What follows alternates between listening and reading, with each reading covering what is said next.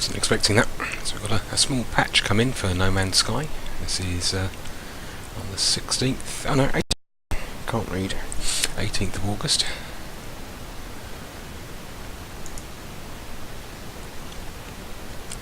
Probably from the experimental beta that was going on.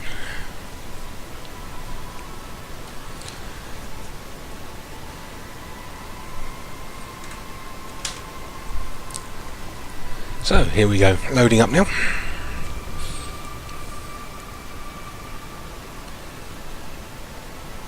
So the end of the last episode, we'd successfully found all forms of creature life, fauna, on the first planet in the system. I think I'd made it to a trading post. Ooh. Chug, chug, chug, chug, chug.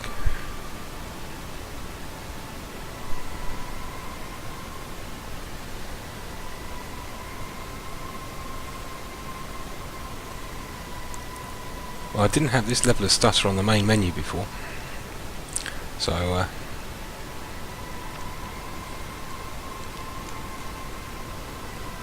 I'd quite like the patch to be rolled back, I think.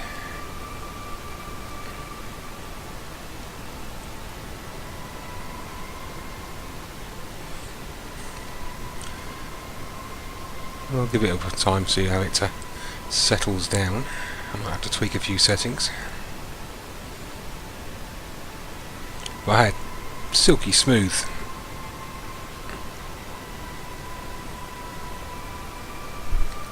If it stays like this,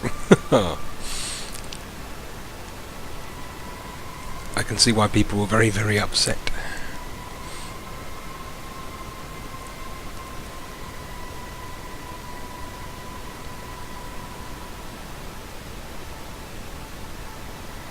Oh, this is awful. Come on, give me some settings. Alright. Randomly mashing buttons.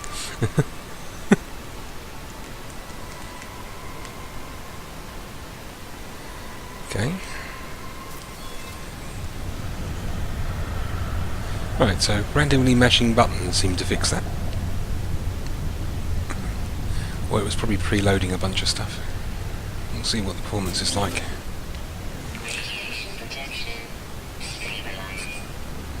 See if we've got anything to sell. Don't want to carry too much expensive stuff on me. That seems to bring in the pirates.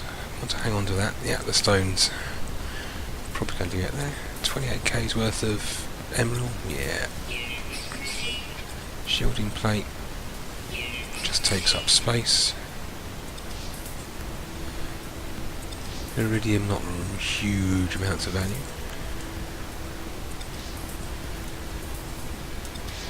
Let's get rid of the platinum. It's relatively easy to pick up. Half a stack of carbon, half a stack of thamium. No trade goods. Double the emerald.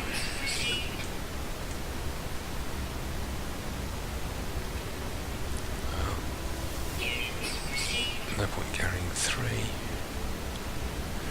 And the iridium, might as well hang on to. Alright. Let's go out the main door. Back to the ship. Refuel. And then time to check out yet another planet. I do like to at least tag all the planets. See if we've got anything to handle with the discovery side of things. Ah, yes. Waypoints. Just upload because why bother? Plant life, definitely I can't be bothered to name.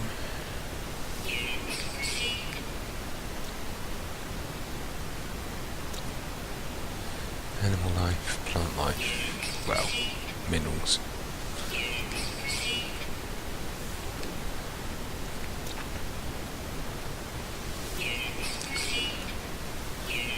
See, get inspired by any creature names. Otherwise I'll just upload them as their defaults. Coming up with good names is not easy. So anyone watching this on the demand, or the recorded rather than the live stream, then it's going to be a bit late for you to offer some naming suggestions. But if you happen to be in a stream as I'm playing this, or possibly other games in the future, and you think you've got a good name for something,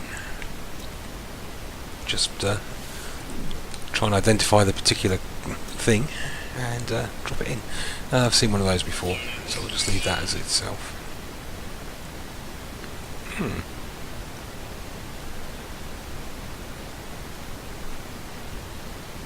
Yeah, sort of ottery body.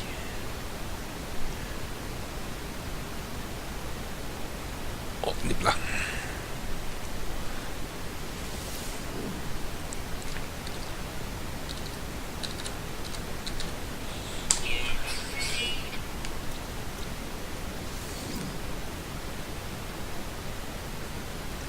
Simply with planet names as well. You've got a boar's face, so sort of a hogwar, sort of a jaguar pattern, isn't it?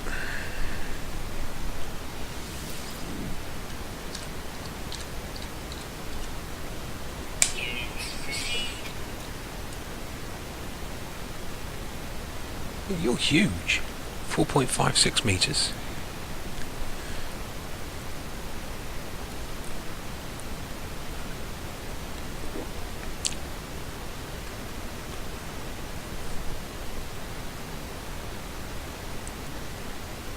Mint bear, Strimint bear, because it's stripy.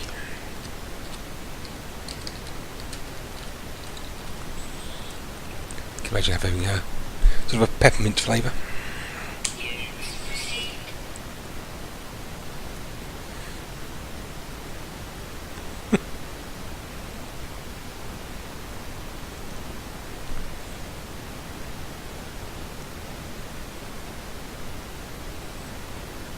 Yeah, I've just got no idea what to call you. That's just uploading. Nothing's coming to mind for that one. I can't sit here all day naming stuff, and you're basically just a variant of the same one.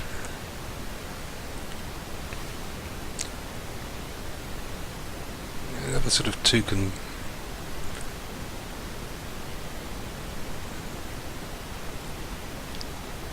which I've had similar before. I'll call you a batan.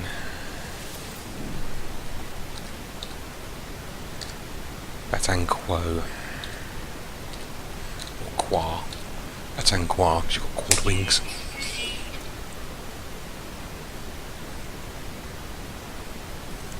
Yeah, sort of a silky elk. Let's rename you to a noble Selk.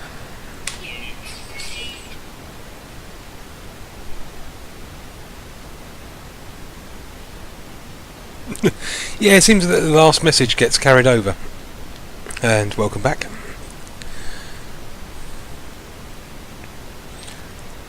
I'll just call this a Selk. Having the difficult sort of renaming stuff before moving on to the next planet.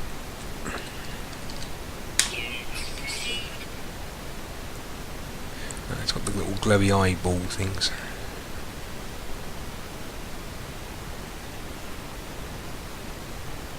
No, I'm just going to leave you the default name. Be here forever otherwise. Oh, yeah, have to... Sorry about that, a bit too late. We'll have to save that one for the next one of those. We seem to see quite a few sort of elky things. Scalacious oak. Sort of silky, but... Right. Refuel.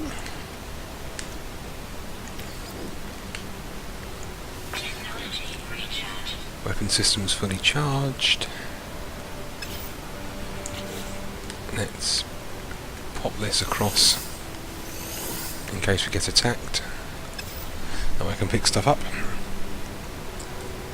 Right, off to the next planet in this system.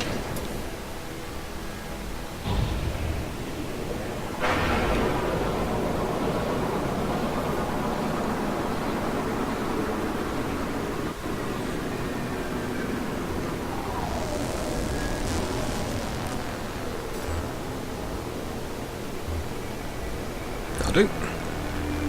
Well, let's have a quick shifty round, see if there are... There's one there, looks a little further.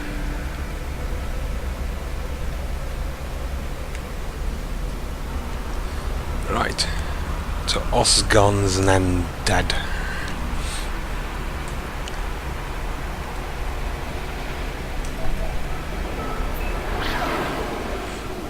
Coat rack gerbil.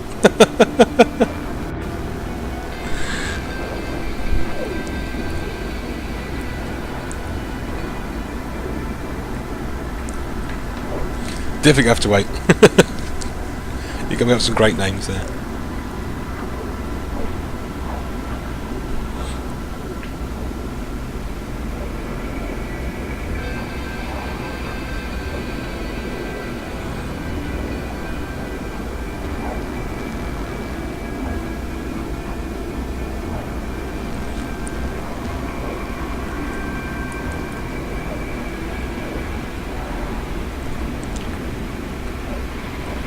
Well, we should be landing at night.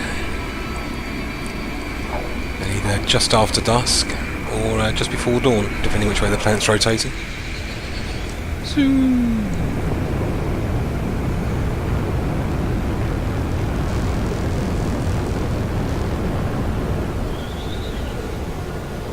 Okay, we've got metal deposits, either gold or emerald.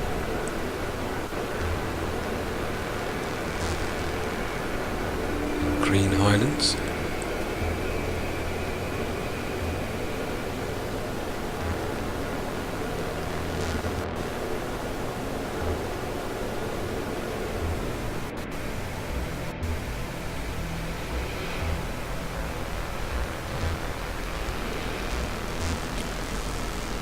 I've had this happen before. I sort of get stuck. Turn round, slow down, and then come back out the same direction. It goes, oh yes, you can fly that way. No, look, it's like an invisible wall. Really isn't keen on me going any further forwards. So let's land. It's a complete nightmare. I think the safety line is a little bit off on this one. Right, so we've got fair weather, regular sentinels, and only a few animals.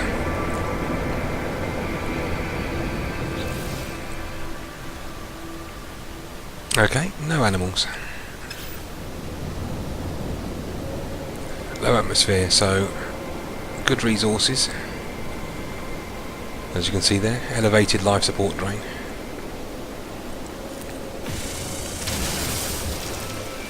Probably won't be hanging around. I've got loads of plutonium.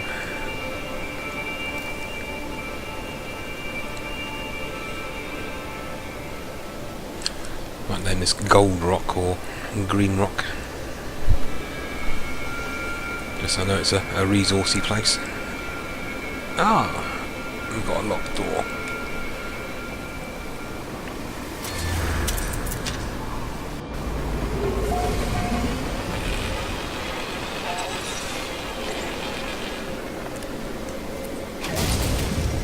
Knock, knock.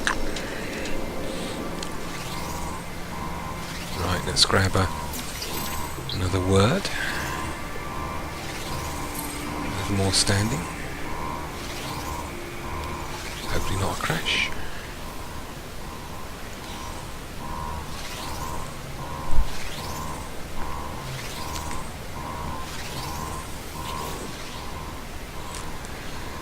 Enthusiast Guild blob is on screen. It talks in the language of the traders and bounces up and down letters in alien alphabets. The bizarre computer program asks for something. The trade vault's open. It wants oxide. Okay, so I don't think there's any chance of failure on this one. Looking at the structure, unknown, oxide :get language, something or other. Something decanobe, again colon. And the last one is colon language. So oxide will give me get language. Something will give me another language. I'm going to take the middle one. I'm guessing the order goes something along the lines. Oxide's the first one, which is here. There's another option, and then a final option. The middle option is not language.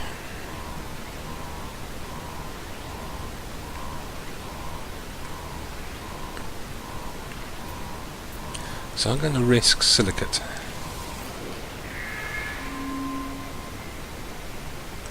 Alright.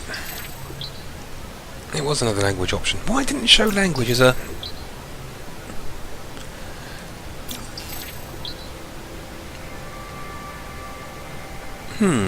Interesting.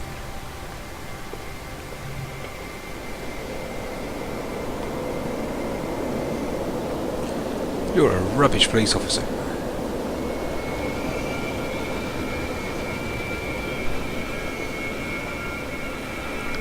fact, I haven't been attacked for quite some time now. Blowing holes into these things.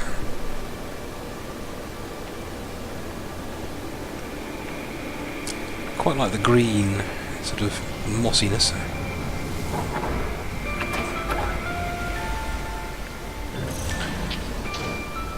There doesn't appear to be much going on this planet. So, iridium. Right, let's find out what this resource is. I suspect. Actually, it's quite nice for the sun with that purple clouding in the background of the nebula. Oh my goodness, yeah, it's a cache planet.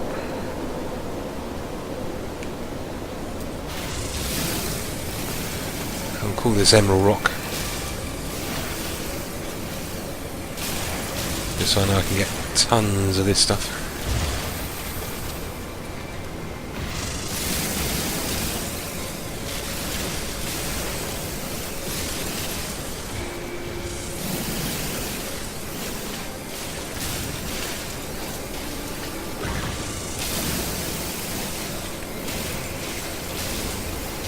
Be the emerald wastes.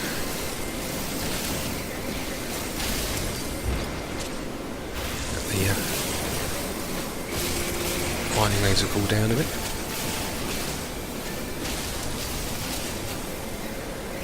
Love a scattergun version of the mining laser.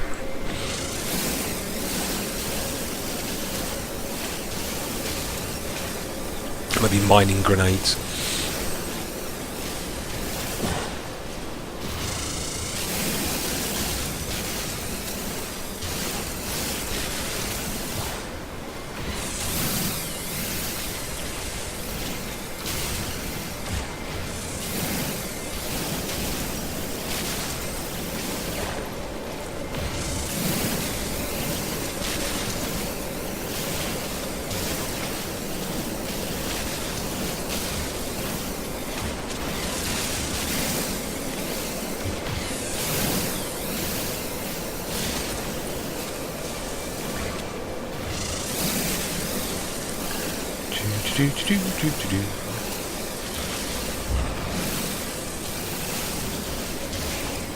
This does take a fair old while.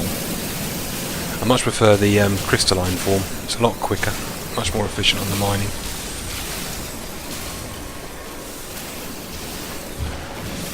it's hard to resist a big chunk of emerald like this.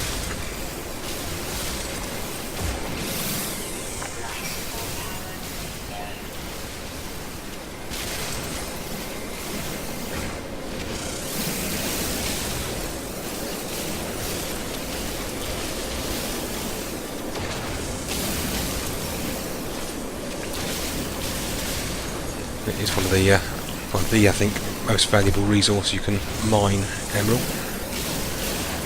At least in any volume I've come across so far.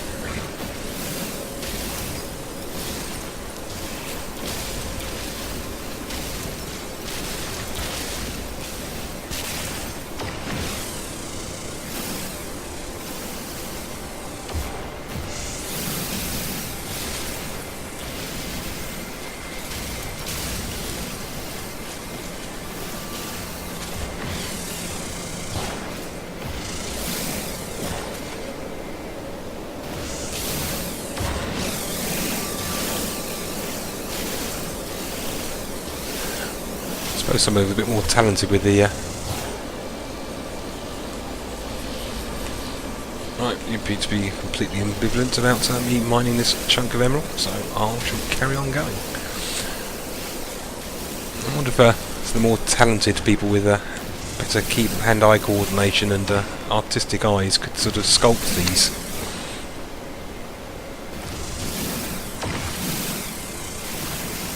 I can see that becoming a thing.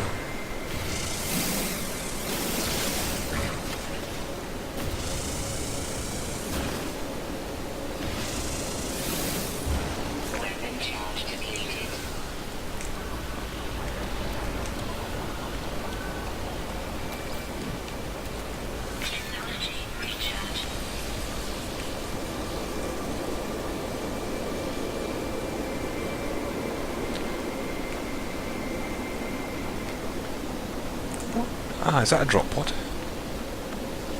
It is a drop pod. Ah.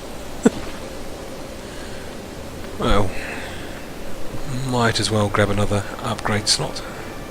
No, it's getting scarily expensive. It's about 150 for this one, maybe 160. 150.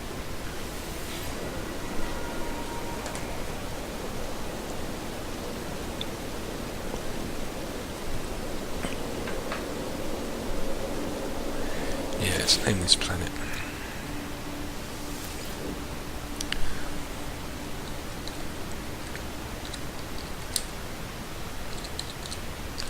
The Emerald Wastes.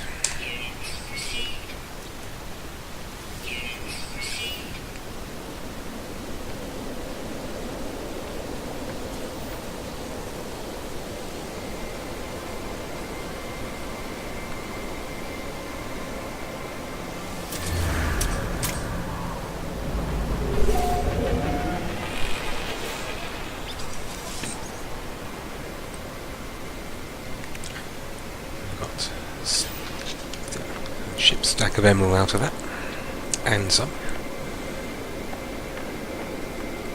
So over 500 units. It's kind of pretty. Let's destroy the rest of it now.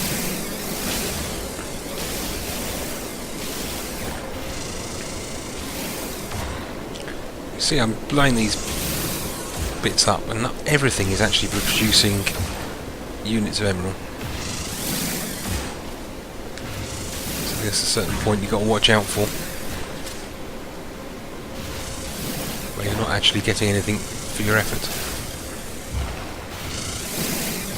Like that piece. So I think we're just about done with this. Yeah, that'll do.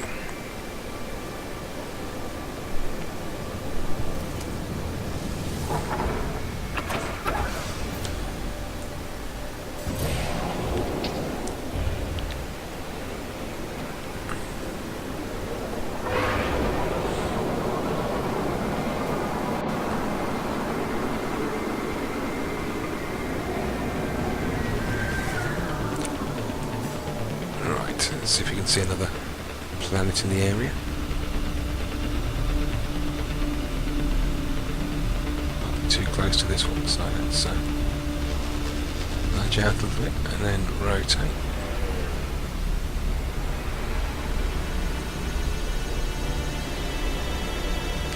Aha.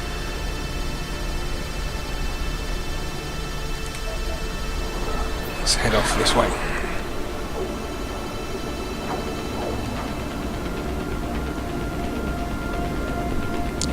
This will be the third planet we've been to.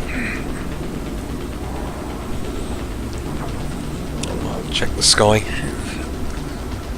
and do streaming math, which is always terrible, but trying to count below 5 might just succeed at that.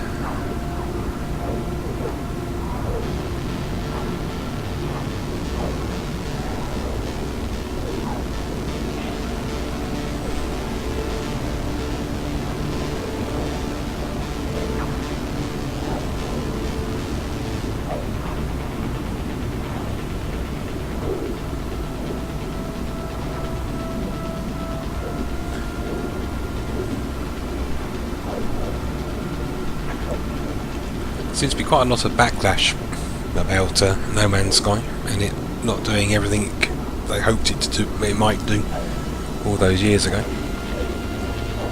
Personally, I'm enjoying it, but then I haven't really been sort of on the hype train.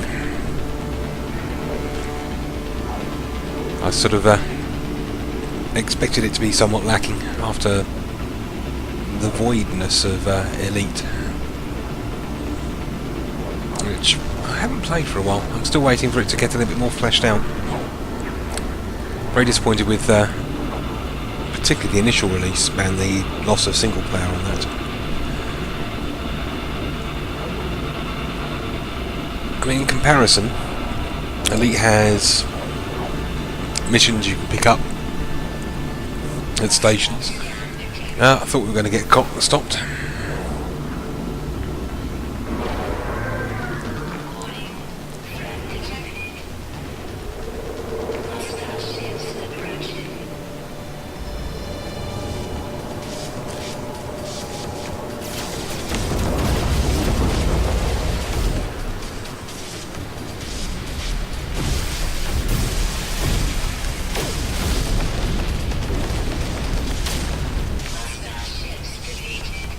Gotcha.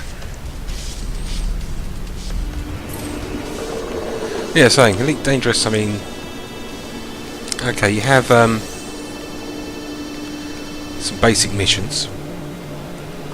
I mean, the scale, again, it's beautiful. I mean, the planets look lovely as you're flying through space. And both this and that is sort of a miles wide with an inch depth. But looking, sort of going back, I mean, you've got Horizons now, and you can land and drive around in a little buggy on barren planets, lifeless planets. You've got repeated sort of outposts you can go to. You've got a relatively tedious crafting system from the looks of things, where you have to go out and scan around planets, finding small bits of resources in your little buggy. You've got these unknown signal sources, which is basically random encounters that you can pop into. So in some regards, I mean, also you couldn't land on any planets until you got Horizons. So you've had, particularly if you come in sort of at the start and didn't wait for a sale, you've had basically twice the cost of No Man's Sky. You've got at least, yeah, more physics-based. It's quite a large area.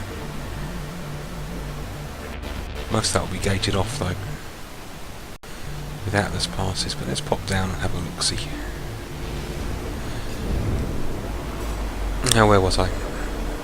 Yeah, you've had 2 seasons of Elite, so you're about twice the cost of No Man's Sky. You've got realistic planetary orbits.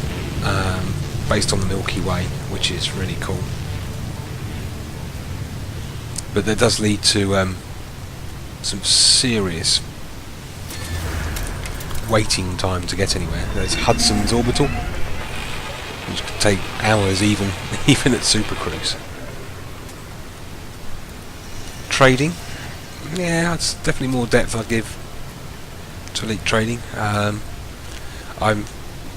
not convinced about this so-called I've got this huge background simulation that requires online servers and so forth, because it looks a lot more like a model than a simulation. And could be replicated in a fairly easy point with just sort of refills, calculations based off last date time arrived.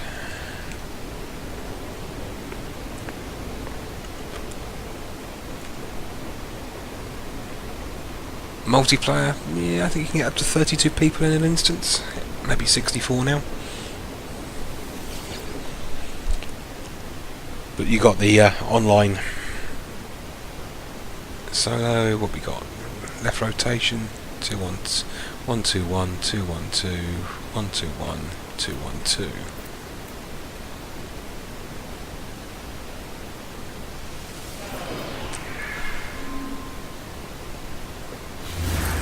Here we've got these community goals and so forth, none of which are adding huge amounts of depth. I mean, compared to sort of the old Frontier and so forth, it's only just about coming up with the content level that a game, what, 25 years, 30 years old? There we've got a ruin. Let's pop across there. But over time, I mean, Elite Dangerous will expand through. Looks like the Thargoids are coming. Which again, you used to have so long ago.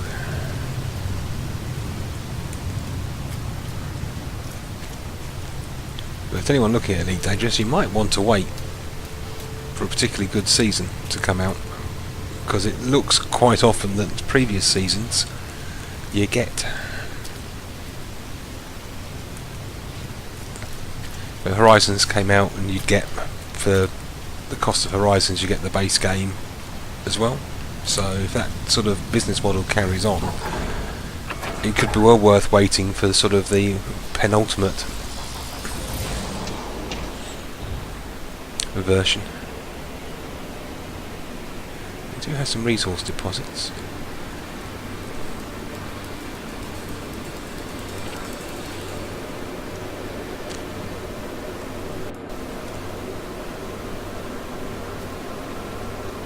I have a beta pass, so I get all the updates for Elite Dangerous, so I can wait for it to become fleshed out.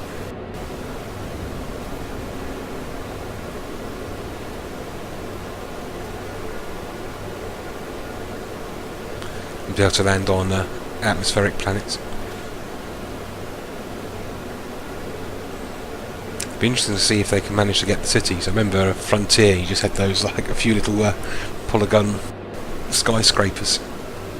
But back then, you know, you had the imagination and got a little trading post thing. Little settlement areas on here. You've got some sort of grouped ones, which is quite nice.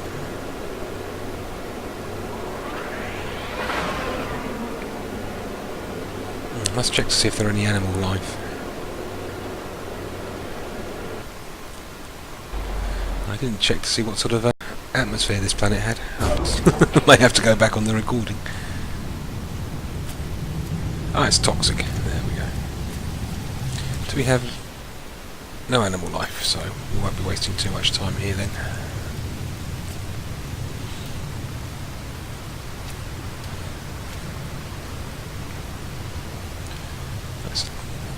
Closed up toadstool-y thing. That's the planet we've been to.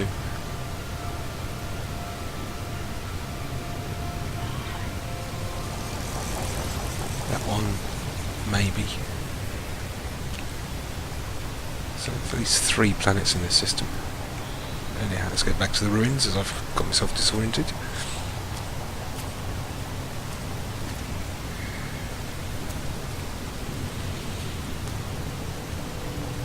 No, I quite like the relatively chilled feeling of exploration on No Man's Sky. And also, we had to see all these different planets. And yes, we've got some sort of some crazy life-formy stuff, and who knows if the giant sandworms are still in.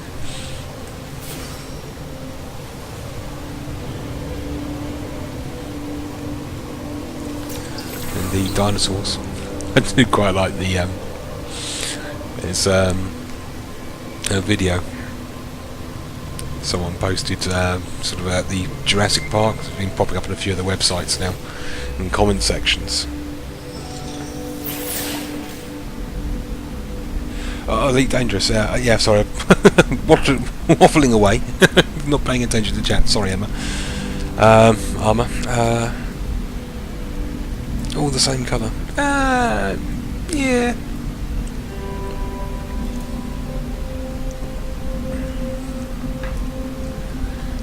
We are the masters of galaxies, the overlords of the cosmos. Each foe will submit and bend their knee to the mighty Gek Dominion. We are firstborn. Look upon our worlds in despair. Ooh.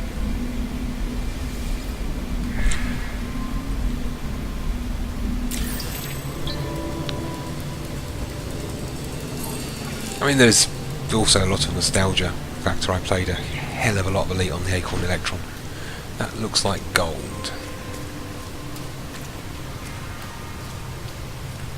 There'd be gold in them Dar Heroes.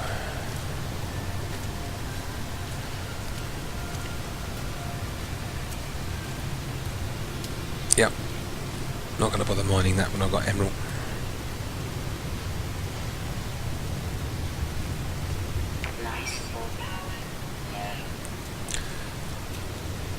You've got very gentle toxic rain.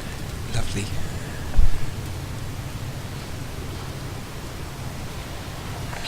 Yeah, this planet's a bit dull.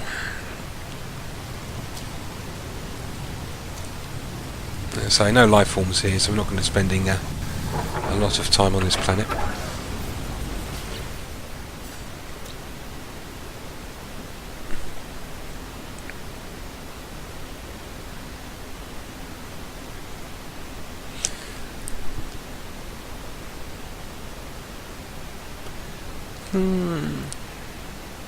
Poisonous dust is the weather system.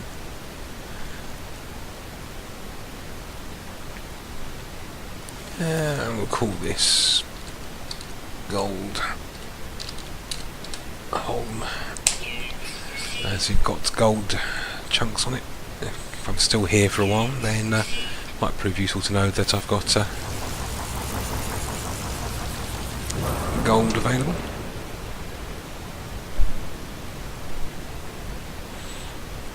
It's very golden throughout the day.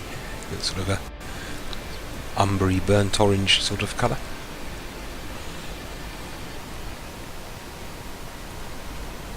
And some copper as well.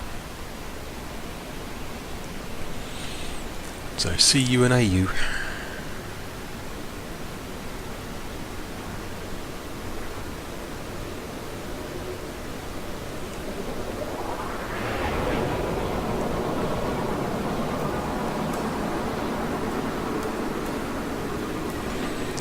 Get up into orbit.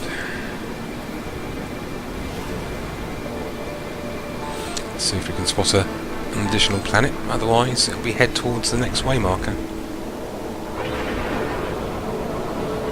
We do have some trade lines or orbit lines here, so there's 1, 2.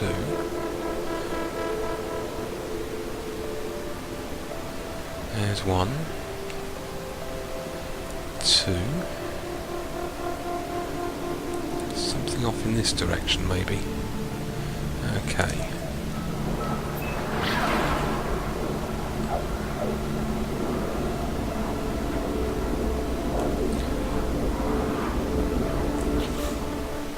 Wrong button. Let's recharge the weapon systems.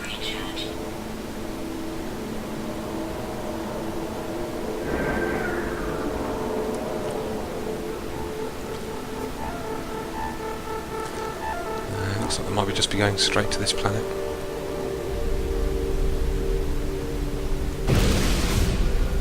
It's the wrong weapon system.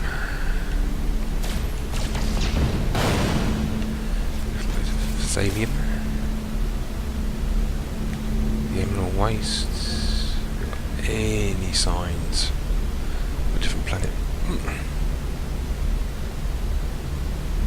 Yeah, they might do.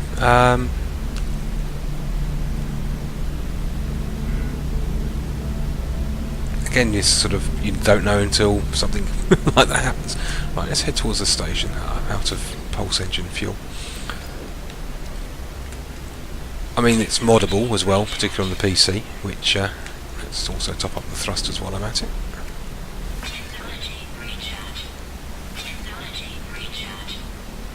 Shields are 100%.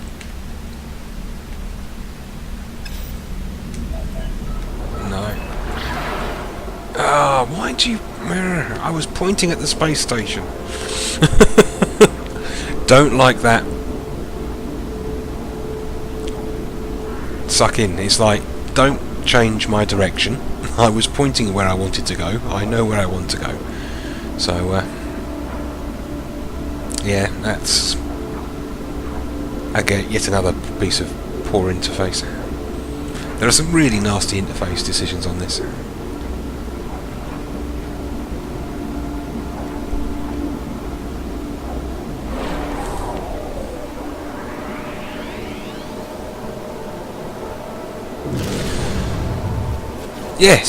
Yes, I mean there's potential. You can sort of fuse elements together to move up the periodic table. Radioactive versions of it.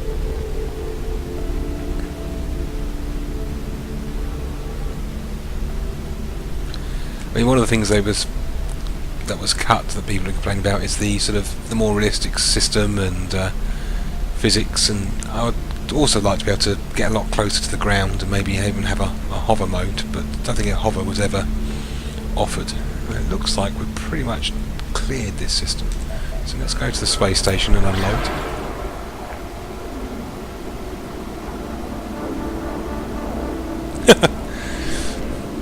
Or a restaurant at the edge of the universe.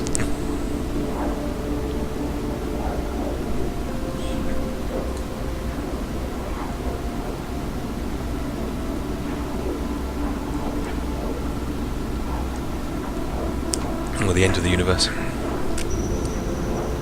Make sure everyone has a towel.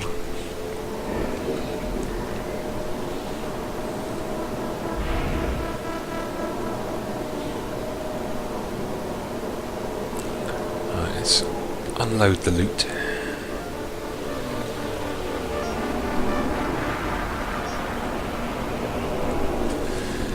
What would be amazing? I think they've I read somewhere from I think it was a Eurogamer article. There's a few mods already popping up through the Reddit.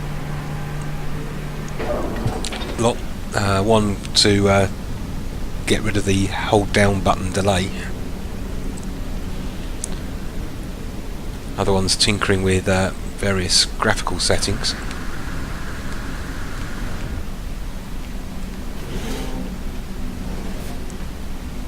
But you look at, say, Minecraft and what people did with that. And the first XCOM, where it wasn't even remotely moddable.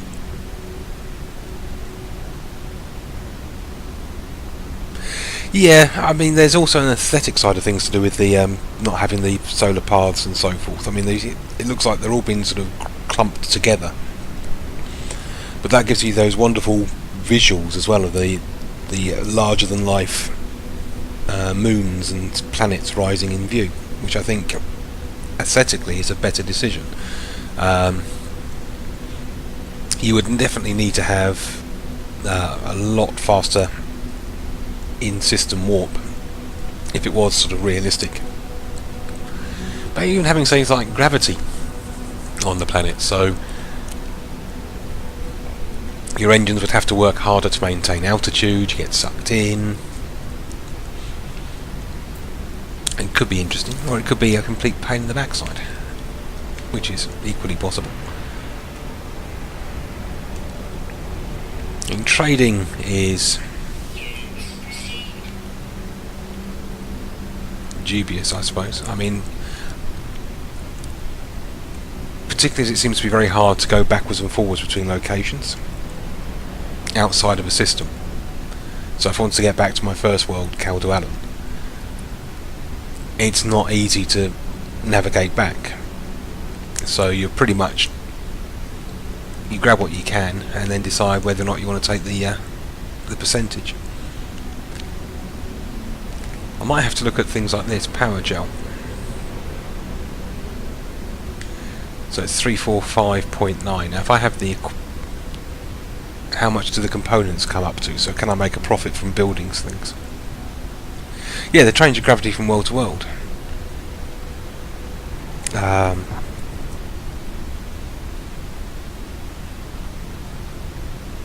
Excitibike, change your gravity from world to world. I've heard of Excitibike. I've never done any modding myself. I suppose it feels a bit too much like a busman's holiday. I do coding, well, a bit more than just a coder, but I design software, or used to. I'm trying to get back into it now after a bit of a break, but designed and wrote computer software for a company for many years.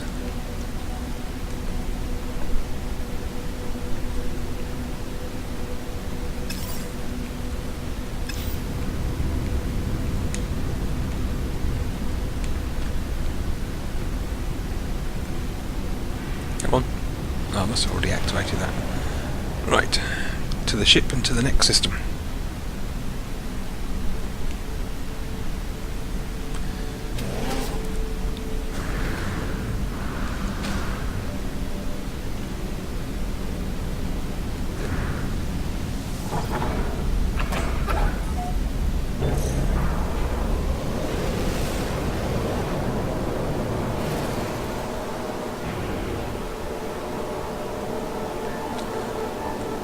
Right, let's have a look at the route. So that's a yellow star. And that's the wrong button. That 2 is a yellow star.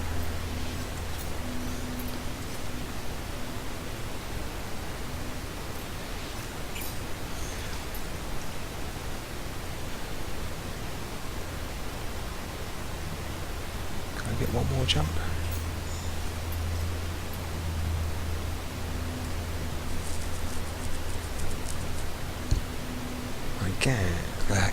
Can.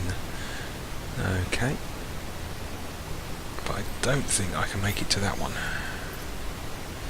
No, just out of range, so let's come back one.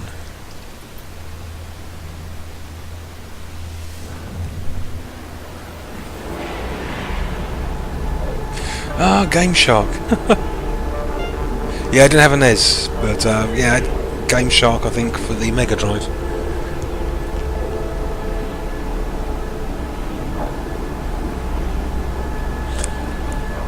That's for the hex edits and so forth.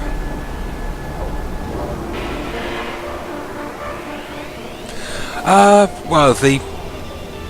Oh, there's a space... That's a space anomaly. That's different.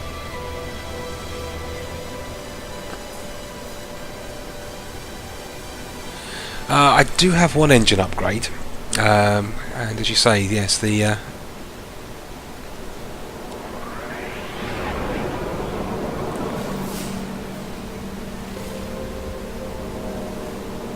different warp engines allow you to go to different star types. I'm just sort of following the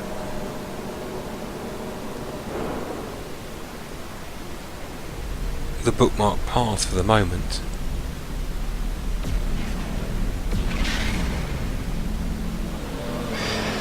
I've not come across one of these before.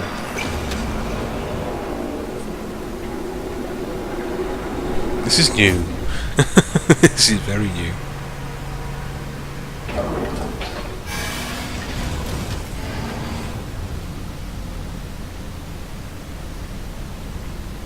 Maybe I shouldn't have jumped so many stars. I'm kind of wondering how many of these I've missed. Have you seen this before on other streams? Gek and the Korvax? I thought you were enemy.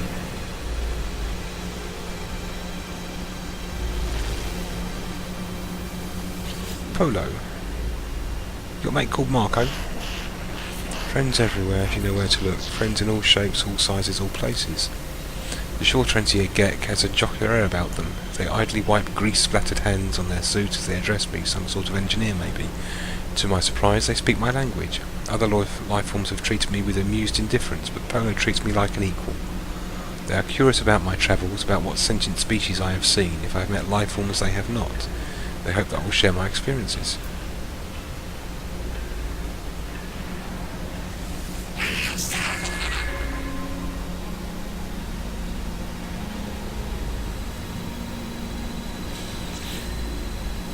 Ah!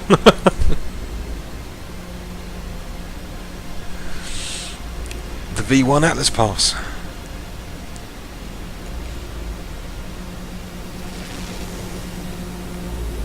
Are you a V1 door?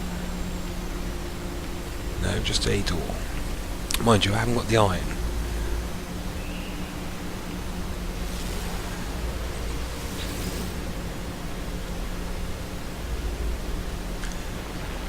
Rare linguistic form, pleasure, nada, divergent Korvax, assistance offered, route to galactic core, reconnect with Atlas for guidance, resources for journey, yes or no.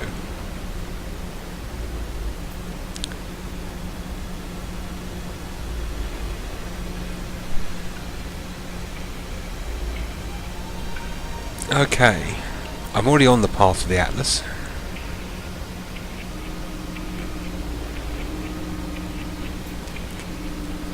So, resources or shortcut? I'm leaning to shortcut.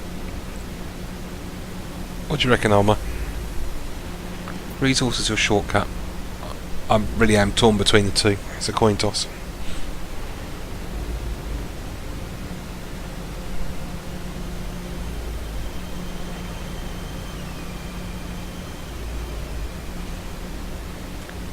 I think Paul can show me how to harness black holes in order to embark upon a journey to the centre of the galaxy.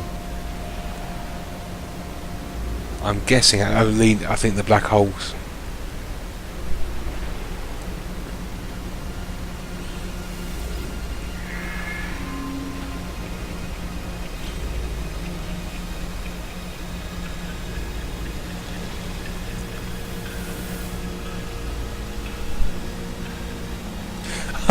Oh bother, sorry, stream lag.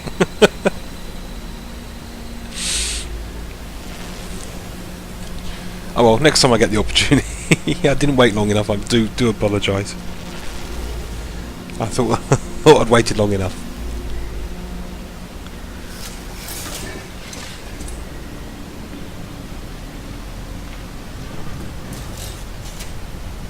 I must admit, I was torn between the two, but then I read the thing saying travel through a black hole, and it's like, sounded too cool to pass up.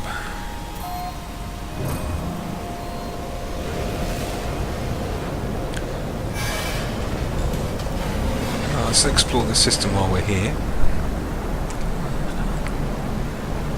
I'm going to have to allow for a bit more delay on the stream. Okay, we've got quite a few trade routes. There's at least 2 planets, I'm guessing. Probably 3. There's a star. There's one.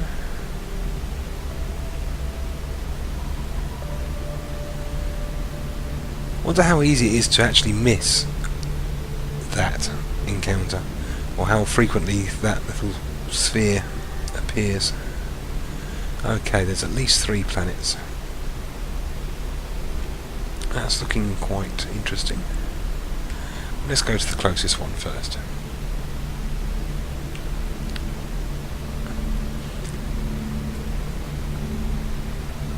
And I haven't got anything to trade, so I might as well just go for the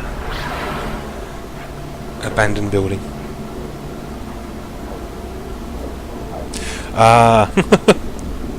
Yeah, I'm still showing a poor upload speed.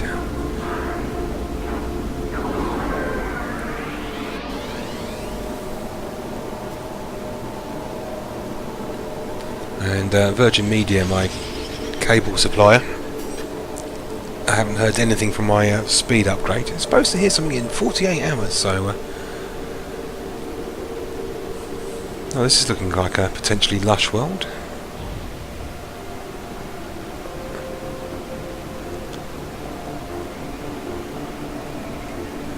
So I might actually have to phone up their helpline and say, oi, 48 hours. Maybe I should switch provider. Get them onto retentions.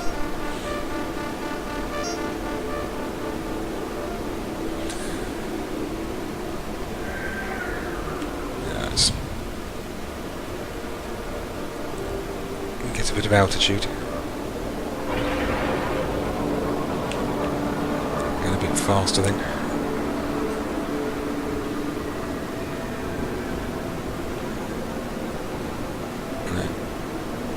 Let's get above 200.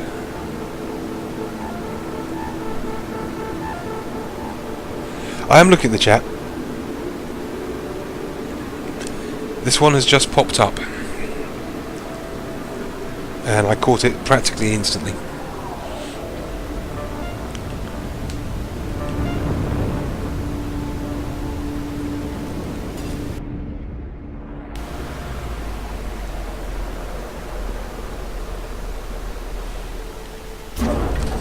It's about, what, under a minute. Thing is, 10 seconds feels like an eternity. Poisonous dust, low, frequent, loads of life. We might have to explore this one for a bit.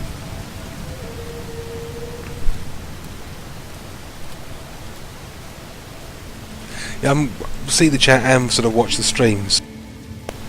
As I'm saying this, the stream has just got to the point where I've landed on this planet. Literally touchdown. So maybe a minute.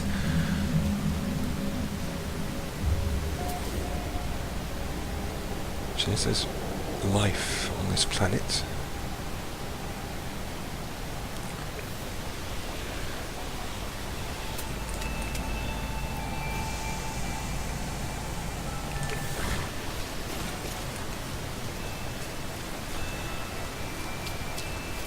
I do hate doing that. Right, somewhere over this edge. There it is.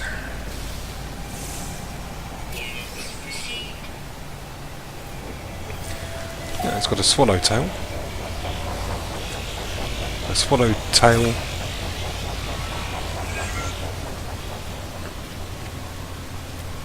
So how many creatures? Wow.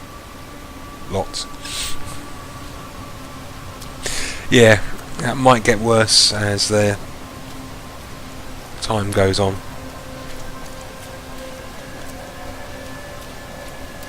We shall see. There's the save beacon.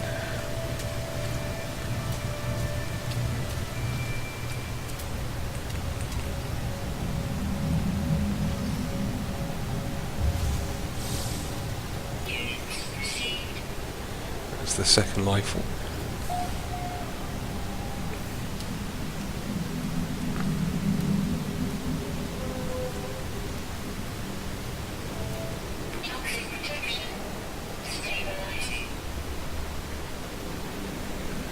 Somewhat different layout as well. Grab the word.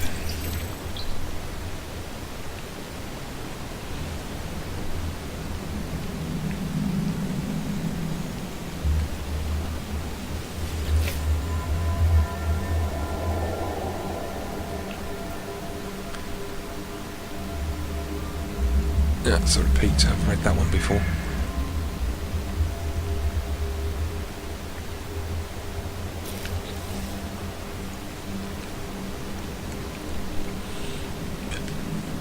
I think I've got most of the blueprints now.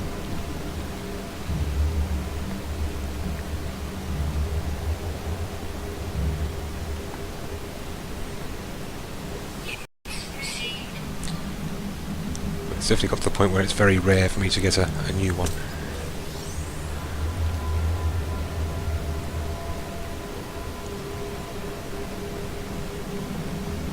Let's grab the fuel.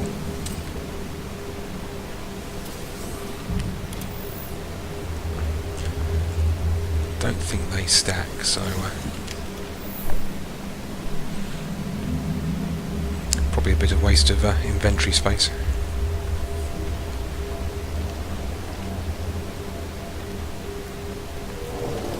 It's very, very green. Might have to call this place Ireland. The Emerald Isle.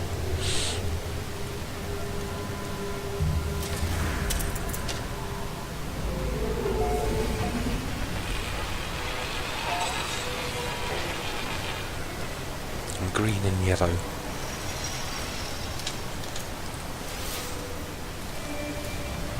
Right, what's ahead? Are there any... So I'm looking for are shielding plants or zinc and oxides. There don't appear to be any. We do have a point of interest in this direction.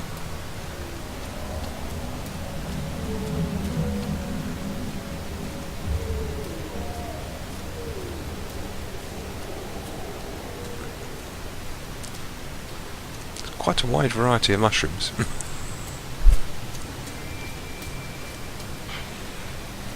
Incline mountain.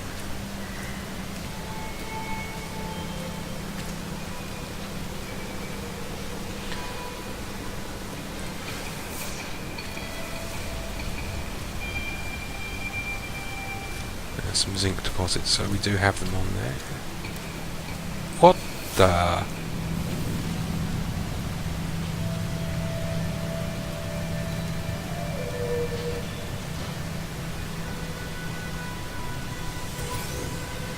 Okay.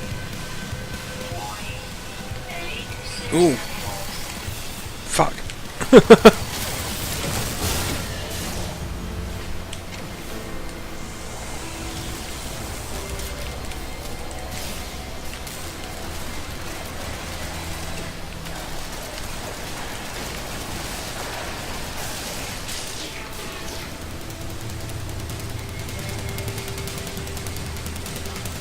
Okay, they don't like you picking them up.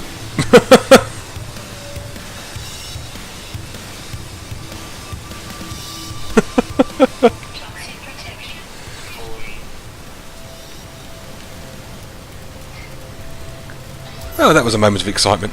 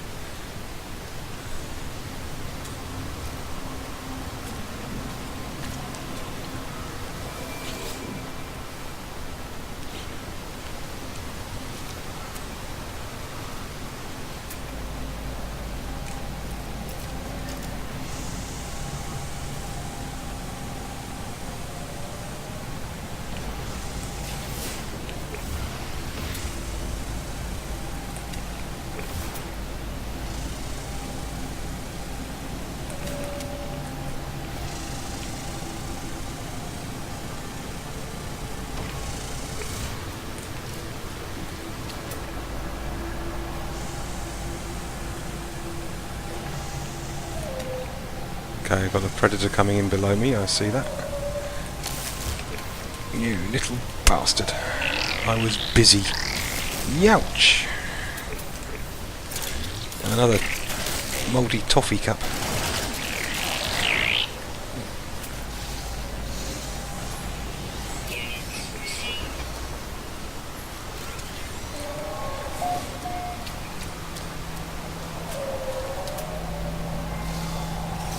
Okay, that's a T-Rex. It's a friendly T-Rex as well.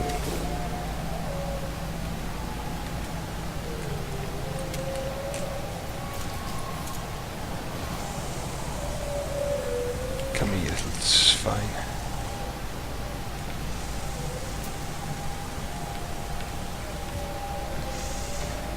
Oh, come on.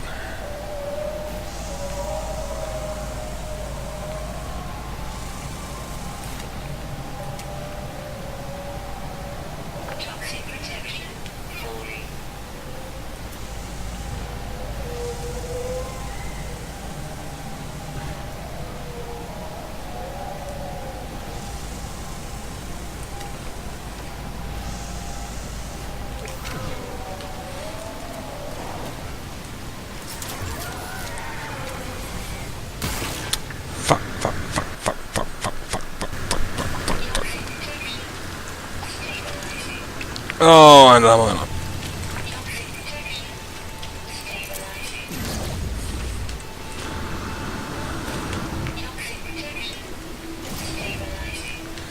Right. Come on.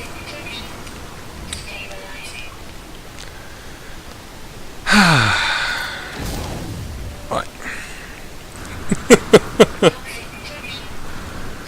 I'll get round to naving once I've got one of these downed. Come on.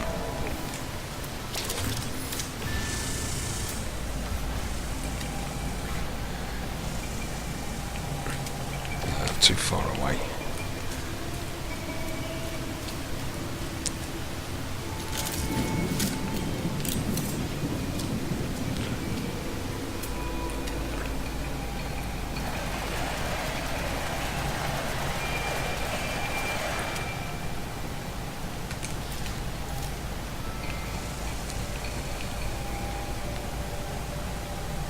Oh, come on.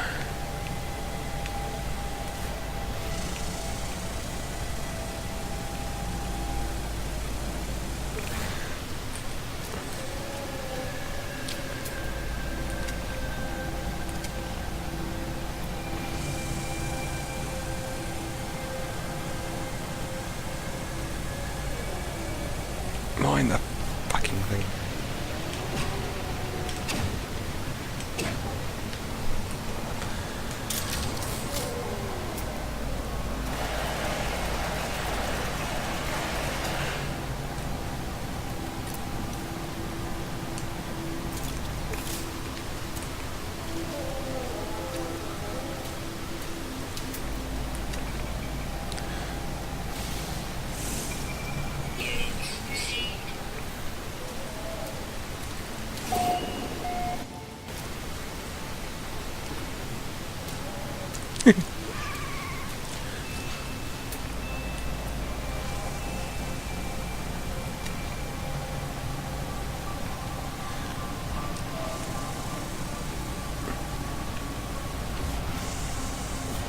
Oh, I'm getting seriously fucking pissed off with trying to tag these flying things.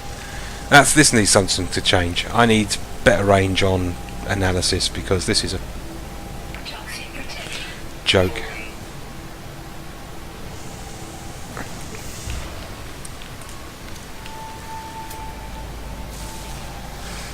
Unirex.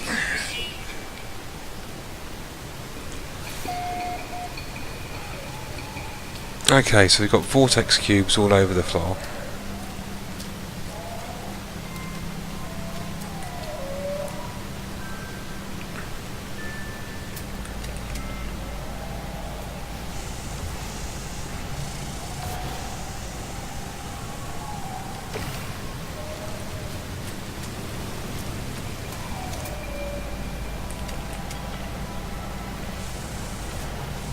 Come on.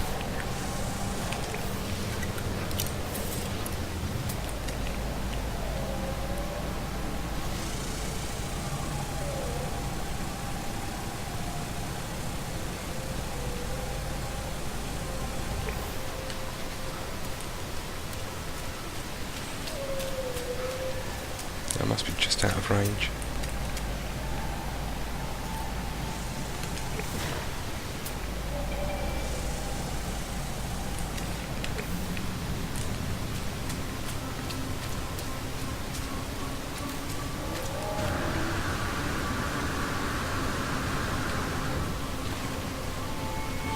Where are you? What shadows? Where are you, little buggers?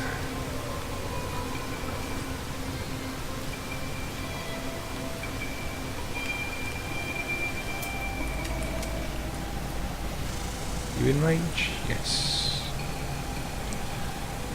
Or you were.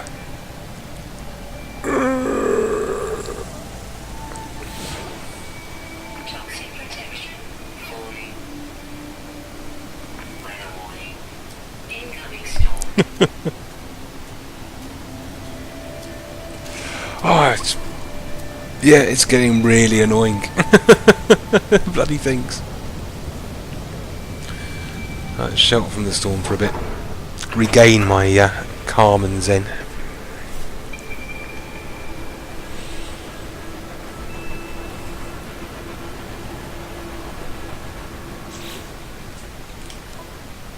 It takes one hit and then...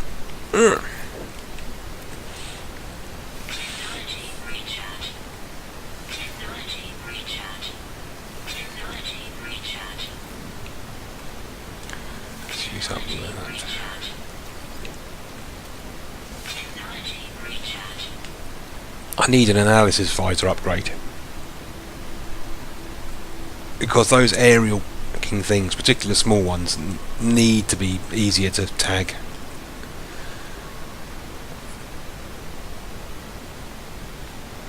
Mind you, I do have a homing upgrade for my weapon. Reload.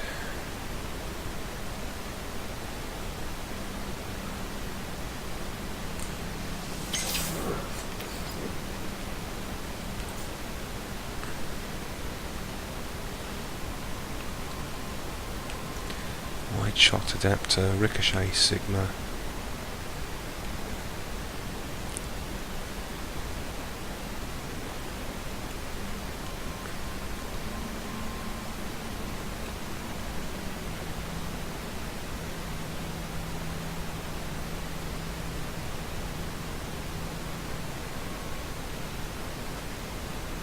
Hoping bolt, right.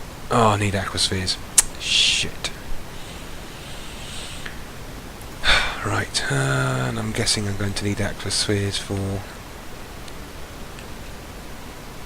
the grenade upgrade as well.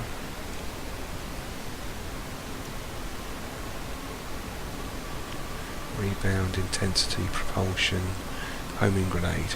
Oh, just aluminium. Aluminium and gold. Okay, that's doable.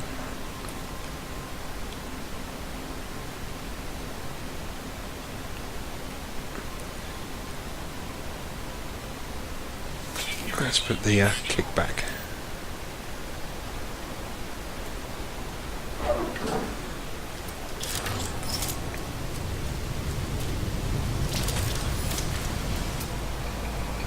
Weather update. Storm clearing.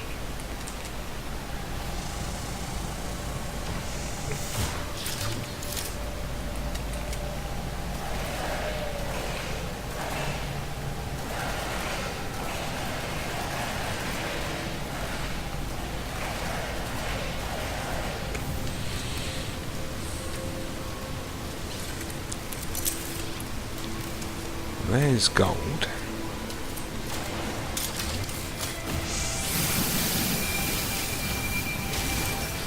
Be very nice if I found aluminium on this planet as well.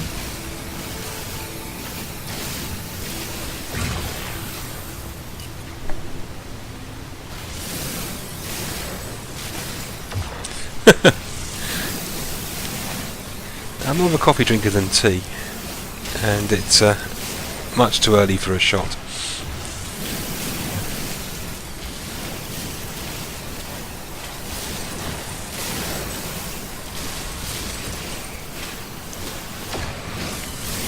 Did have some of my homemade boozy ginger beer last night. I was watching some streams and some TV.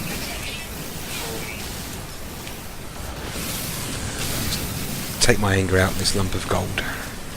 Die!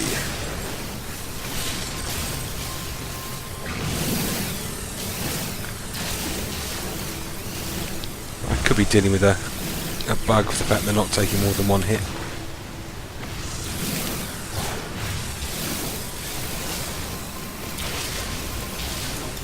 But where there's explosives, there's a way.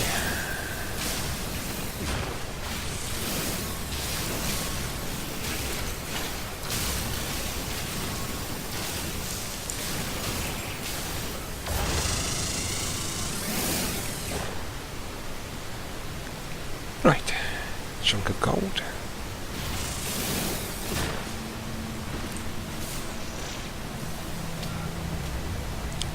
We'll try and shoot those later, I think.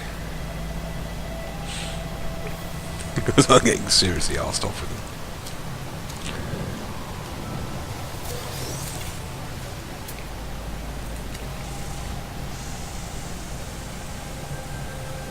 Come on, couple more hits.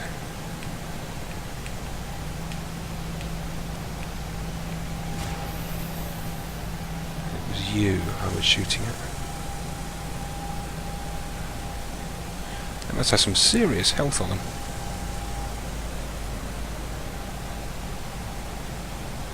Nah, you're out of range now. Which probably means you've regenerated all your picking health as well. Alright, let's go for a wander. Never had ginger beer or mead. Well, ginger beer, pretty much gingery flavoured drink. I mean, hence the name. As a kid, we used to have what was called a ginger beer plant, which was basically just ginger, sugar, and yeast. And then every day or two, you'd add a bit of sugar, a bit of ginger. Wrong button. And after so many weeks, it'd get to a certain volume, and you mix that in a big pan with some water, some lemon juice, maybe a little more sugar. That's the sort of thing. Yeah, we've scanned you. Is that one of those picking plants? What just...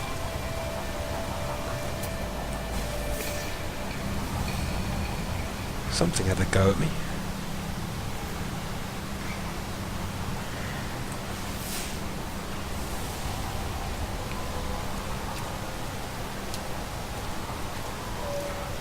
These cubes are all over the place.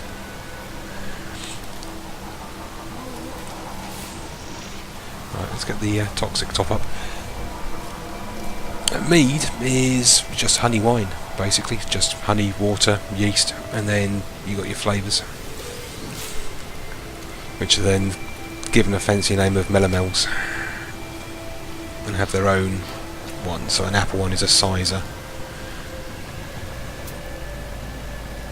No, it's a green. It's a question mark.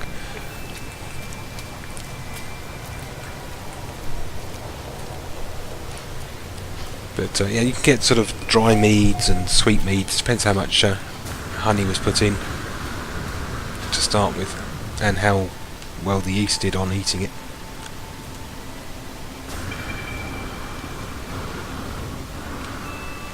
Now, the curvy ones was platinum. Are you also a platinum storage? No, you're titanium storage.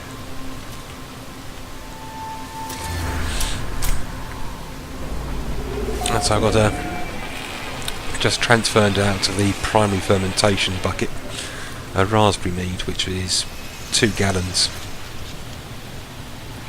with £1.5 of raspberries, £8 of honey, and the rest is water.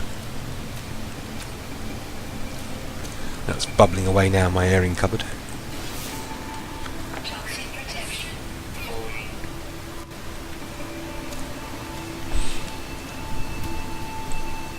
But brewing your own beers and so forth is ridiculously easy.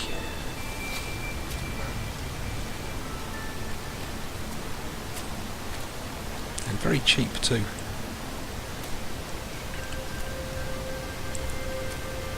The ginger beer was from a kit, Cooper's, which is just basically open a tin, add some more sugar, about 1 kilo. Aha! Way! Look at all these life forms.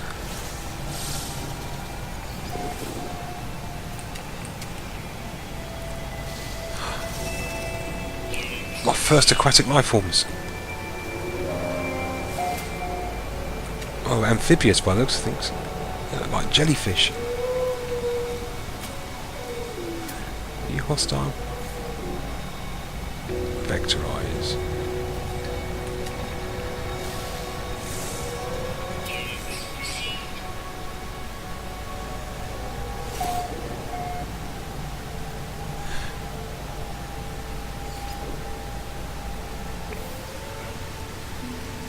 Well, they're not hostile.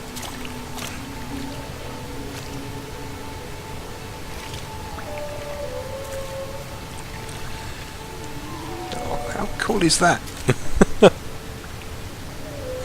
Yeah, I've done Merlots and Cabernet Sauvignons. I did a Chardonnay as well, a white.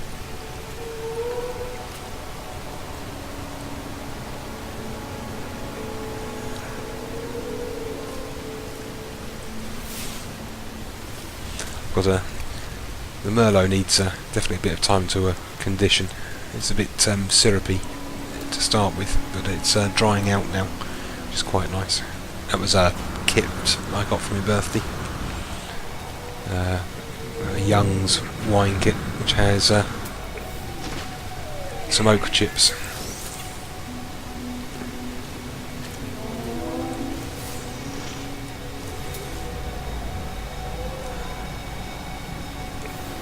Another one of those hoppy mushroom things, and I see bird shadows.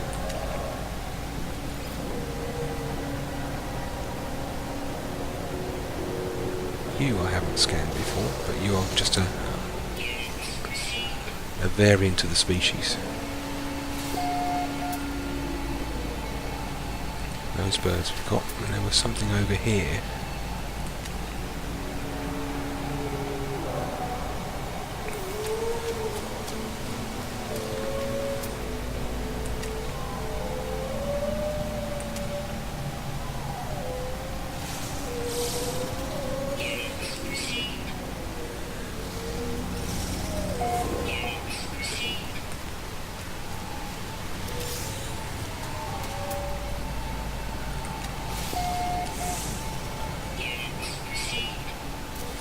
Those things are fun. Boing, boing, boing. We'll get around to naming them in a bit.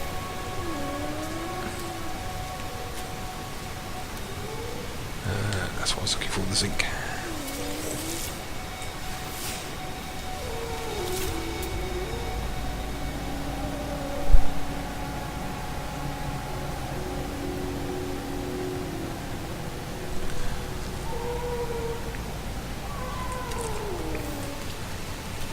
But yeah, the mead is just honey wine, as I say. It's I've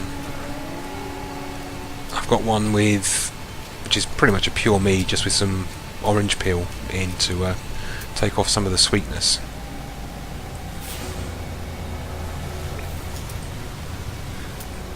Oh, hello.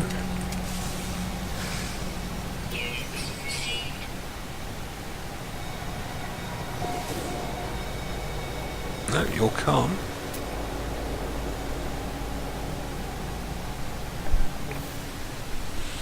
Toxin protection. Falling.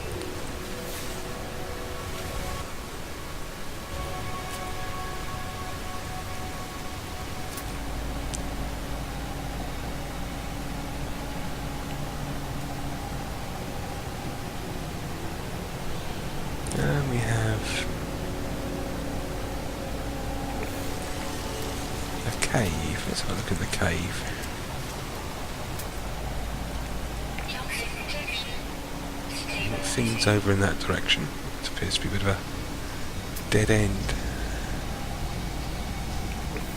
Let's go out here. Towards the question mark, so...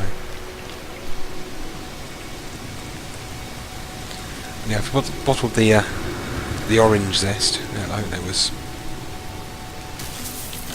Okay, where the pissing hell are you? Oh, you're a whip plant. Let's reload.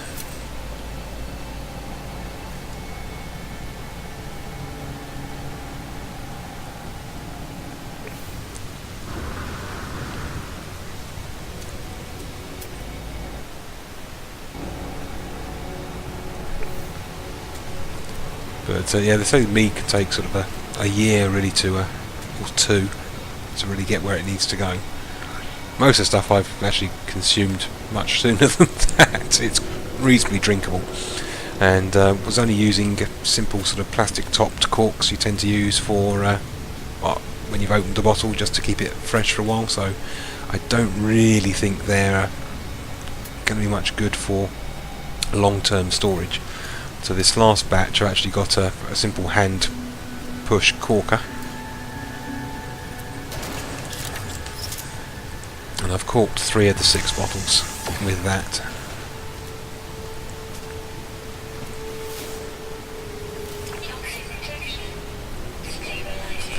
So a bit more comfortable letting that sit and store and age. And I'll probably do a similar sort of thing, sort of half to 2/3 of the raspberry I'll cork properly, and then sample sort of on a monthly basis or whenever I fancy a quick raspberry flavoured drink. But definitely the adding a bit of time to the drinks definitely makes a big difference in the flavours. Okay, we've got something undiscovered in this direction. Oh! Little baby one.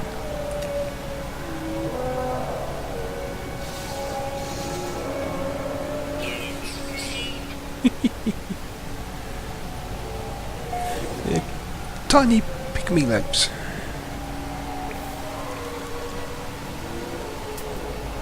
Right, we've got any more life forms. I thought that was a long way away, but it was really, really small.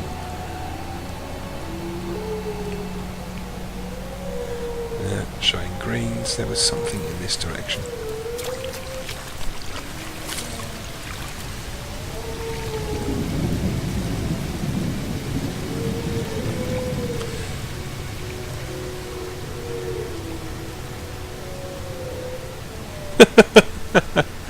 Well, you know. Incoming storm. Toxic protection. Falling.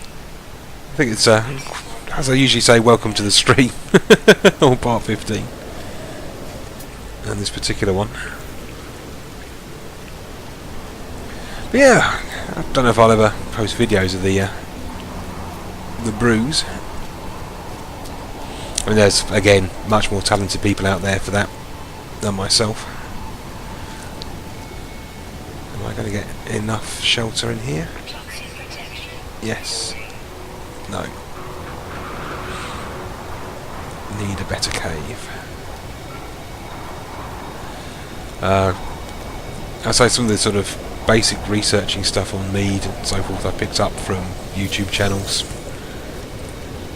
Is that going to qualify as a shelter?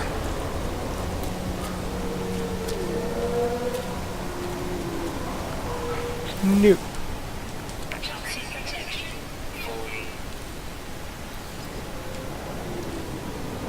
Technology recharge. Oh, maybe I shouldn't use that. Oh, that's local titanium, so I'll be alright.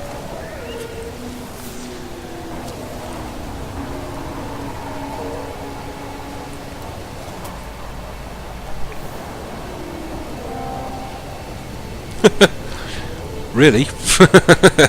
It's stupidly simple. I mean, you don't really need even proper brewing yeasts.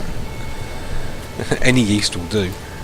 It's the byproduct. I mean, alcohol's basically yeast wee. And the carbonation is yeast farts. So, you know.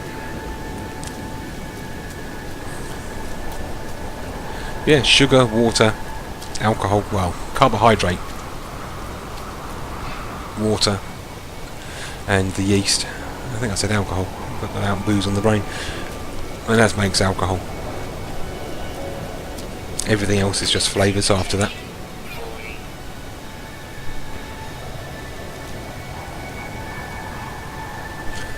Yeah, homebrewing's really taken off again.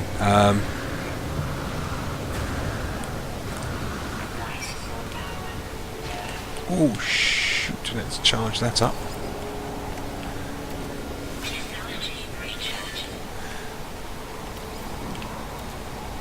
Technology recharge. I think there's like microbreweries and so forth. There was a whole bunch of pub chains. Storm clearing. Ooh. Shit, sorry mate. But now I pissed you off. Oh, you are a predator, so.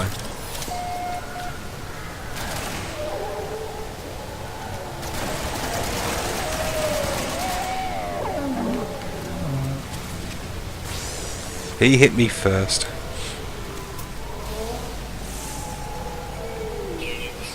You're a predator version. I've got another predator. So you're potentially a predator?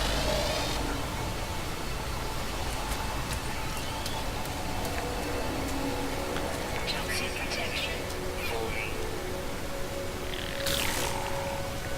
Where are you? Yep. Shield down. Fuck me. Critical damage taken.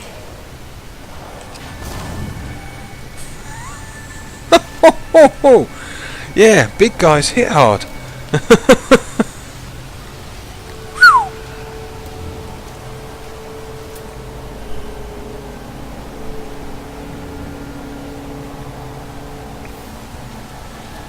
Yeah, do more fun science. I made some cider a while back. Well, sort of just really strong cider. It was more apple juice than honey in it, but I tend to use honey in my brewing because I like the flavour. If not the primary sugar source, then usually it's for carbonation. But yeah, if you basically it's Applejack, it's officially called. But you can stick sort of 2/3 of a full bottle of your brew into your freezer for a few days, and it turns into like a slush. You pour off the liquid, and you're ice concentrating it, which you don't need any special licenses to do. Over here in England, where's that green question mark over there? Over here you need special licenses to distill alcohol, and I think America as well.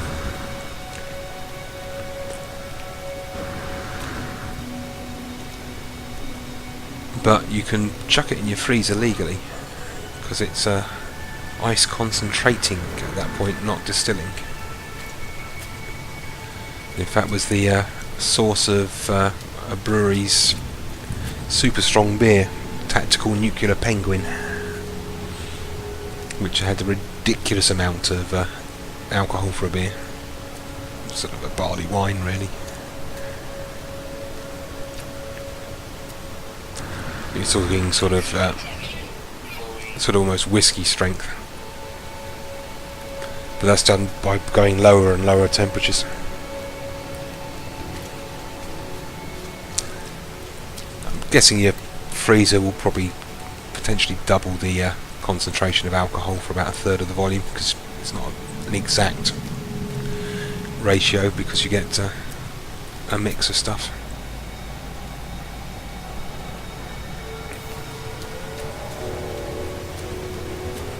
I do like these little sort of mushroom mites they can gamble across.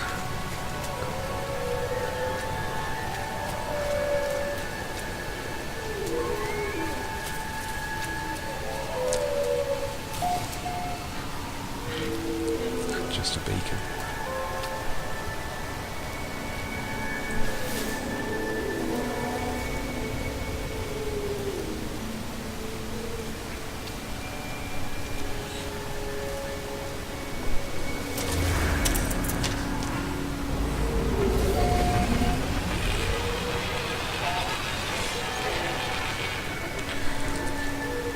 Yeah, I wasn't familiar. I mean, I do know that quite often in the States that there's a big variation of legislation between state to state, but not hugely familiar with those legislative bits to make any reasonable comment on. So it's interesting to hear. But you get to see like the programme about the moonshiners and so forth, which, I mean, they're illegal moonshiners. Jelly frogs. Ah, yes. I got. It's like, is that another drink? It could be a drink, but now you're referring to the mighty things. Oh, okay, yeah, jelly frogs.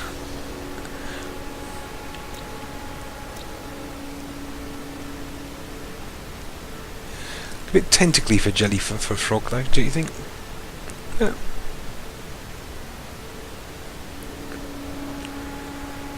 First aquatic life form.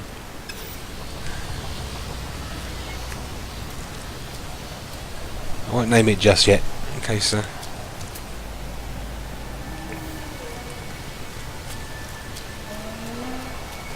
I'm heading back towards the ship. Do I really want to head back in the direction of the ship?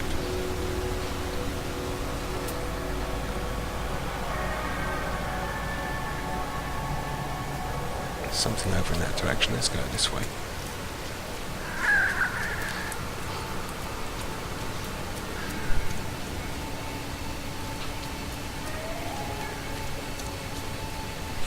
Yeah, particularly Islamic countries are dry. Though some places dispensation is made for tourists. Though if you're caught with alcohol in the wrong places, you're in a big trouble from things I've heard. And stories I've heard is people will still go and brew quietly.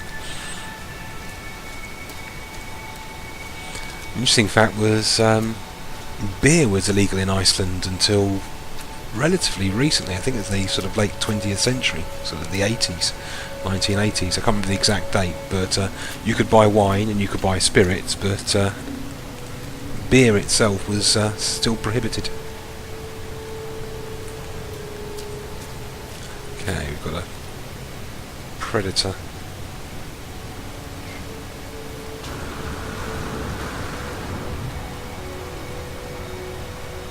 Somewhere nearby. Possibly in a cave.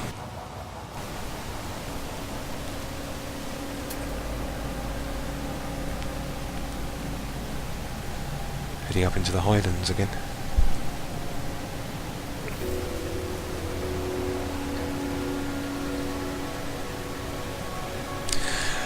Yep, it's definitely a source of capitalism, the black markets. And people being people, we're bloody minded enough to turn around and say, yeah, I don't like being told what to do. Occasionally there's good reasons for making something illegal and wrecks people's lives. Though you can argue that proper control... No, I suppose this is a tricky one.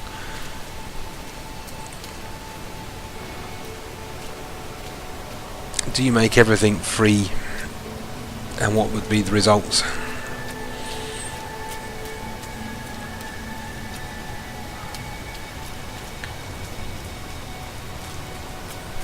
You see what damage people to themselves with alcohol, foods, and the stuff that's already legal.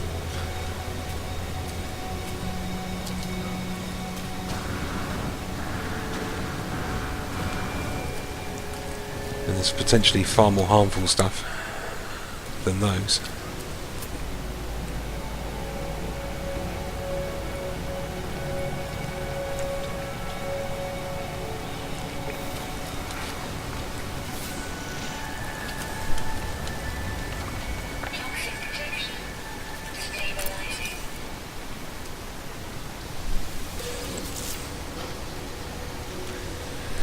Huge bust. I haven't. It's been another big haul then. I know the taxation on cigarettes has resulted in lots of people importing cigarettes.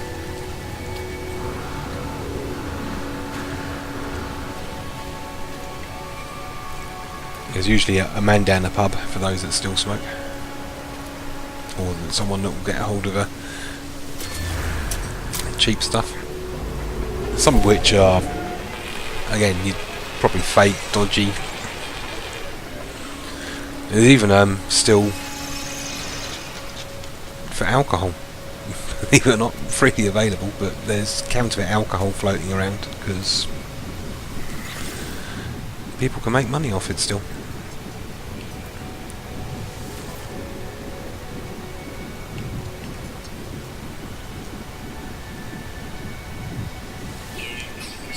That's an upgradey thing, so we'll hang on to that. Gold I need for an item.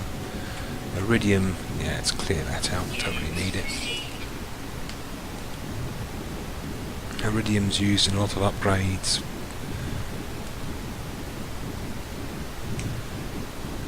There's all my emerald.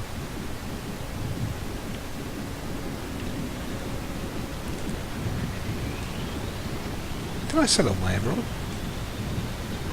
Or do you just don't want emerald? Don't remember selling that. Maybe it's maybe I shifted to my ship. Nope. Okay, I sold it. No idea when I sold that. Yep, I'm glad I don't smoke anymore.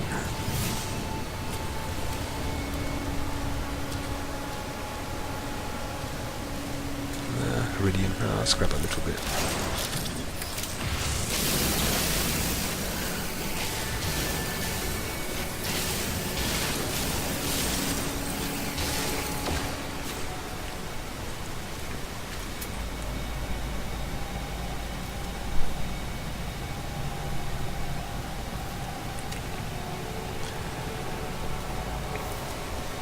But again, with the sort of the tax increases on these products,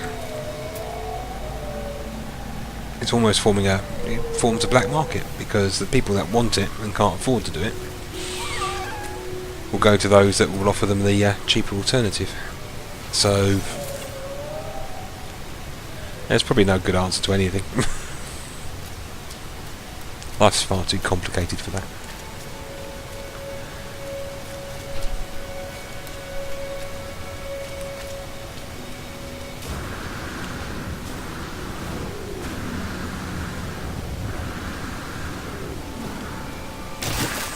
Oh, landed a bit heavier than I wanted to. Toxic protection falling. Actually, I could do with a healing plant. I'll have to keep an eye out for it. So I took some damage from the giant crab beast.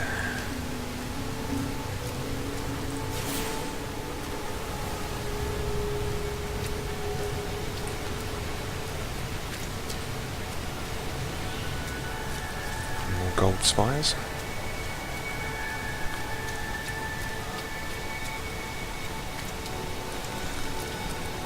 These sort of wormy ridges, it's almost bridge-like.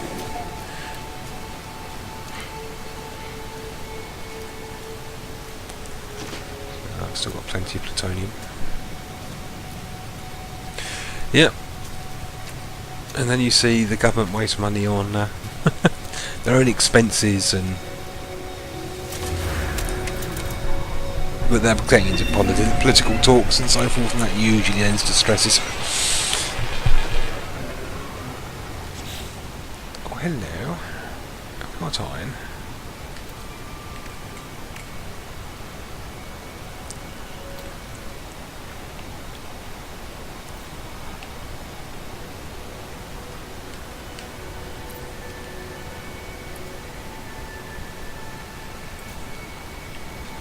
Ha!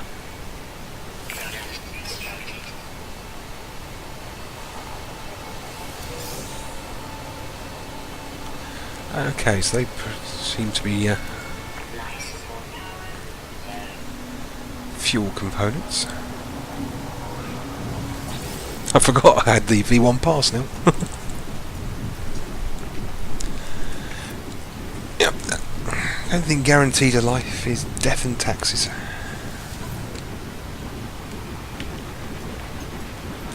Don't need suspension fluid. Just taking up space.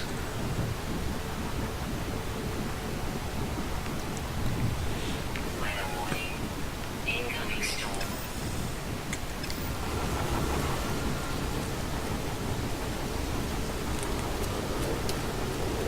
You're full on cave? Toxic protection falling. Yes. Let's have a little bit of a cave exploring if it's any decent size as this storm's coming.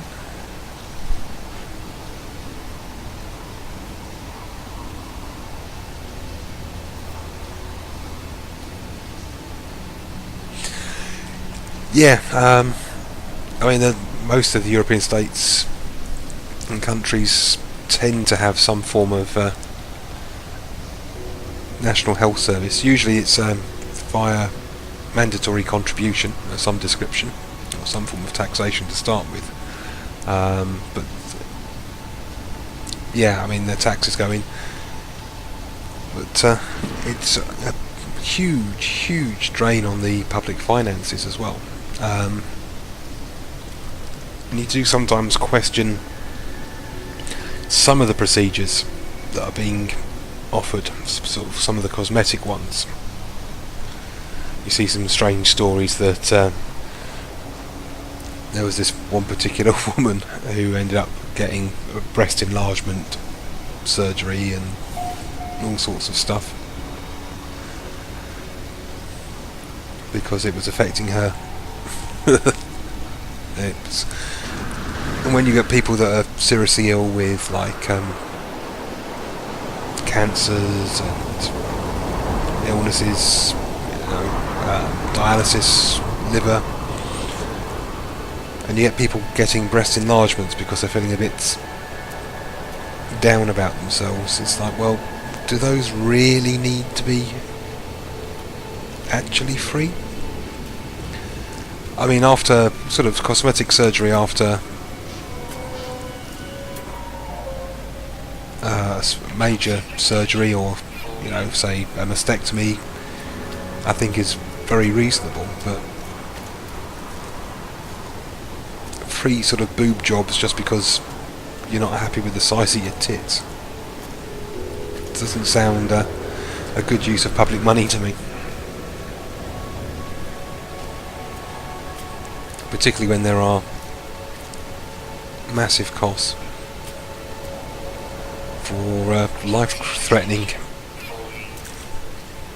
illnesses.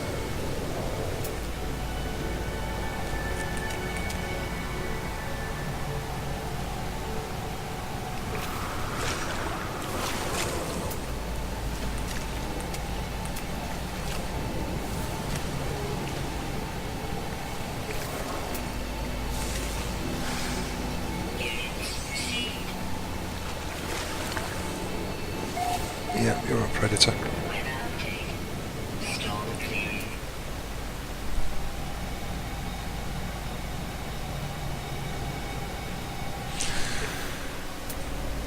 I think that's a wishful thinking. I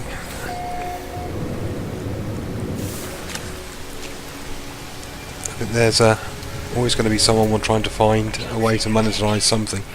Ideally, it shouldn't. Energy.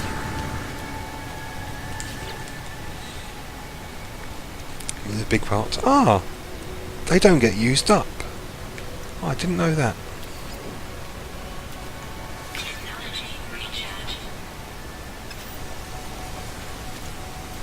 I thought they were going to be like the bypass chips, and it's like one go at a time.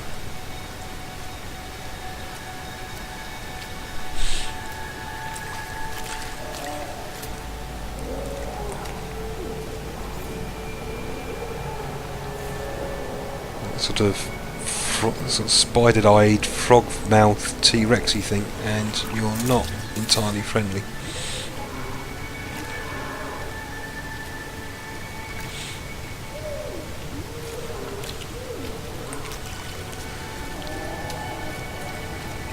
So let's get away from you.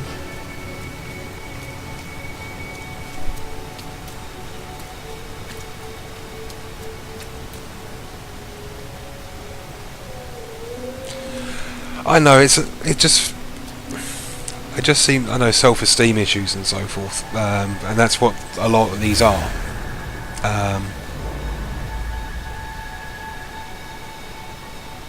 And that's the grounds they're done on.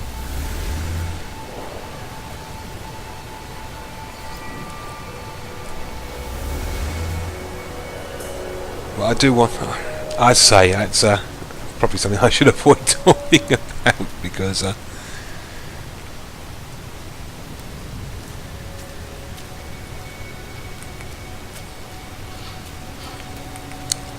don't know, is that Yeah, it's maybe best to change the subject. It's yeah, a tricky one. It's just, yeah, as you say, maybe not all unnecessary.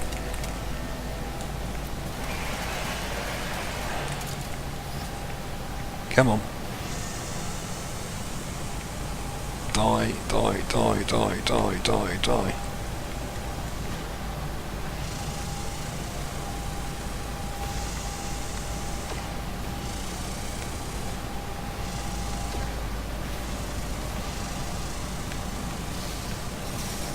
Oh, we got to analyse. Ha ha! There we go. We got him. Ah, phew.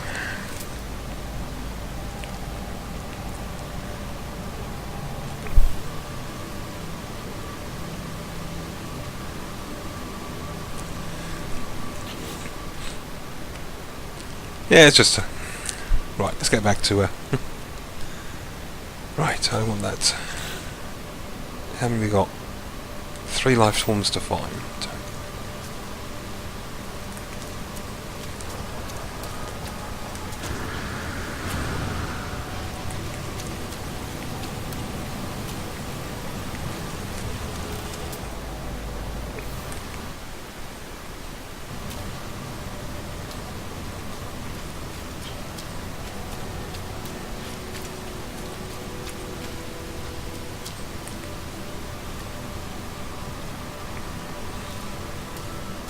No, the NHS here, I mean, is there's talk of it sort of becoming a lot more like the American system, more and more private.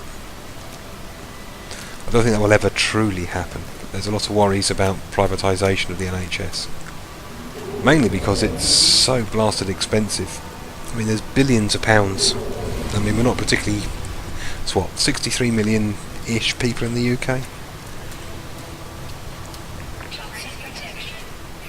And billions of pounds to keep the NHS running. I do wonder how much of that's being wasted on managers and so forth, that where the money may be better given to the actual staff. It's like our councillors. The councillors get paid more than the Prime Minister. And yet our roads have got potholes in, and when there is snow there's never enough grit.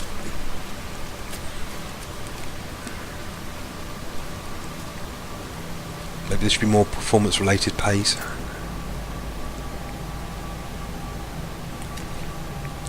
All those crabby things. That's quite a nice view, though. With a somewhat mountainous lake.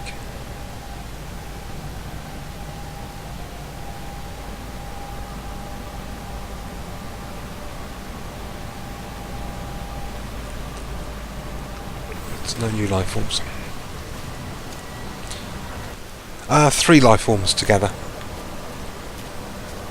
I suspect. Let's check the blueprint out. Probably a couple in caves. 'Cause I haven't done much cave exploring. Oh, there's one. Hairy butt crab. Oh no, 4 to find. Just came up on the screen as I finished the scan. So that was a subspecies.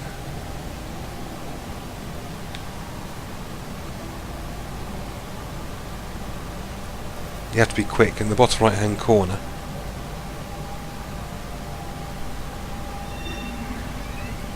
when you scan a species, one of the red dots, it will come up with how many are still to be discovered.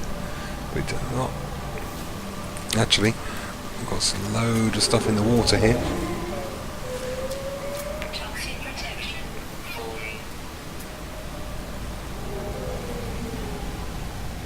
Yeah, we've got you. Well, you can hold your breath well.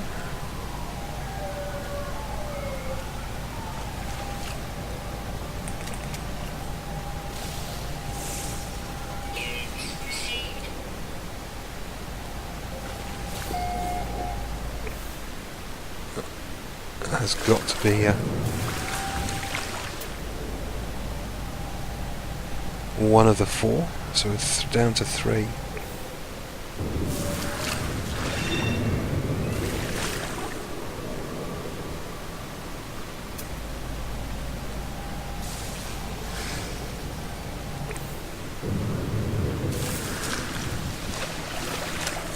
Okay, the water's highly toxic.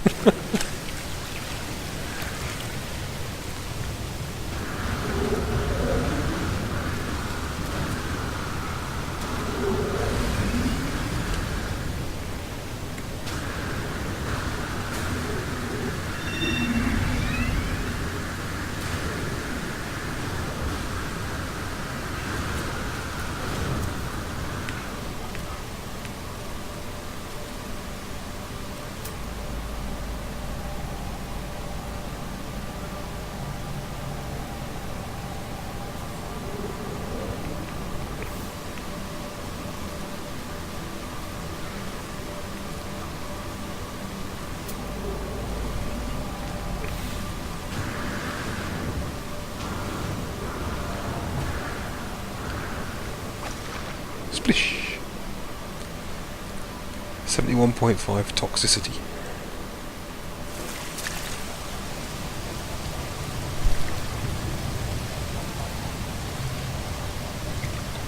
Toxic protection falling.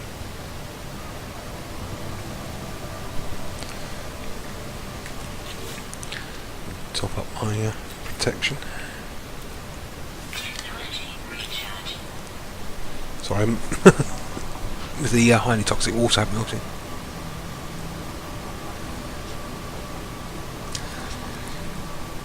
How many life forms left? Watch amazing spaces and the shed of the year.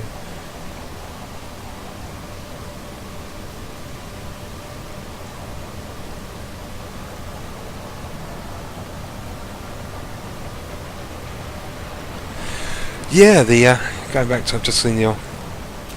Hello, that's another one. Oh no, just the same one. These things are could be popular in certain areas. The inflato bits. It's teeming with them.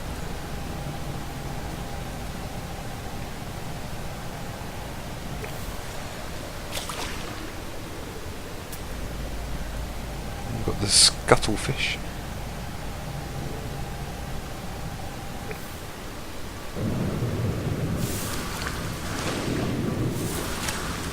So this is fun. I've not had a. Don't think I've had an aquatic life planet before.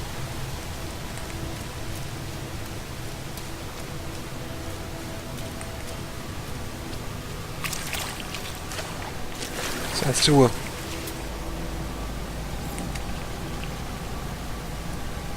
Docile. All green.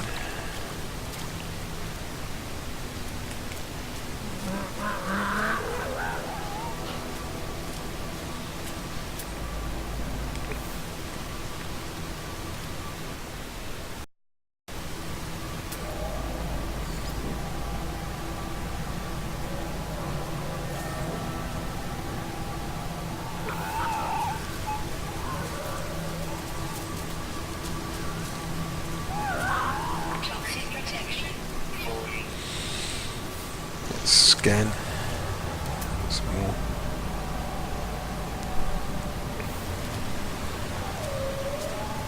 I think, you know, that sort of pond is sort of the.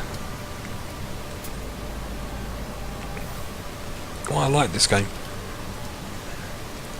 It's like, okay, repetition, repetition. Then you crest a hill, see that pond area, and it's a completely new form of life being generated by the system. And in large quantities as well. I mean, I think one of the complaints was there are no huge herds, but there are definitely schools of aquatic life form, or toxic water. I wonder what that water was actually made of.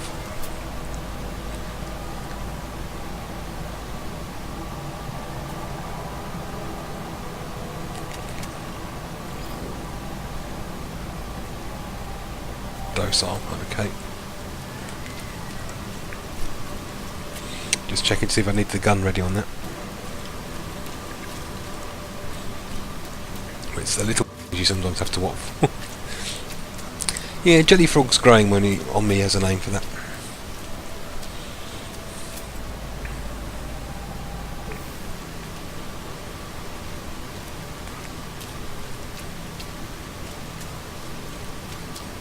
Life support power low.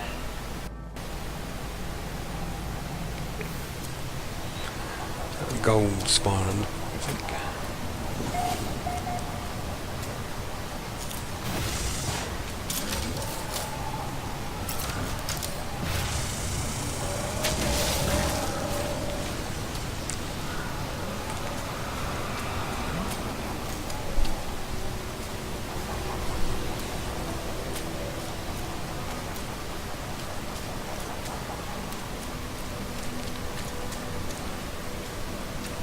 It's not as nice as the Melissa Memorial Planet. Toxic protection. Well, to be out and about in, but it has its own charm.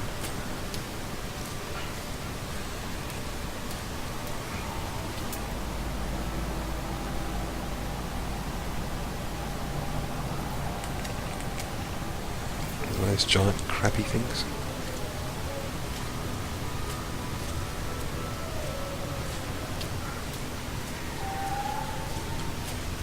Some very interesting life on this one.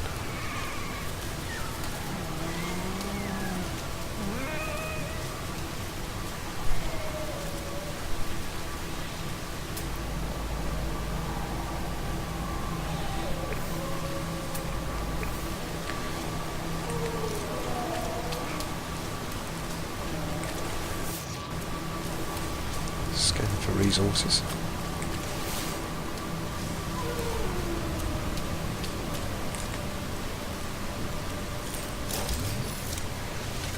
Those large crabby things can be hostile. But a plasma grenade to the mush seemed to work fairly well.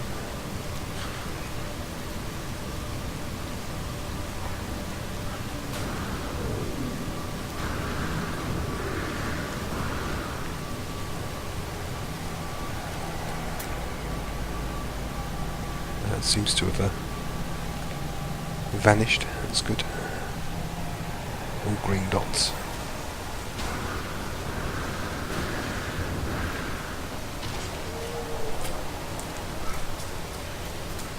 There it is.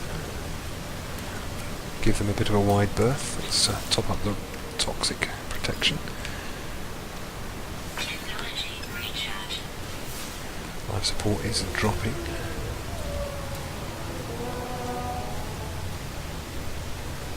Weather warning. Incoming storm.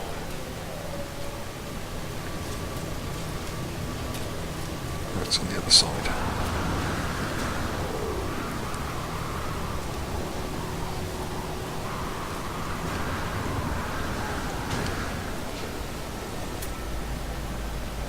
Toxic protection falling.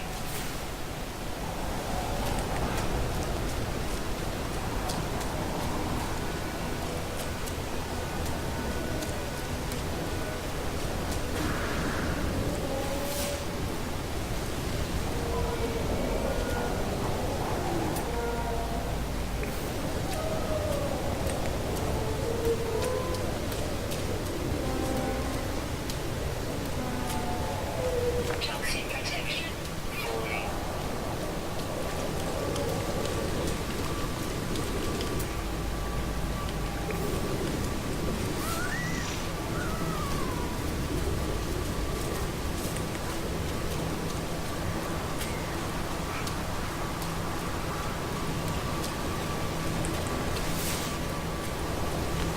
Should be platinum.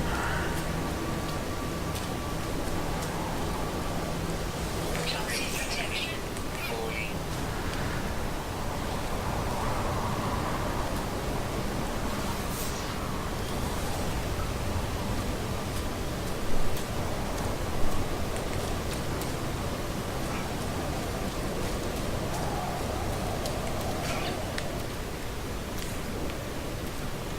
Technology recharge.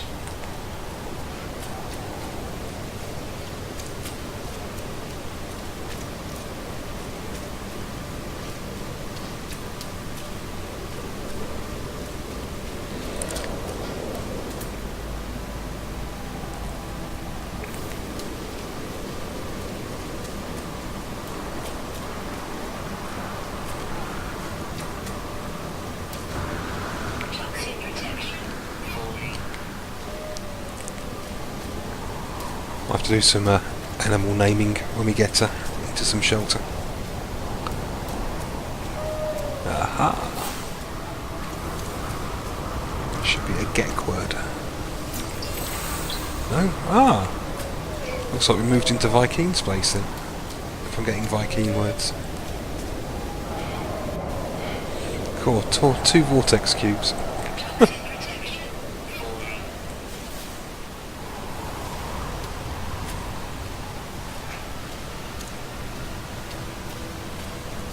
Some kind of installation.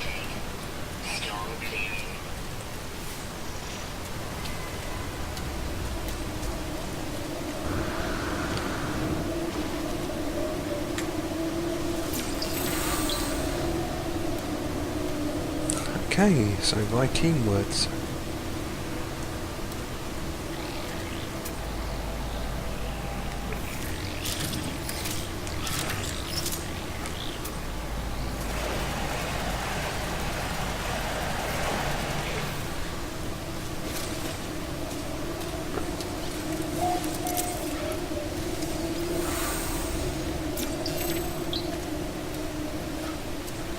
I can call the ship if need be. Toxic protection falling. Hello?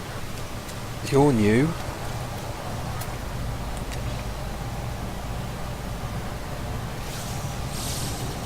Units received. 2 left. You're probably just a variant. Yep, 2 species remaining.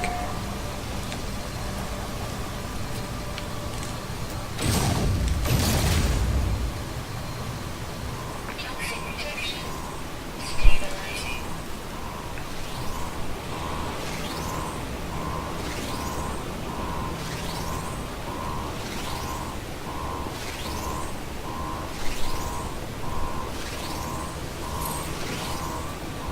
Viking standing.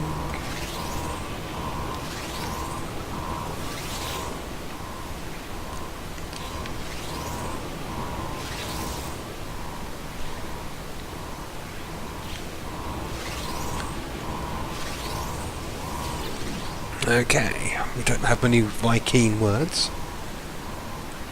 Interloper visual detection.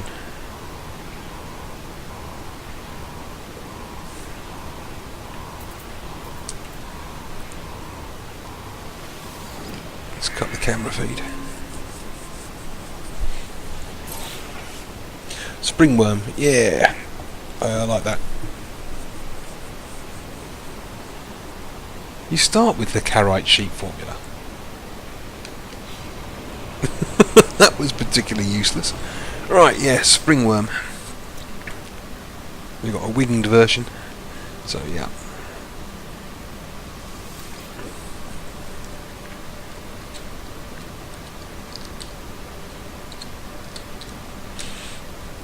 Units received.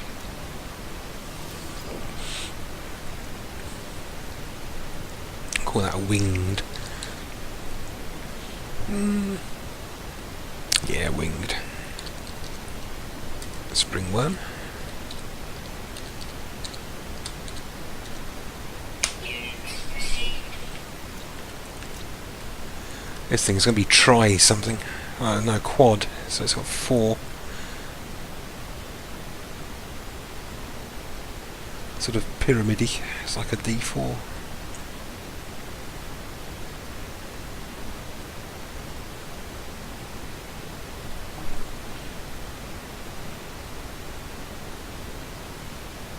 Ah, angelic springworm.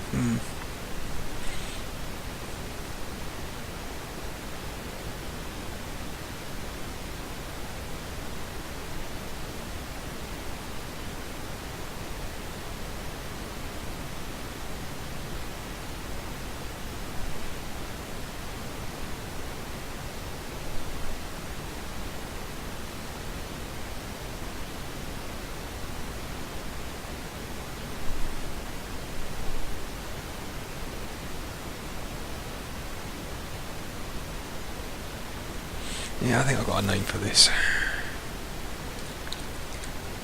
Pulse aramid.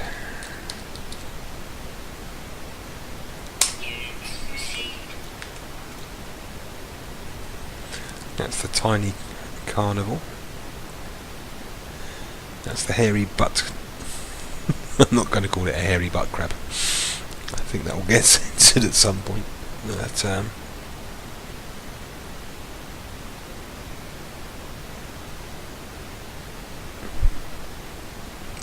pulsating tripod, yeah, that's not bad. Except it's has 4 armed, so which is why I went for the pyramid-y reference. But that is the hairy butt crab. But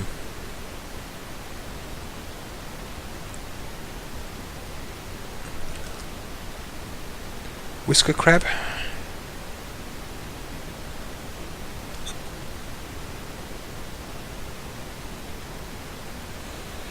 Creeping crab.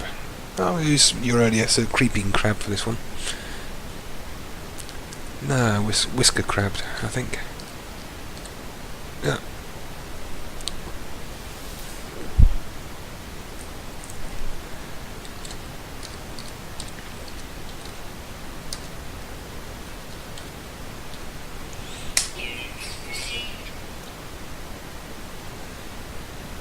That was the... That's got lovely butterfly-like wings.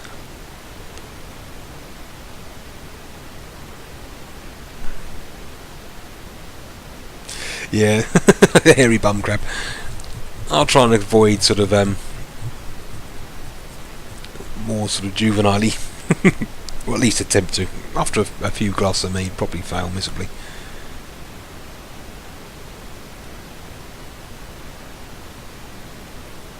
That was one that took ages to scan as well. 1.2 meters.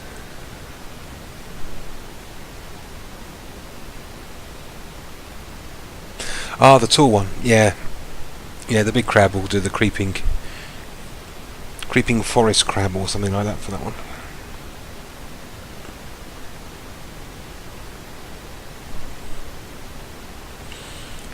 I think he's in the. There he is. There's that one. That's the big one, 5 meter.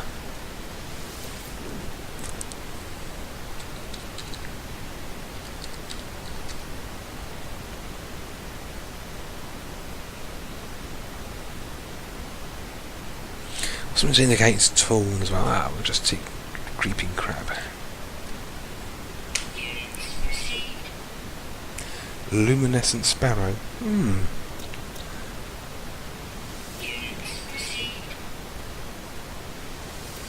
Yeah, it has that luminescence on the wings.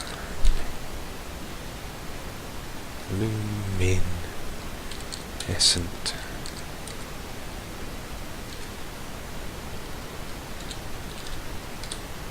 Sparrow.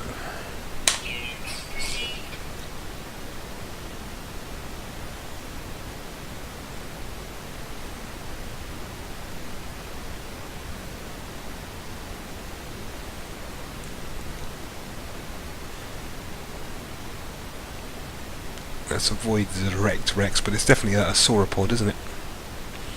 Just under 6 foot tall.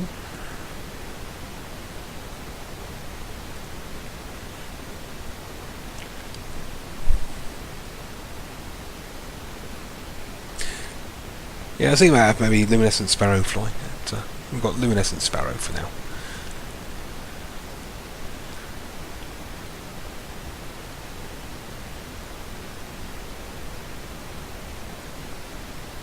That's straight up dinosaur. So we're looking at Saurus. Stalagsaurus. Yeah, because it's got the sort of... Oops. Bugger. Stalagsaurus with a cresty bit on its...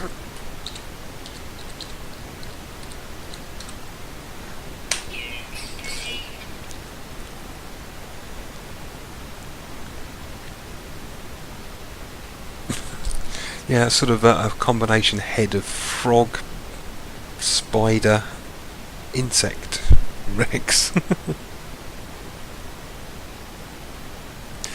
No, that's the other one, the Unisaurus.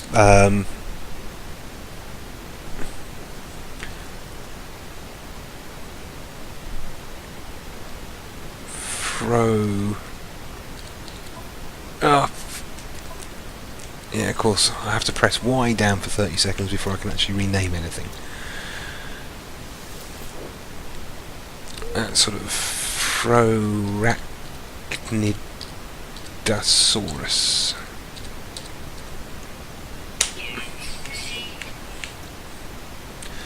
Because we've got the unicorny one on another page.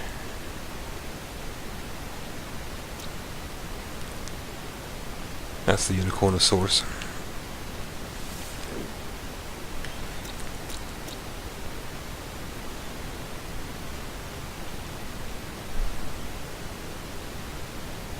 That one is a complete freak of nature.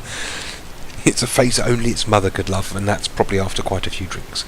This one, on the other hand, we're sort of gazelle-y, sort of cat-headed, almost.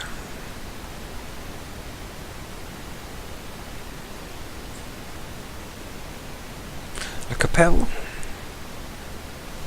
A capel.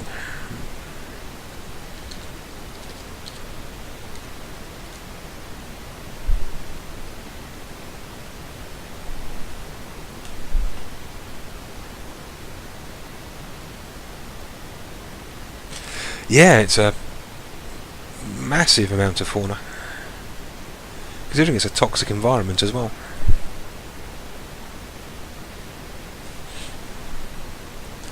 A regal gazelle. Okay, yes. It's got its nose in the air.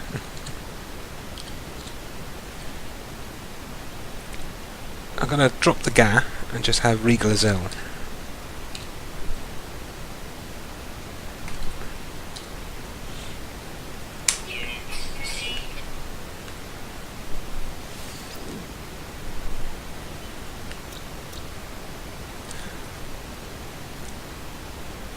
And that's the peaceful version of that giant crab, another 5-metre crab.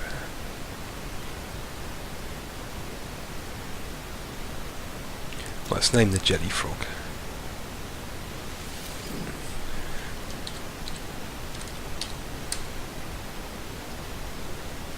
Jelly hop.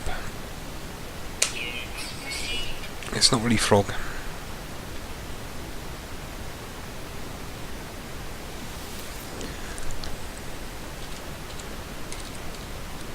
Jelly hop white.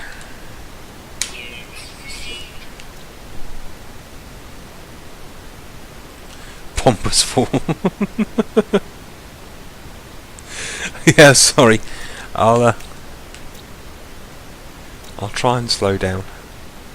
Okay, we've got the sort of the hunchback spotty thing. I'm waiting to see when it comes into the stream. So this one.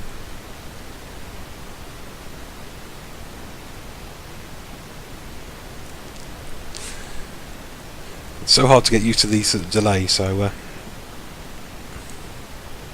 I'm just seeing me holding on to this bovine-y, lizardy, tusky hunchback thingy.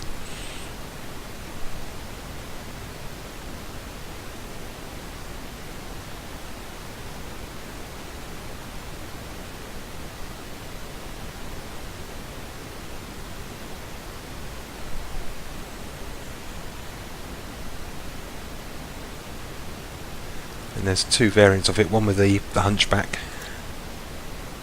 and one without. What you're thinking, one for the that species. I'm going to rename this the pompous fawn.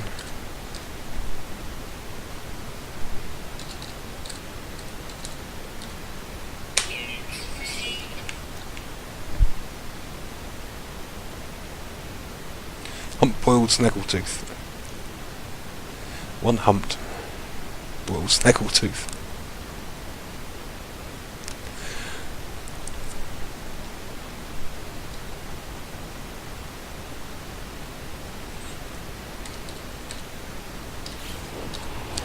Ah! Fuck! Oh, I wish it just... Because as soon as you start editing it, you lose the picture. Again, don't like this part of the interface. Humpbacked.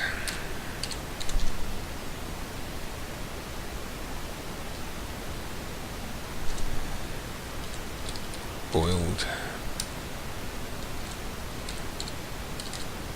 Snaggle tooth. I kind of hope sort of hovering over it would allow you to start typing into it, but there we go. We've just got a regular boiled snaggle tooth.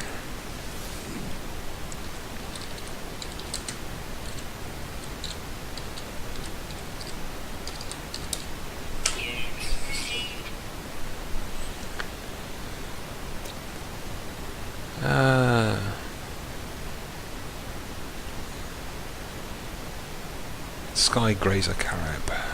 That'll do.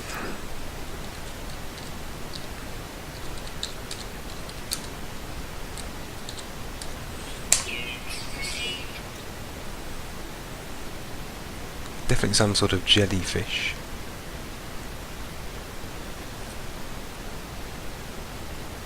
Actually, this looks a bit like an orgon accumulator.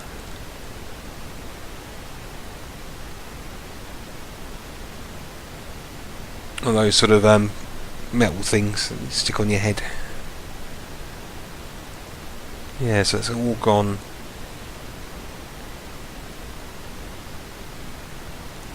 An orgon jelly.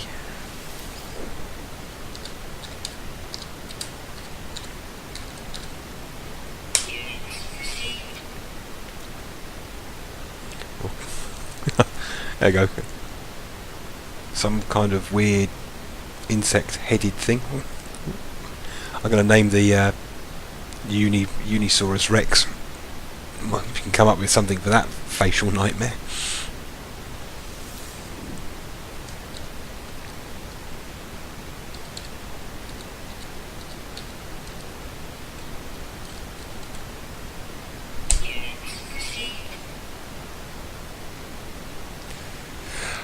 I did, but I've forgotten it now, so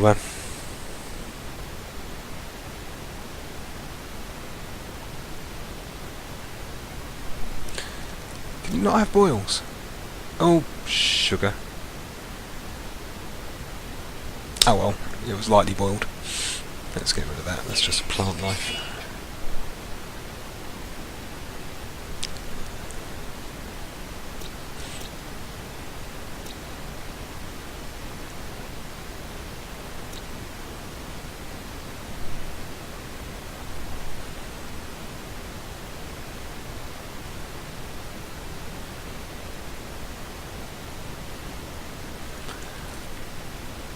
It eats oxide elements, so it's a metal eater.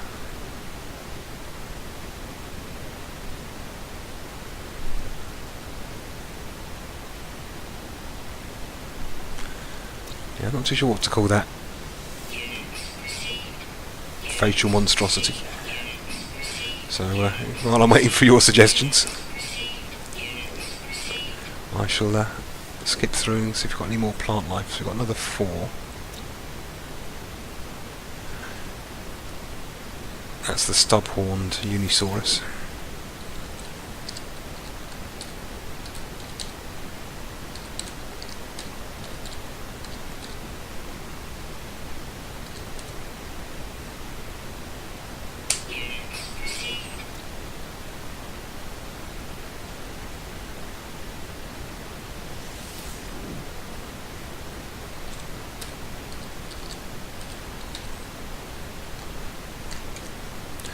Oh, and they don't work with home key either.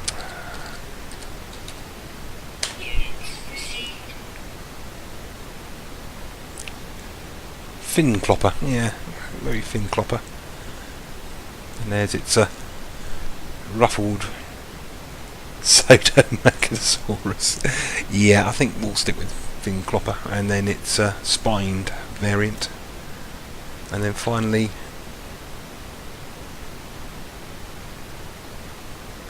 That's a swallowtail, or swallow-tailed something. It's almost like a seal pup.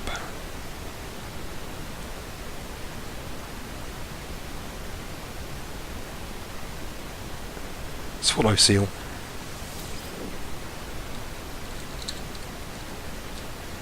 Swallow pop.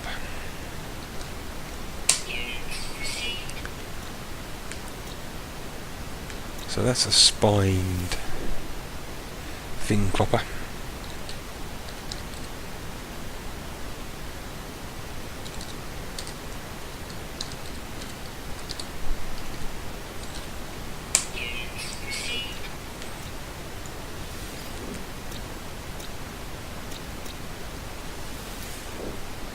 And that's the fin clopper.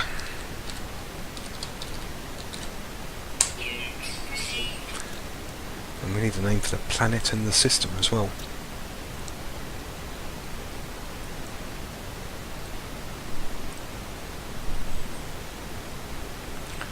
Right, 2 more to find for 1/3 of a million.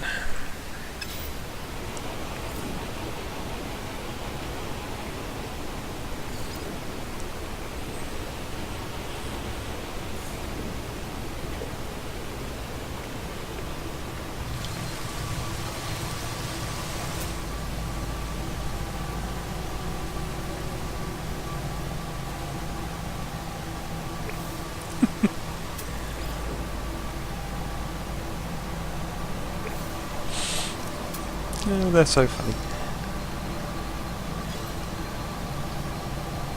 Right, there's the beacon. And I came in from that direction.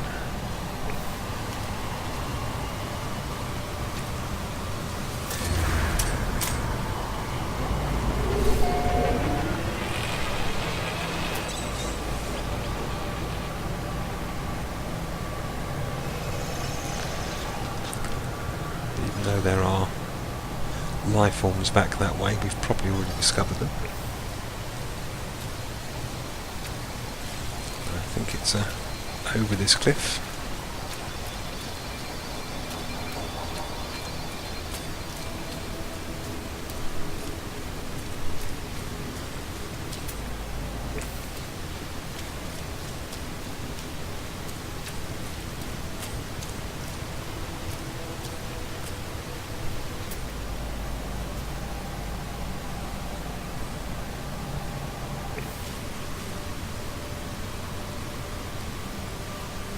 Oh yes, we're heading for the shelter.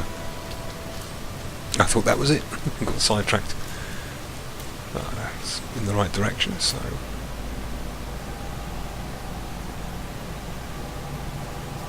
life forms in that general direction.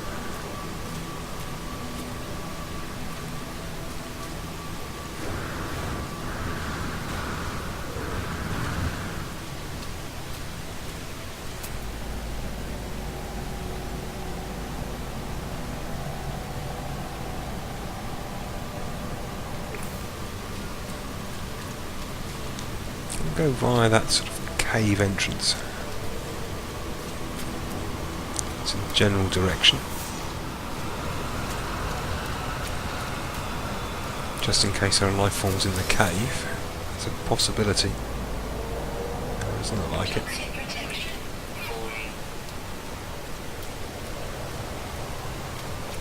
There might be, if there are cave life forms, there might be one of the species we're missing.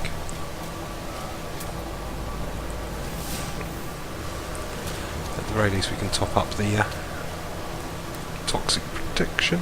Ooh, careful. Gold, yeah.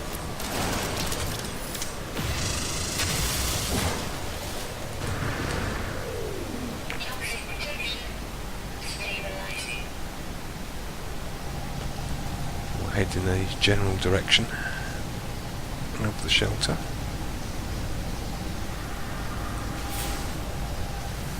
Dead end, or does it continue round?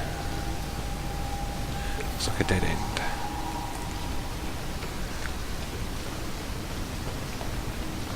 In fact, it looks a very dead-endy sort of cave system. Right, where's the shelter direction?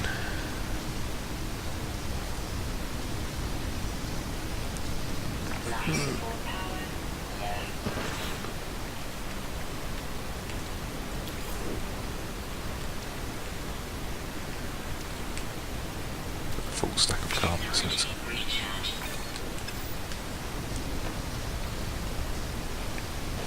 Ah, that was a bit of A wasted journey.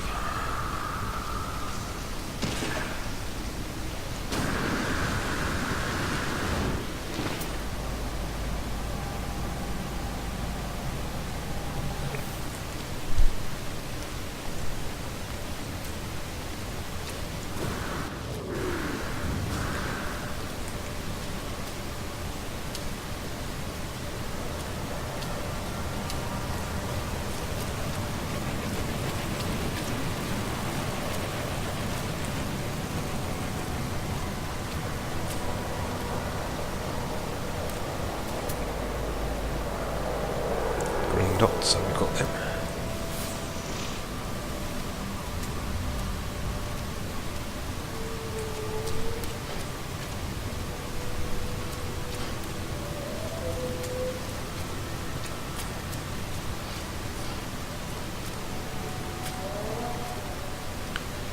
Cargo pod.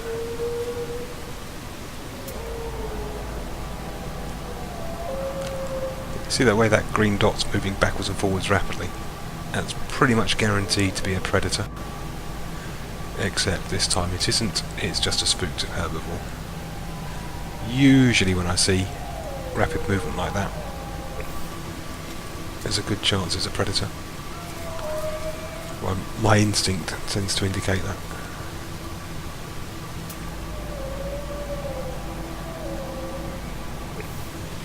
That was quite a nice sort of rainbowy with the green haze. Aurora-like.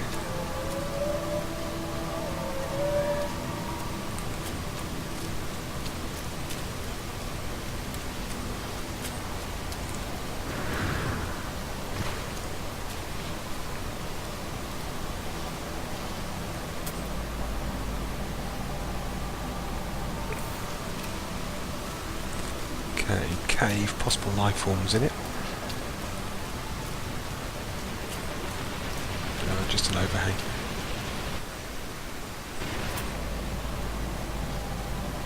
And the life forms are a long way away.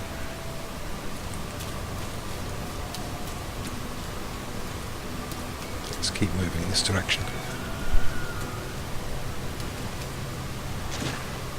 Platinum.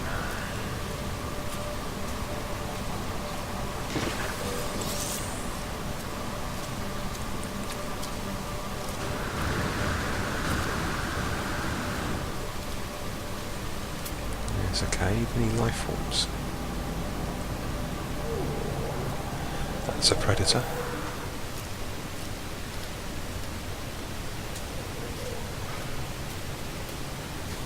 It's a Throrachnidsaurus. But fortunately it didn't see us.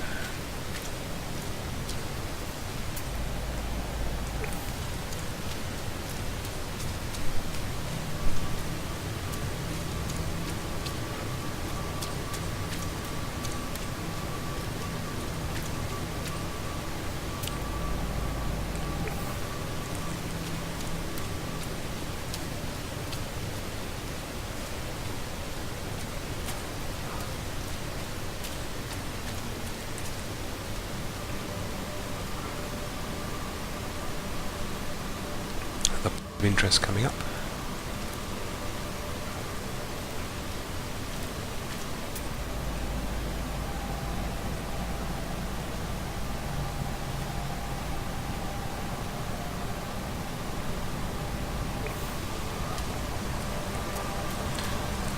Through a fungoid forest or copse.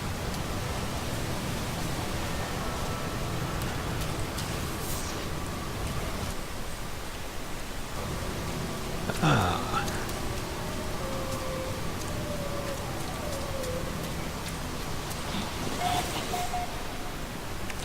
Cool, I'm running out of space. Let's get rid of the loose bit of iridium. Toxic protection falling. Build a bypass chip.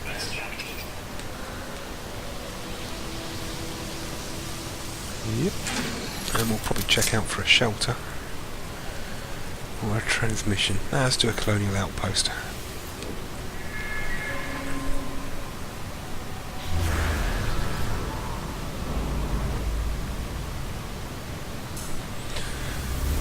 operations centre. There appears to be... Is that ruins? Yeah, ruins in that direction. So 10 minutes that way.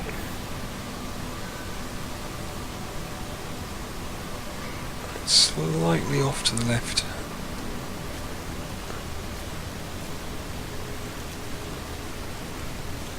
Haha! I was thinking about searching for a drop pod. I'm glad I didn't. I'd have been absolutely gutted walking over this hill to find it. Point straight to this. That'd have been silly.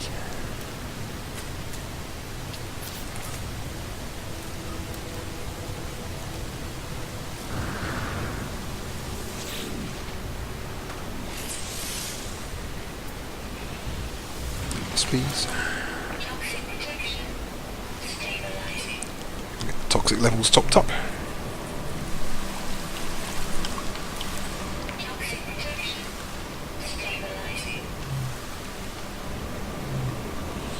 It's been just on the edge.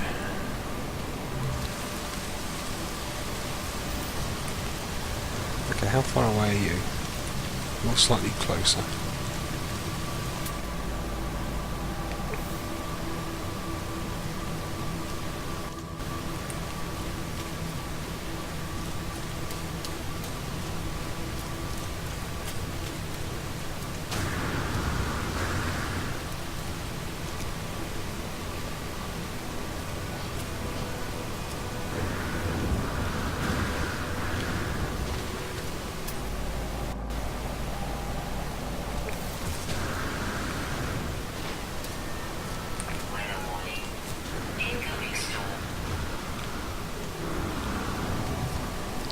Yeesh.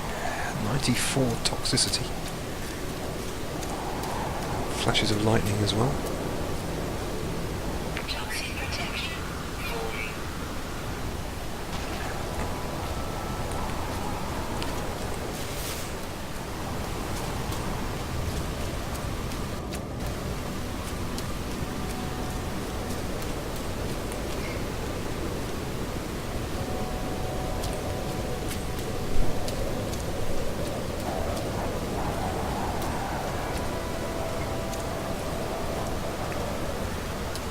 Toxic protection falling.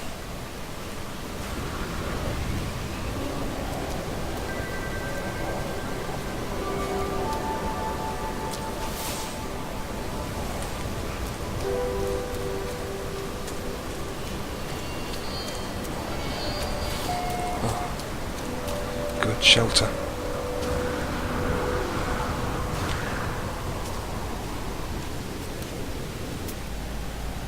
Toxic protection falling. Toxic protection stabilizing. Okay. Bit of a brief pause, I'll be back soon.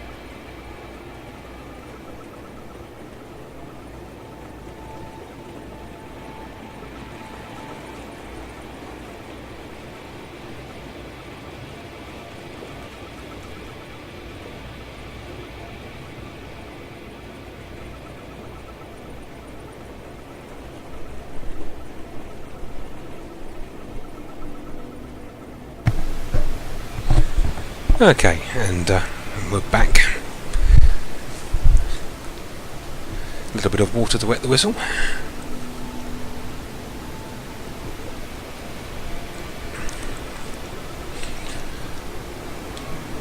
And good timing as the storm has just finished.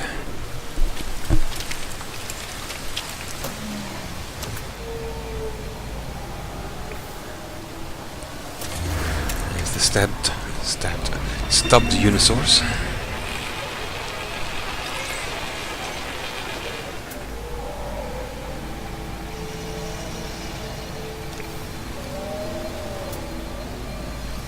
Check for any unknown life forms.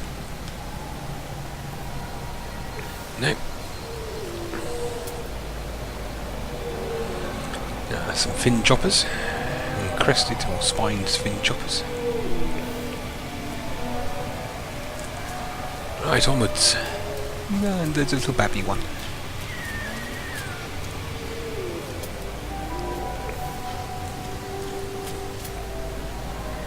Check now, the little green dots don't need to shoot any more birdies.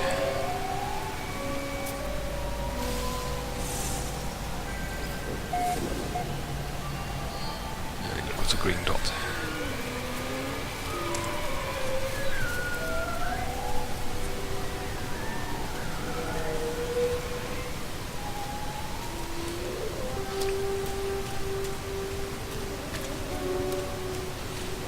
Even though the weather's basically peeling his skin off continuously, it's a very beautiful planet.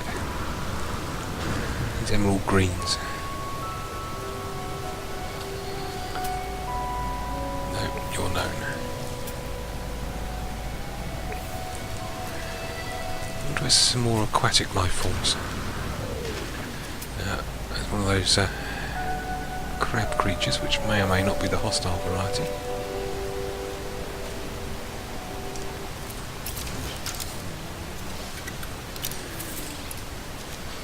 Sure, we've got some armament ready in case it is.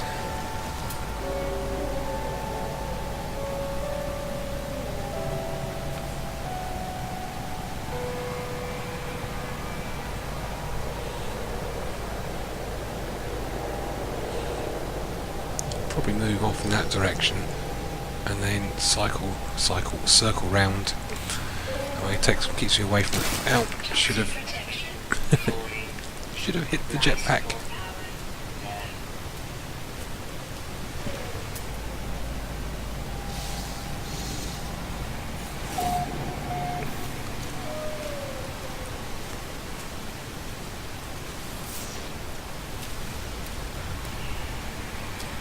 There's a bunch of word stones.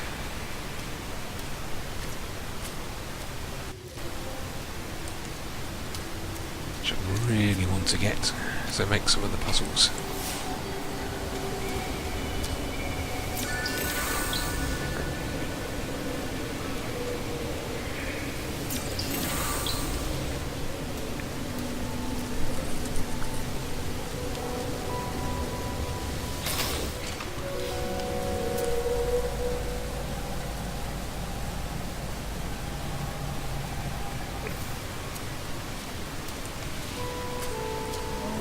Another word stone. Well, it's good to exfoliate armour, keep the skin nice and clean, the acid peels. Perfect for those beauty regime fanatics. So for fortune on beauticians, just walk outside. Peeled down to the bone.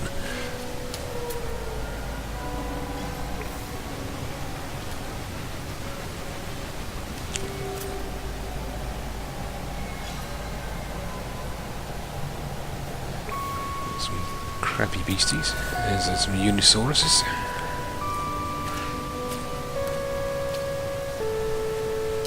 Hello, fella.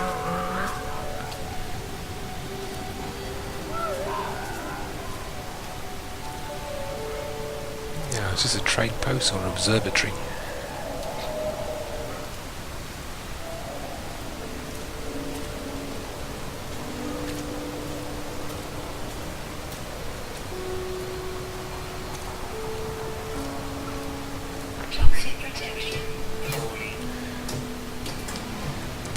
walk towards a store. Toxic protection. Stabilizing. So you are Viking.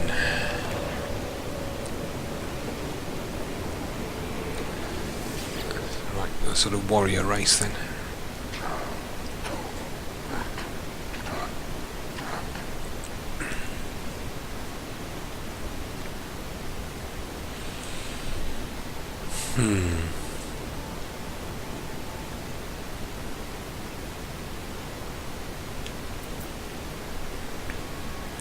You're a warrior.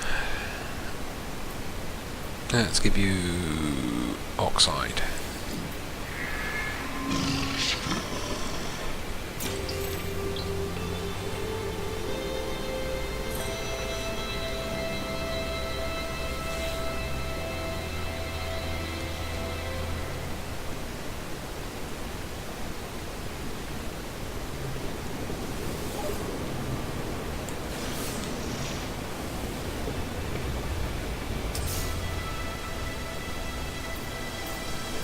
I need a V2 passed.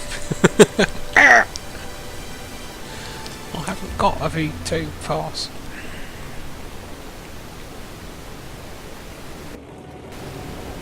And you need a V2 pass.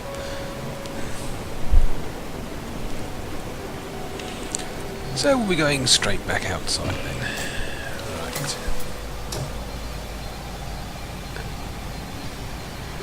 There's the marker.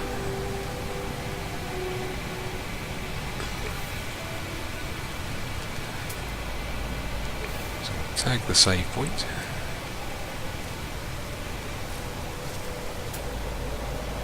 Green dot.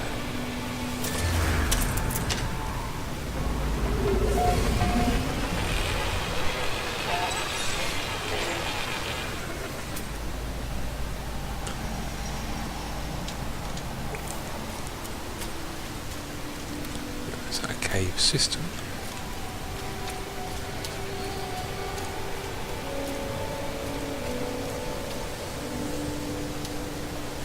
Hostile version. Temperate calm. No, you're the friendly version.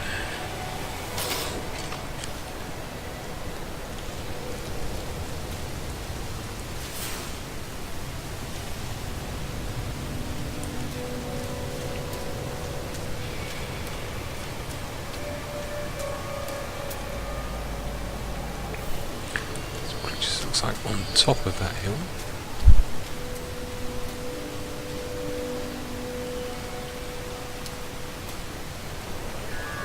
There seem to be very shallow caves here.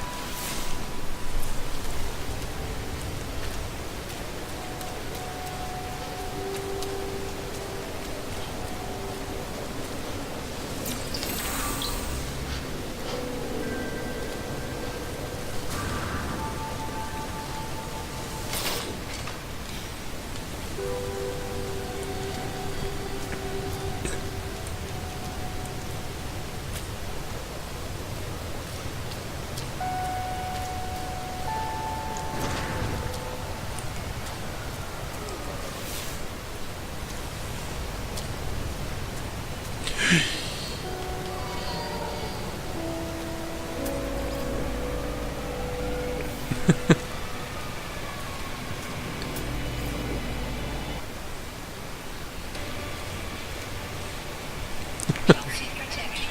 Bit of a jump there, running to the back of one of them.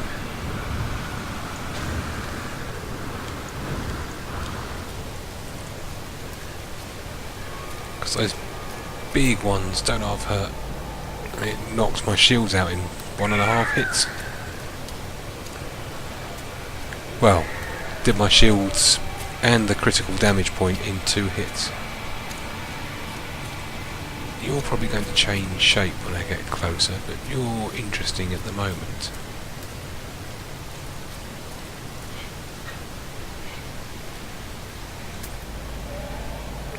All green life forms.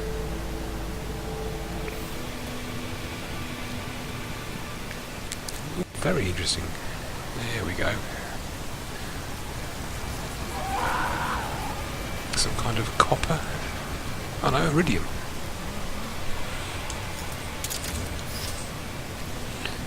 Yeah, let's grab some.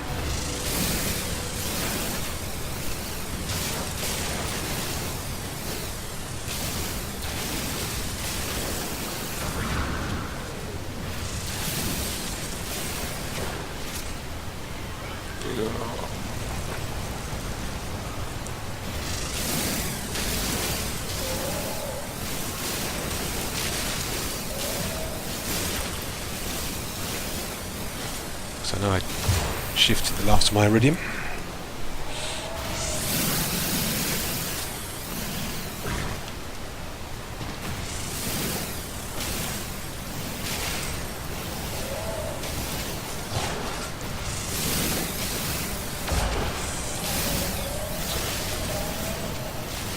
It's used in some upgrades. Weapon charge depleted.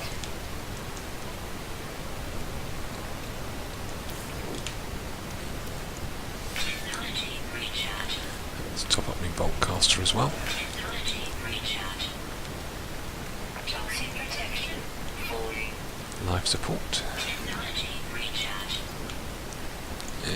Toxic. Recharge. Switch to gun mode in case we end up in a hostile beastie's grip. In a hostile beastie's grip.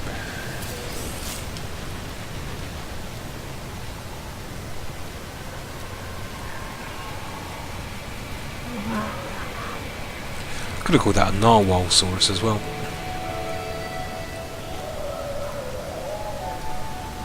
It was the tooth of the narwhal that was used as evidence of the existence of unicorns.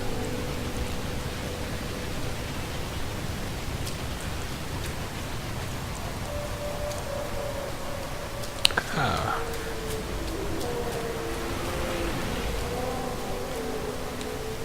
Good, should be able to jet back up the edge here.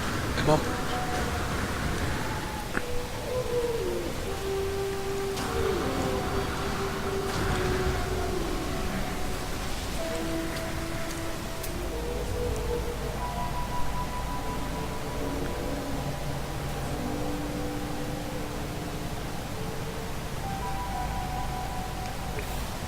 No life forms. Well, no fauna. Weather warning. Incoming storm. Toxic protection. Well, that's got some outriggers. It's one of those little insecty ships. Yeah. My goodness.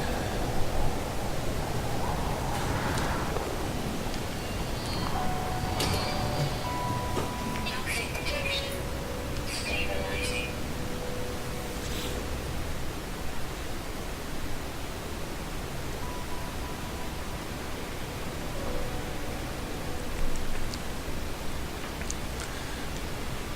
No. Not interested.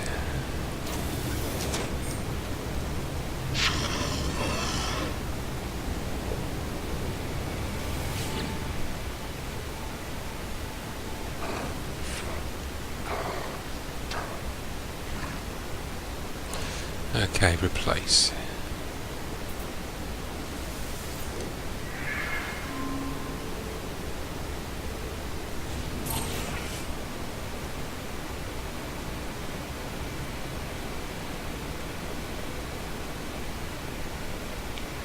Don't think it's much better. What's that? 16 slots.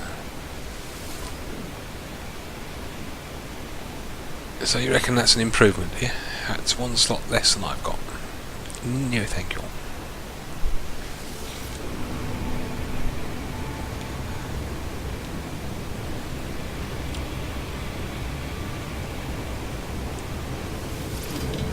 Oh, good.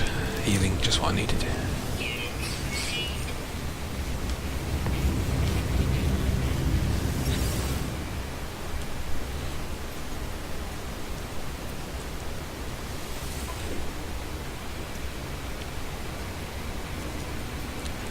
Let's get rid of that. Units received. And Units received. just make some money.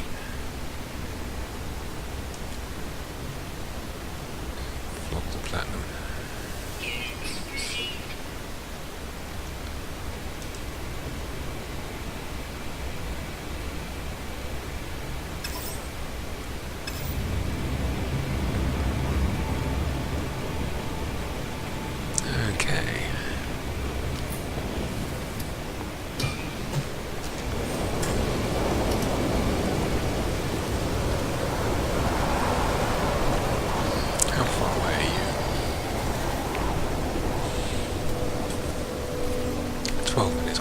resources.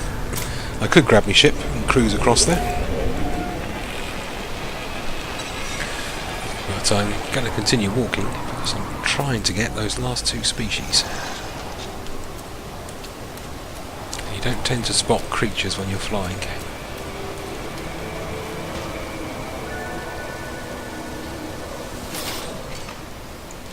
Toxic protection falling. Weather update. Storm clearing.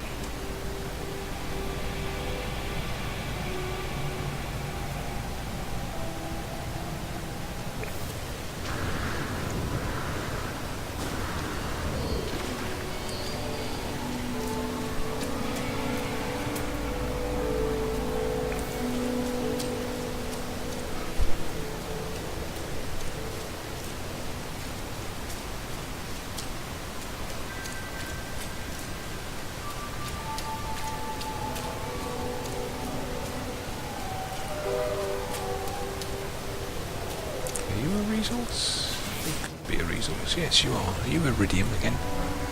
Yes. I'll grab a few chunks while I'm passing.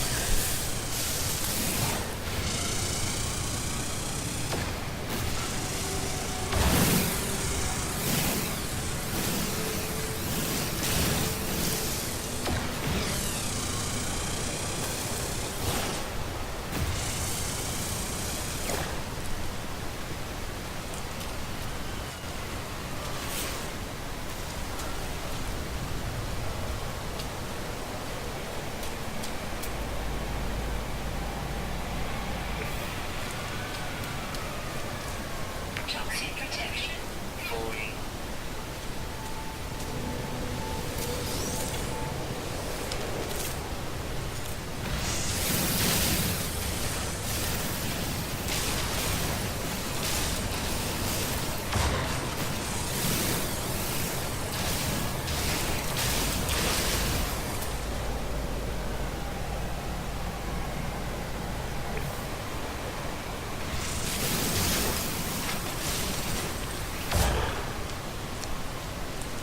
Right, onwards. I might name this planet Vortex, because of all the vortex cubes on it. In fact, yes, I think we will. Vortexia.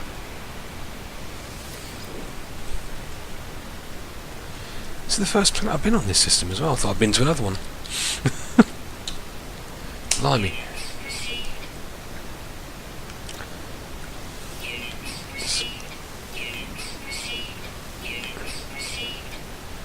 Upload those.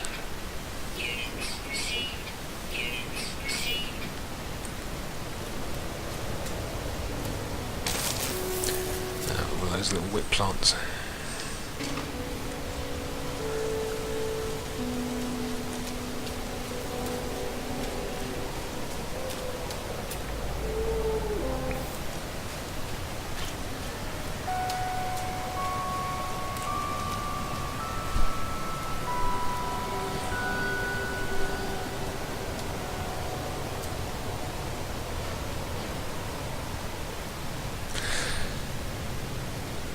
Some trouble with the stream.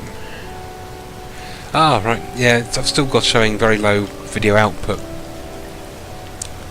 for my upload, so that may also have some issues. Not getting any buffering at the moment. Variation species are only in specific parts of the planet. Yes, I wondered if there was sort of regional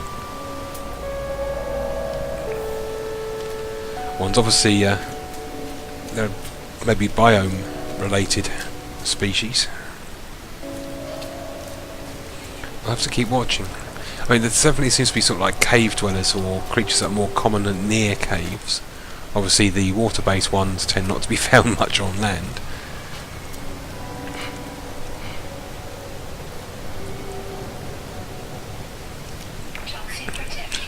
I have to keep an eye out on the plant life as well, because we've got these sort of worm cactus.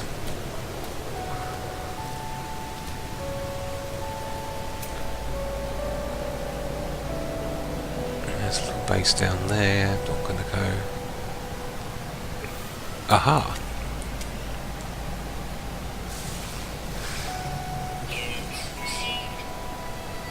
What are you? You're an aggressive meat eater. So let's switch to my friendly settings. We've got one to go. Up in the mountains, so we could be...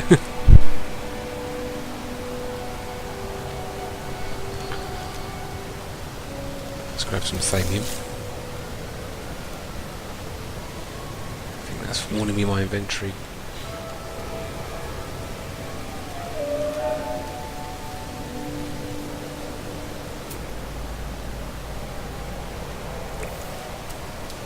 So we're up in the hills. Some of those little whip plants. Let's give it a wide berth. And we just come across a species.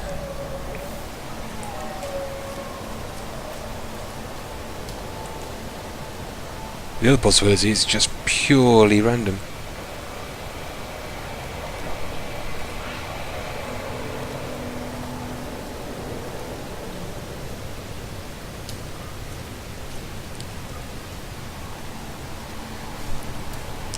Yeah, I'm viewing the stream here, so that's one of the other reasons having that laptop set up, and I actually get round to checking the chat. I can also keep an eye on if I'm getting buffering, then I know things are going to be pretty unpleasant for those watching. This huge crowd of 3 apparently. Welcome to the quieter ones, unless it's just a misnumbered. Feel free to say hello. Toxic protection. 40.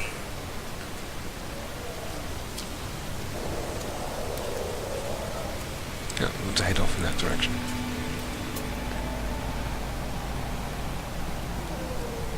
Any more life signs? Green. All greens.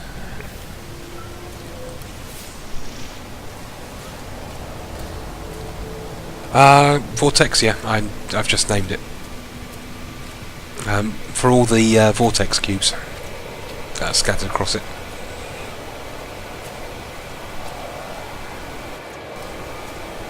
And reminder, probably not to pick them up. Yeah, the last time I saw vortex cubes, they were in the sort of the trade good form on the ground.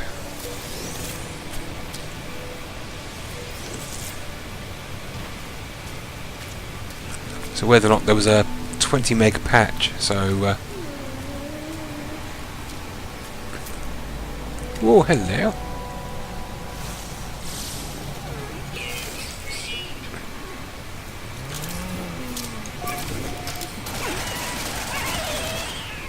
Welcome to extinction. 1 unit left, just a variant of the other predator. And I just walked into one of those stupid plants.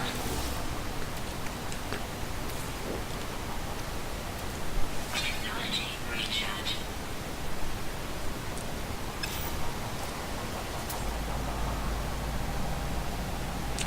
A couple of eye signs in the general direction, so let's head off this way, see if they're still there. That's a green dot. So let's head through this valley-like area.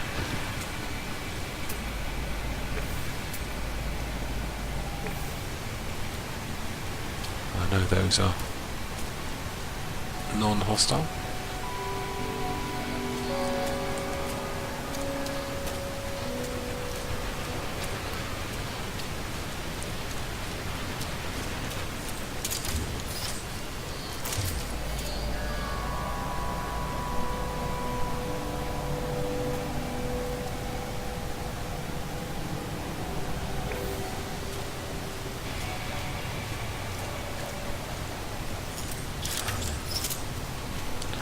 We're on mining laser at the moment.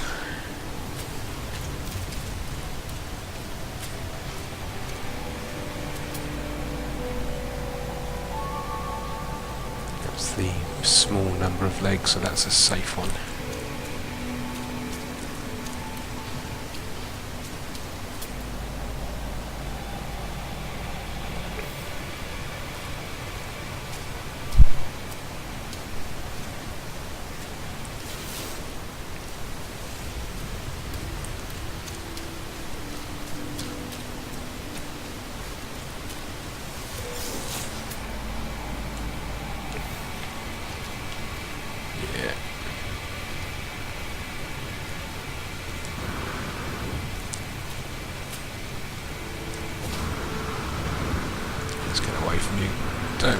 to get in a rumble with the local wildlife.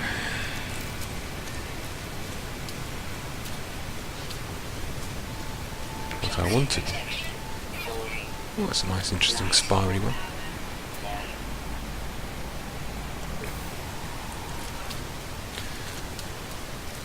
A shaved iridium tower.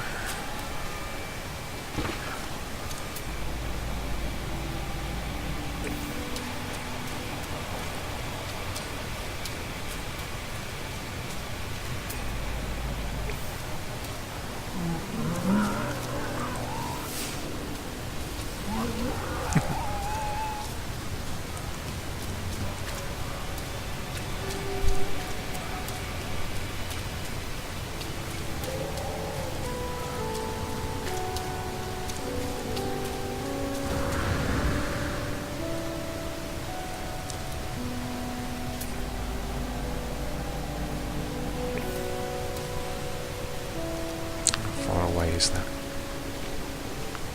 3 minutes? Let's follow this ridged line for a bit. I might be able to just go around it rather than having to climb it. We shall see. Green light forms again. That's probably going to be the easier point to get up over it. In fact, let's go across now.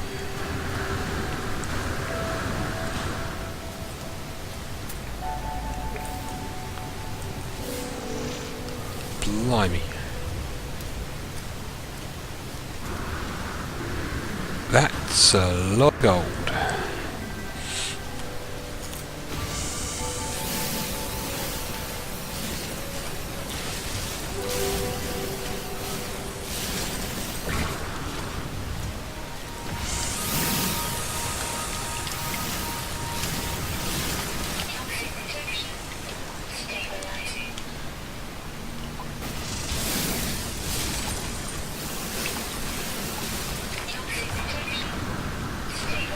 Okay, some of this isn't gold.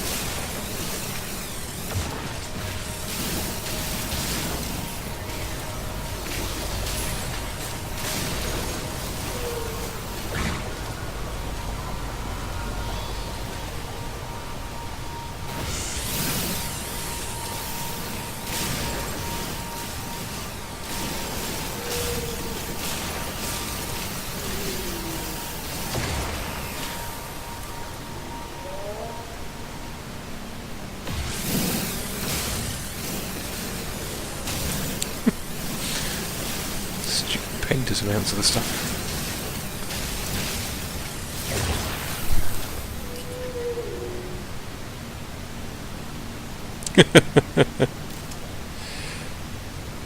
I know.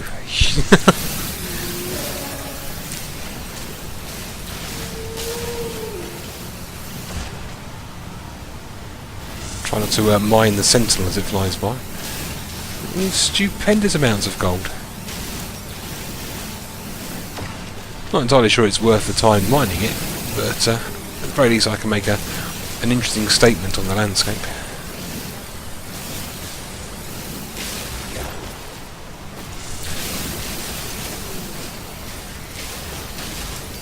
I don't think I've seen a gold deposit quite this size before. There is some weirdness going on. The centre of it is a bit weird. There's bits of it that won't mine.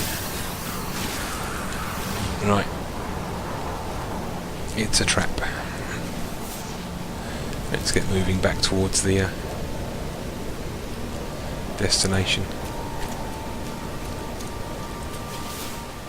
Toxin protection falling.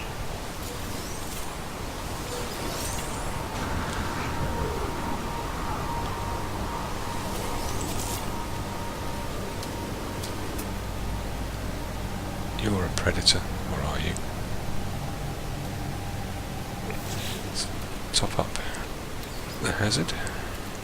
Technology recharge. Another chunk of gold over there. Up in the Golden Plains.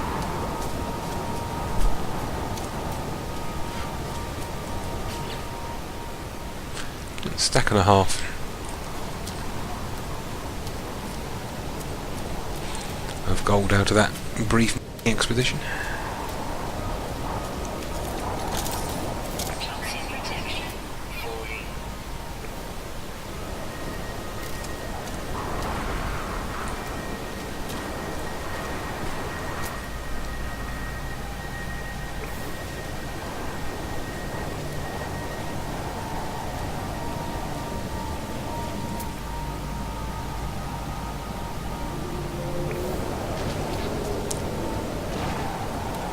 Is that a lake?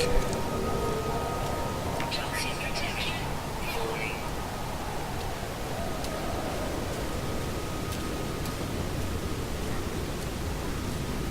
It's a bit of a river.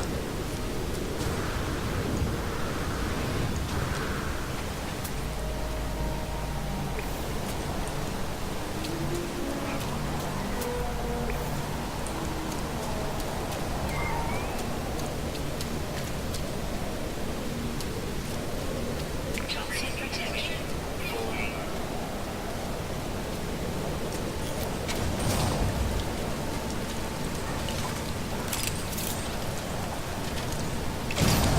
Toxin protection stabilizing. Quickly blow a hole in the wall for a bit of shelter. Save some resources. Storm clearing.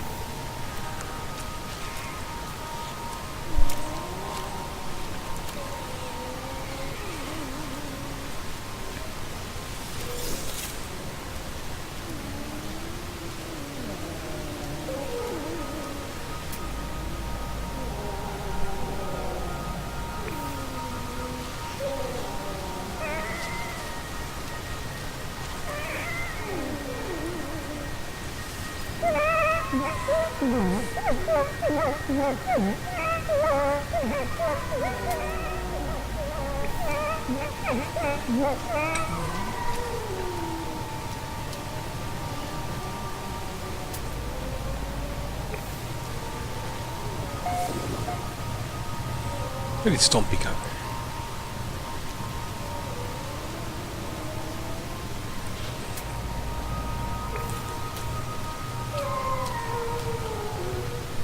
The way-in's over here.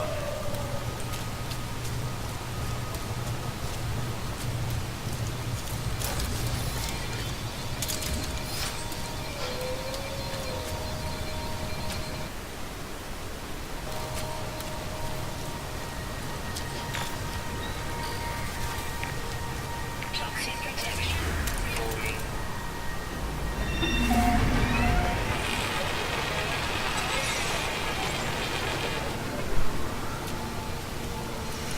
Yeah.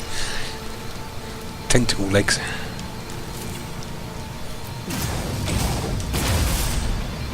Oh, took 3 hits.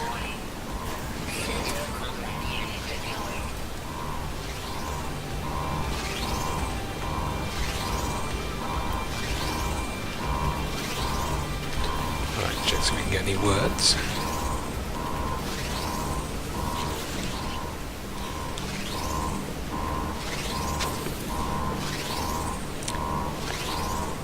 Version 2 pass needed, and I only got the version 1.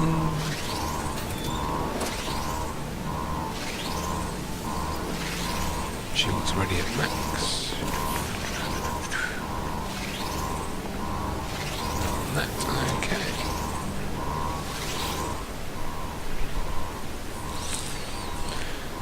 I can make out a few words. Warp.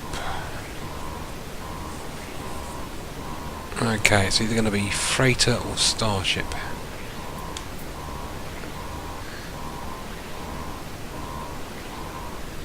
Starship. No. Must be freighter. Bugger. Not failed one for ages.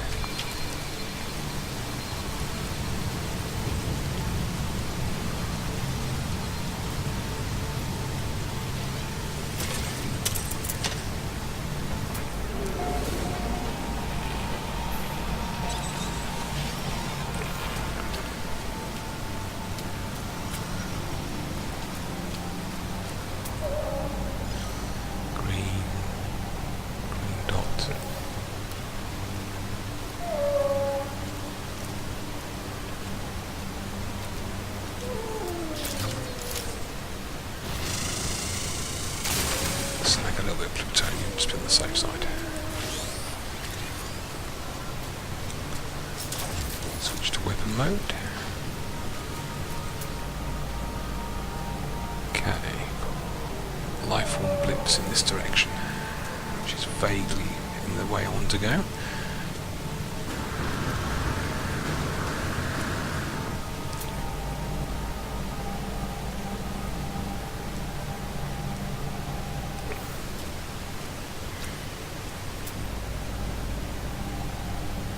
Where do they go? Over there. And fading. That one won't head over this way.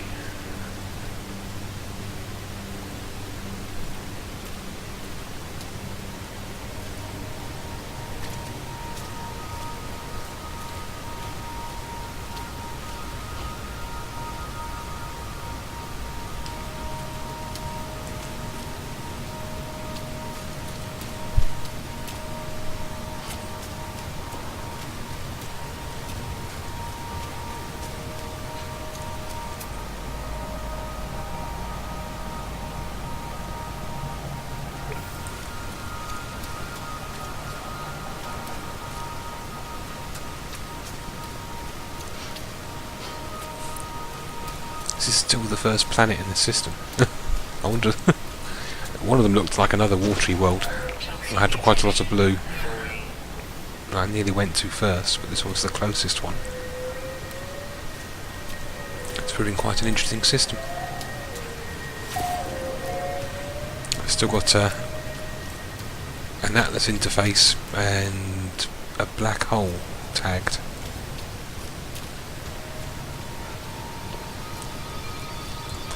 Got a bypass chip? Yeah. Let's make a bypass chip.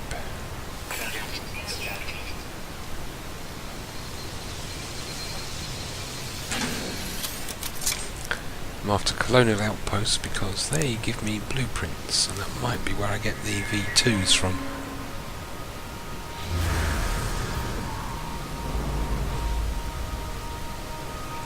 That's another blueprint location 5 minutes away. Reasonably close.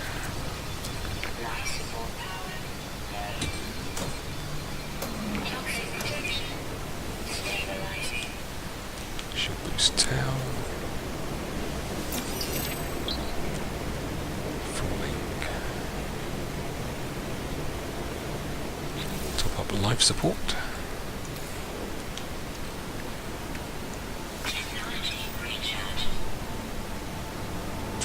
Hello, Clash with Rem. Oh, welcome back.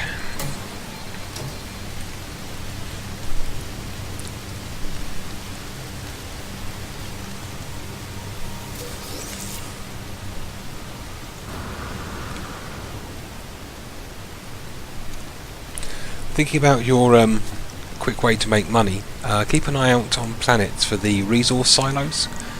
I've not hit them myself because I don't really want to upset the locals. I'm not really a thief by nature, but you probably I've seen ones with titanium and platinum.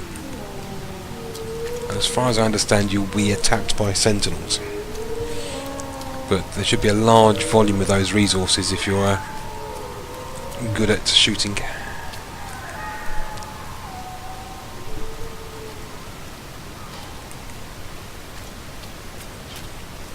But other than that, the crystalline resources I think is probably the most efficient time-wise if you find a good planet.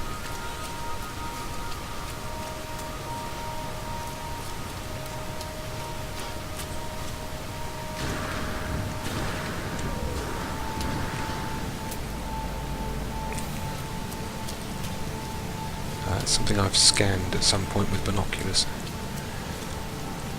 That dot, what I'm really interested in.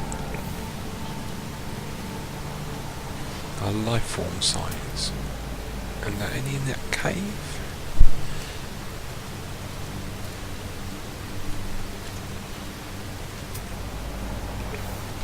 No.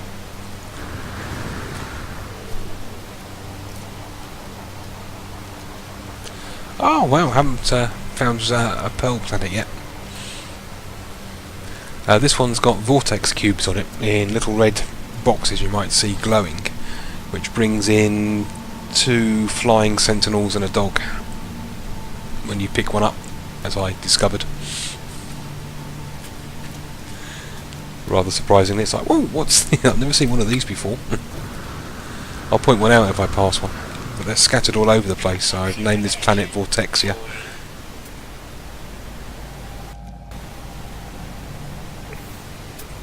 Any life signs? It's also the first planet I've found, well, aquatic, I suppose you could call it, or toxic water life on this one, acidic.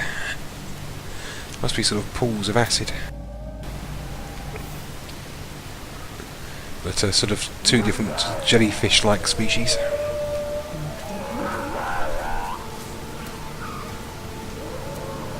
There's a vortex cube down there. In fact, there's 2.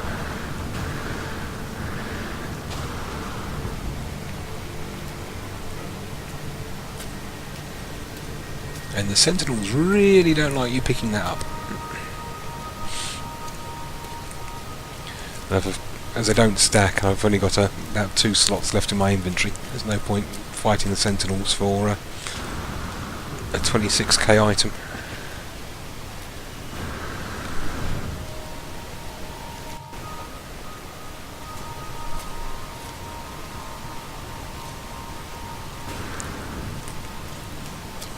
I've got the V1 Atlas Pass now. Came across this sort of rusty steel ball station, spatial anomaly, with a Gek and Korax in it, or Korvax.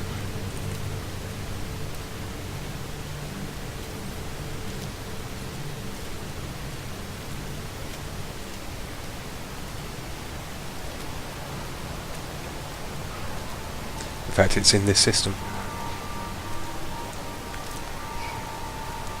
And just 1 species away from completing the fauna collection on this planet. The cubes are about 26 and a bit thousand. About the same as all the other trade group goods. I think they need to change it so all the green trade goods stacks maybe up to 5. Maybe 2 or 3, but now you've got the larger mineral stacks, it's definitely better.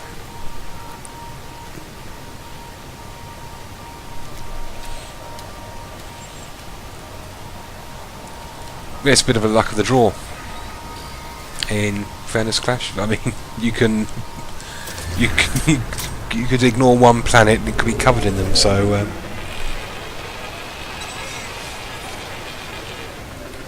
but yeah, I can access that. That seems to be fuel components for warp drive. Are you locked? Yes, you're locked.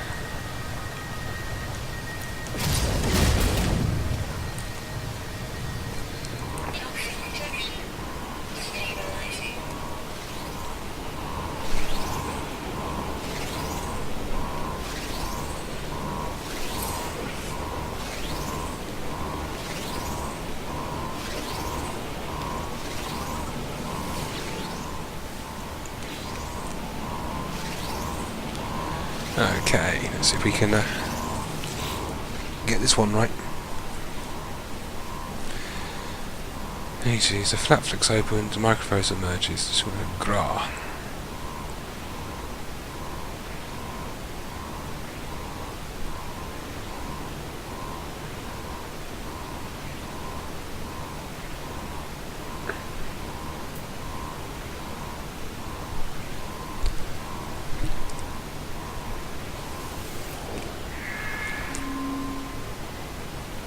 Always good manners. Unstable plasma. Plasma launcher recharge.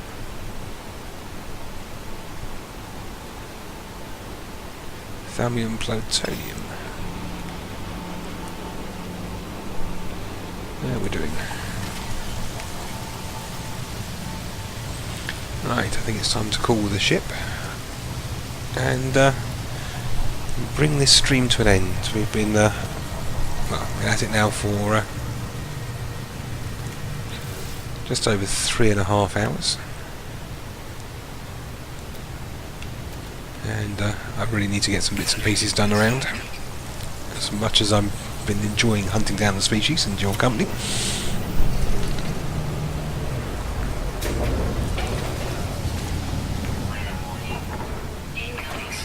Jump in the ship. Jump out of the ship to actually save it.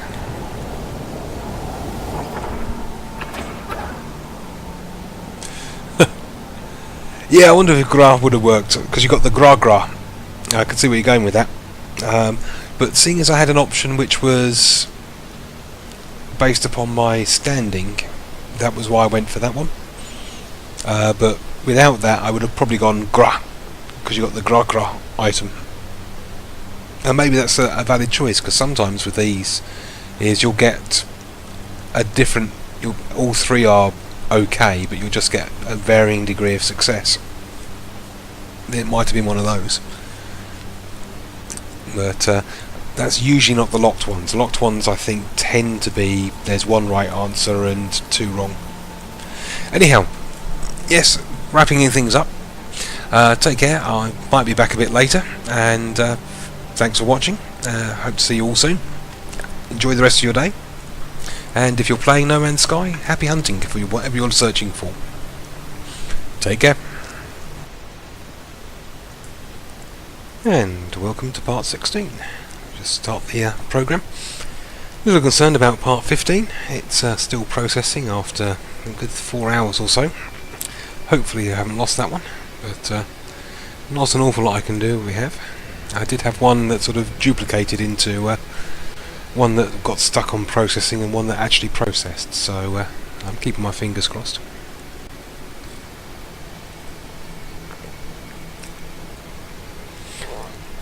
Second stream of the day. I'm not quite sure how long I'll be playing for. Definitely I intend to track down that last beastie on this first planet and maybe have a look at trying to catch some of the fauna on some of the others.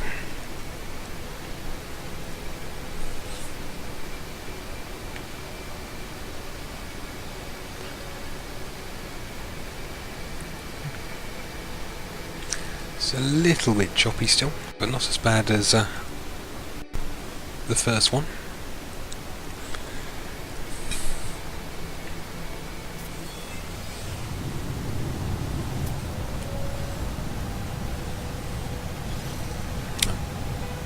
Pretty sure we're still missing one creature.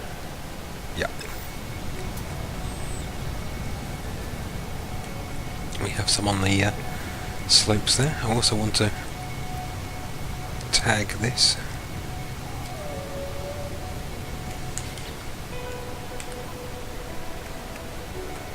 So we'll grab a bypass chip.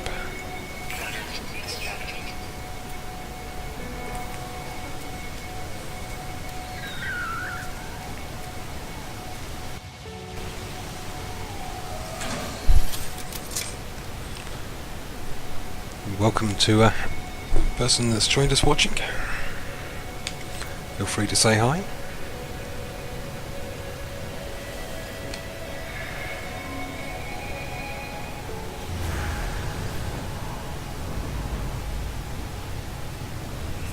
Okay, manufacturing facility.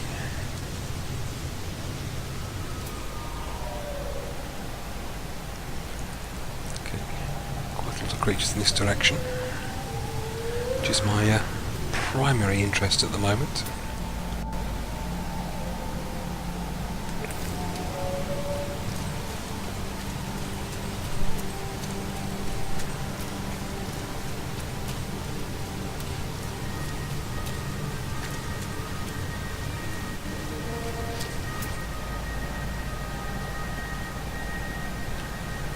It's a green dot. I'm looking for red dots.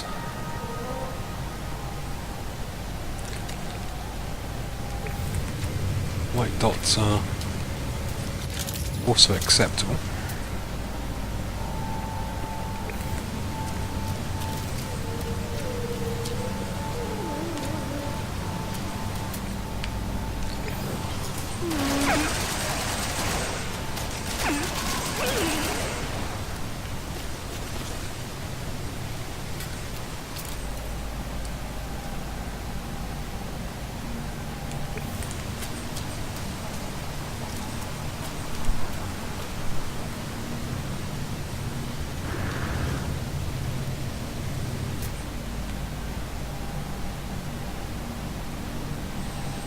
Unicornosaurus.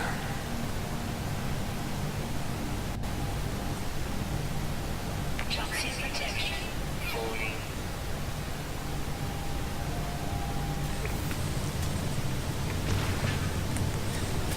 Let's move off in this direction, heading more towards my target.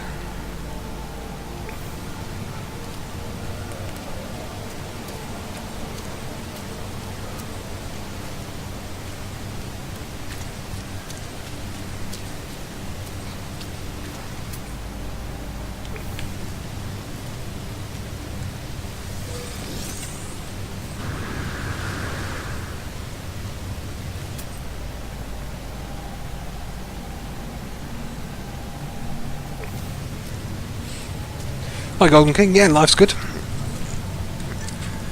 Evening here, sipping some homemade wine. Thought I'd get another little stream in. How's things with you?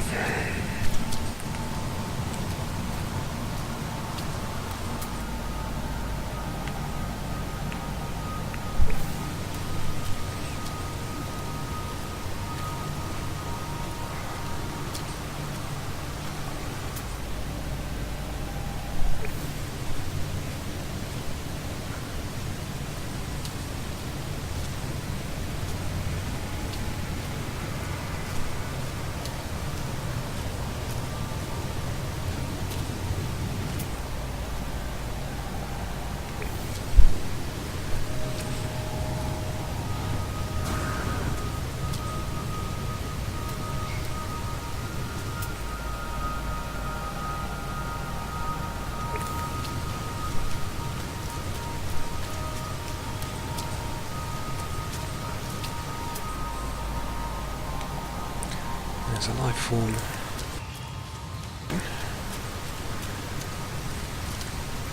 There's one more life form to detect on this planet for the bonus, which is brightly 375,000 units. Toxic protection. Falling. Oh. Exercising your leg while watching a stream. Have you got a leg injury or just avoiding cramp?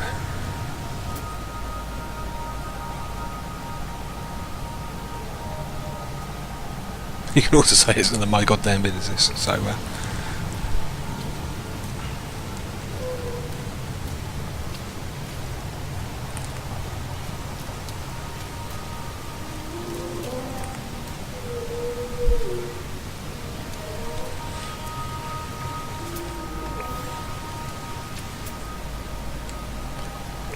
only one about an injury. I tore a tendon in my kneecap beginning of the year due to a foolish wet foot and wooden floor situation. So it needed a sort of combination of rest and gentle exercise to get the healing.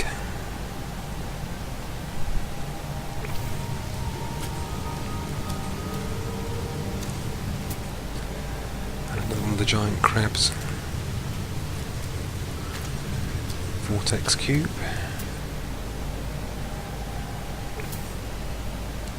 Green dots. I'm going to have to top up the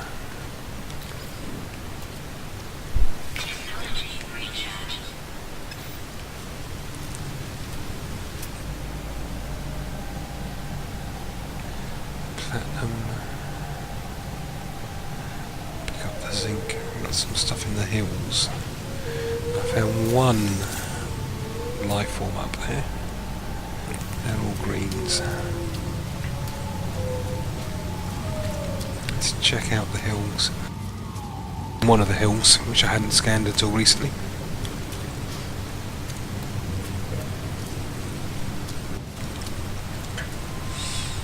It's not dropped down the pit, oh, it's not too bad.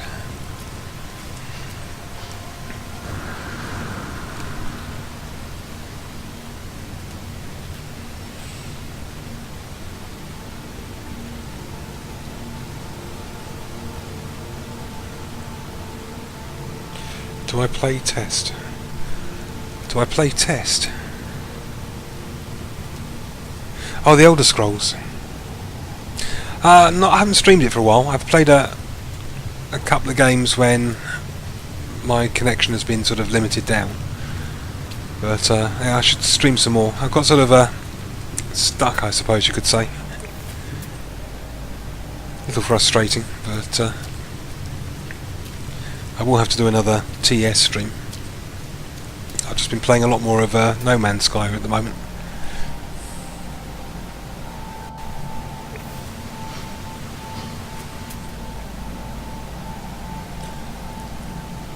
So yeah, we'll have to do some more Elder Scroll content. There are probably a lot better players than me out there, but as I'd said in the channel header, that inept is probably a good description of my gameplay. Possibly frustratingly inept to watch.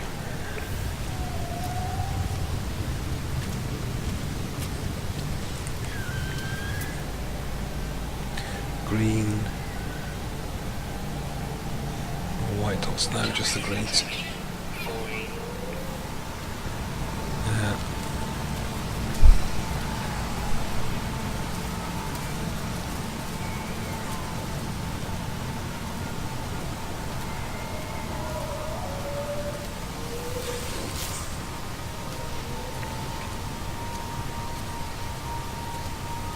We have still, with the Elder Scrolls, rank 6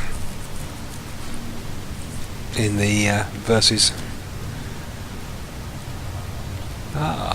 Drop pod. How much money do we have?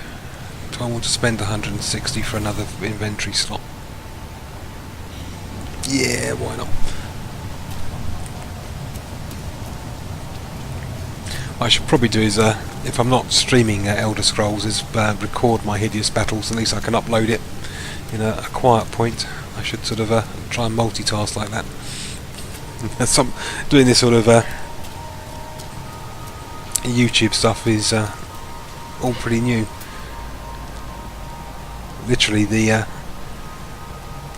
first few streams, what, 10 days ago maybe now?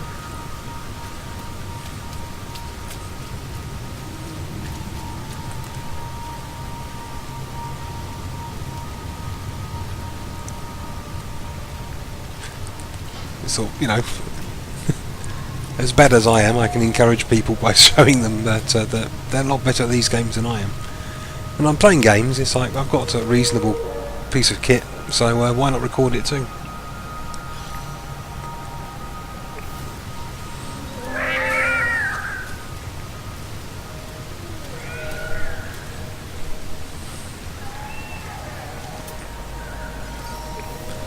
Just a few cloppers.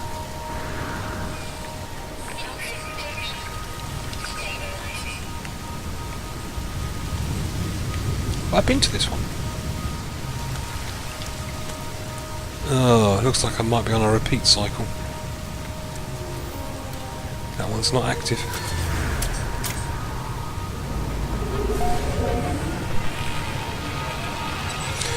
So, pop the save point. Might have to fly around for a bit.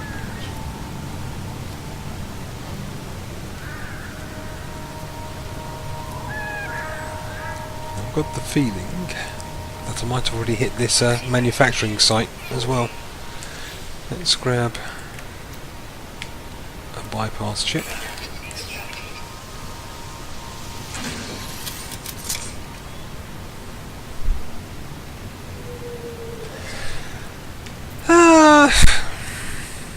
Once I was a huge fan of zombie games.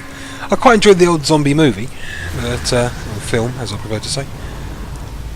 That's sort of the genre, and what was it? Z Nation.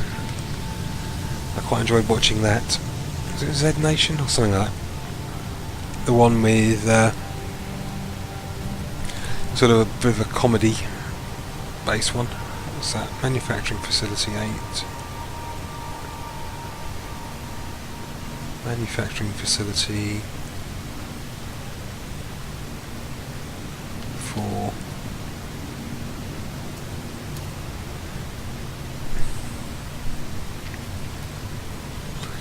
There was one I played ages ago on a console. Was it Dead Rising, one of the first ones?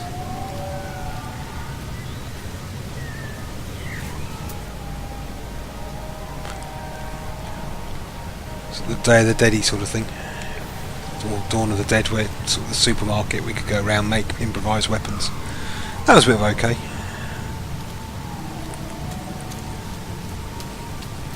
And probably one of the early Resident Evils as well. I played one of those, which you could call a zombie flick. Zombie flick, zombie game. Back on probably a PlayStation. PlayStation 2.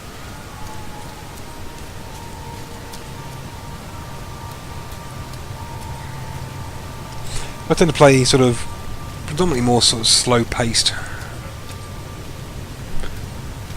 games. Like things where I think, or things I can just soak in the ambience, I suppose you could, like this. As you see me in combat, it's not pretty. Dead Rising 4. Yeah, I've heard of the Dead Rising ones. Maybe that was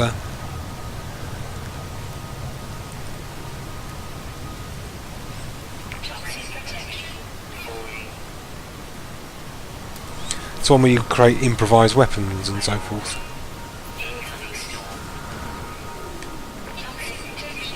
There we go. Haven't been to this one. Eesh, 170. So I take it you're a fan of the zombie game?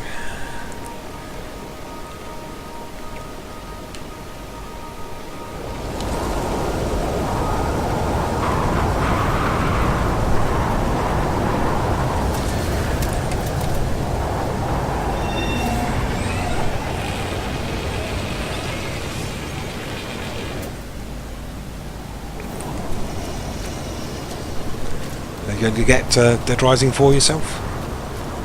You could even stream it. This old fart can do it. Anyone can.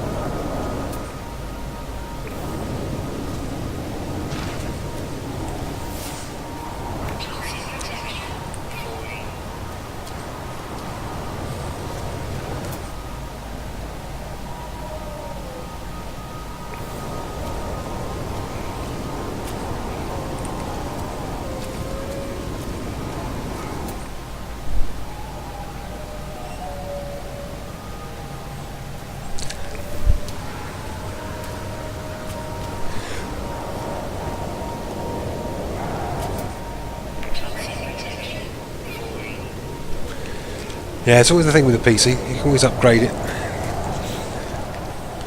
This is about 2 years old now, this particular rig, but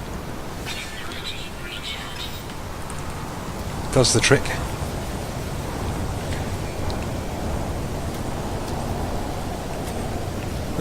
Playing this on predominantly medium settings at 1080p and streaming at the same time, which is not too bad.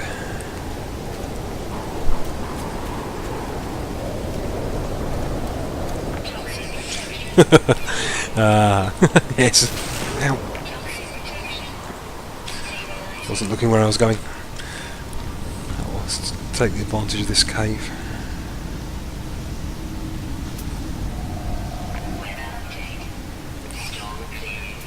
Have we got any life forms? Haven't found any cave life forms yet, so let's have a wander through here for a bit.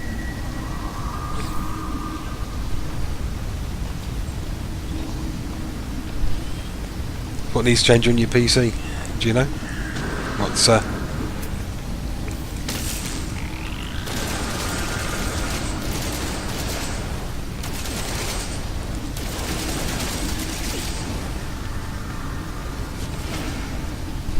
or is it just all needs a good clear?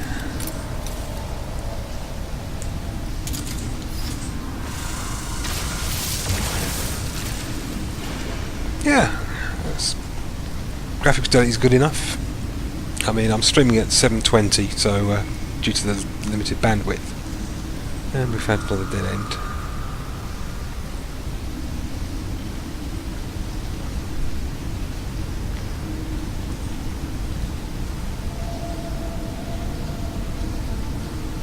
This is an i5 4690 running at 3.5.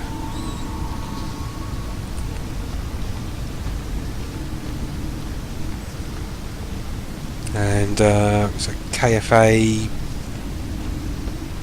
EX overclock with 4 gig of RAM.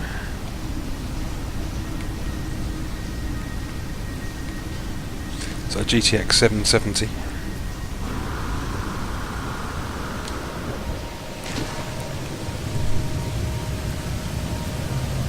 The Steam is just dual.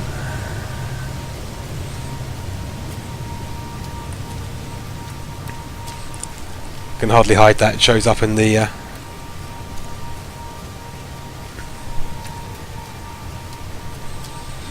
shows up with the Bethesda stuff and some of the other stuff we'll be playing. Well, that's my alias on Steam. But you see Dualan, it's probably me on forums as well.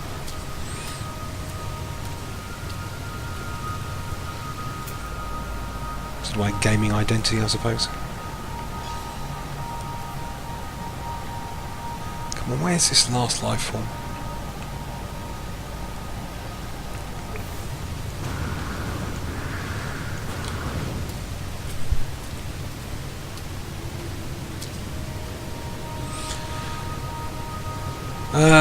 Yeah, I've got 8 gig of RAM on the PC.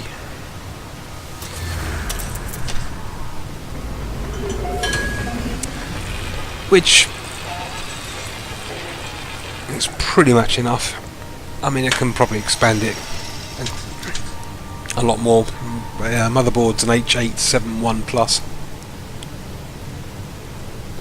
If I remember rightly, I can go up to an i7 with that.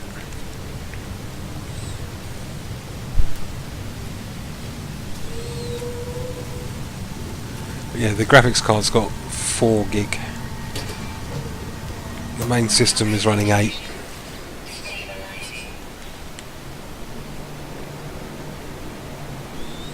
Primary drive's a 0.5 terabyte Samsung solid state, which is one of the best upgrades. Oh, whoops. Didn't mean to shoot you. So a solid state drive just makes a PC behave. It's fantastic. I talked about the laptop the other day. I upgraded, well, I've nicked one of the half terabyte. I've got a Crucial M4, which is where all my Steam games are on. And external Inatech USB caddy, so I've connected onto the a USB 3 port. And I've got one of the 1/4 terabyte drives off the old laptop as well. So I replaced those with the pair of 1/2 terabyte solid states when I upgraded the operating system on the laptop to Windows 7 Professional.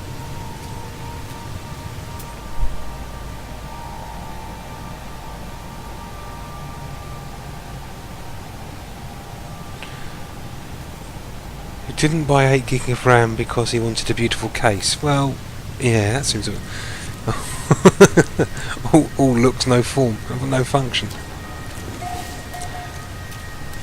I mean, the case is kind of irrelevant. It's I mean, theoretically you can always replace the case.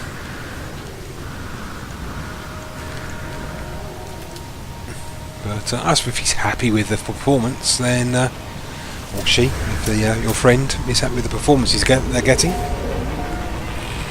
But yeah, I'm running a 64-bit system, so there's no point just running 4 gig of RAM. It gives yeah, we've got you. Quick scan round for red dots.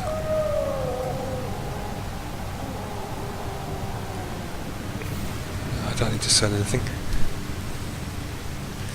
I've only real experience with Windows 10 is helping mother on my mother's tablet. It's better than Windows 8, which was abysmal. So they've improved things a little bit.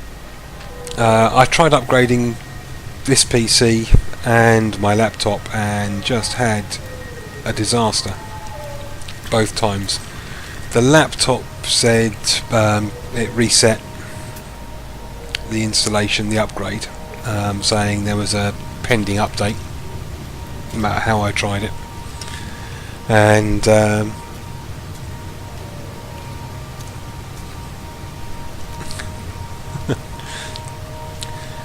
this particular desktop, it got to the upgrade and I lost internet. Wouldn't connect to the internet, which means it couldn't sign home to register the fact that this license had upgraded. And then trying to roll it back, it blue screened on boot. So, oh hello, this is the missing creature.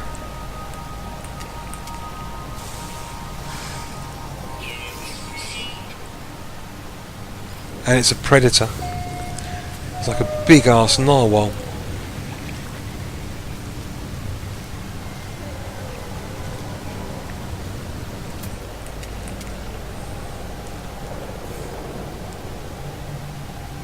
Haha, we got it.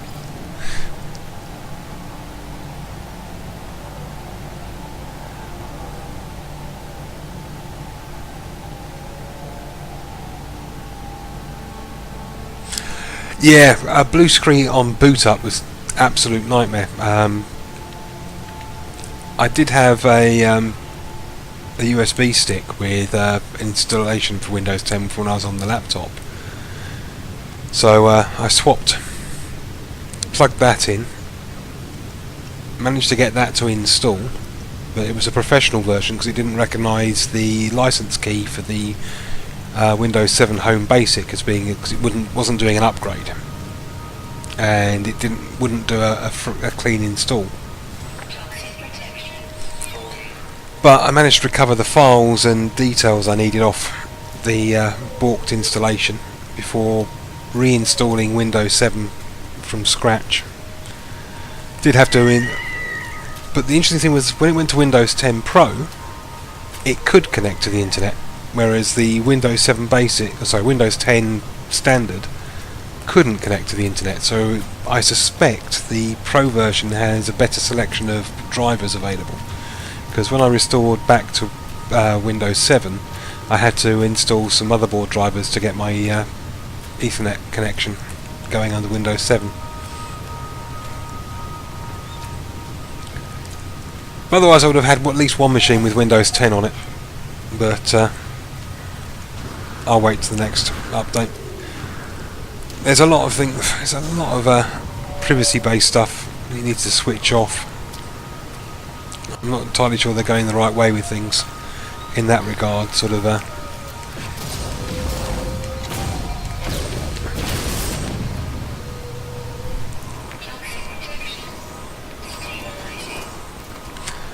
But yeah, it's been a while since I had that blue screen, so I got a nice clean install of Windows 7. Then the updates, there was a gazillion of them, and it was having a nightmare doing the updates. So I picked up open source software, WSUS Offline, which is absolutely fantastic. Allows you to do a complete Windows update from a memory stick or an external drive. So we got everything back to normal, which was quite good. But yeah, definitely left a sour taste about Windows 10. But finding my way around a bit. I mean, my mum's in her 80s, so she's not the most technically savvy person. So I tend to be IT support, which I was where I was the other day. So anything goes wrong, or she's got problems, I tend to have a look at it.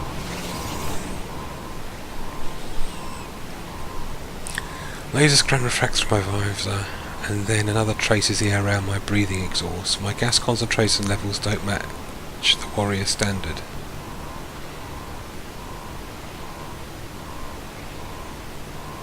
Okay, I've got no clues.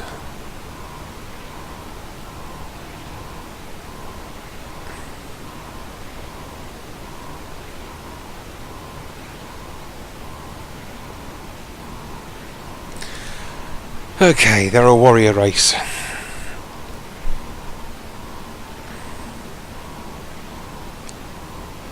So, it's a coin toss.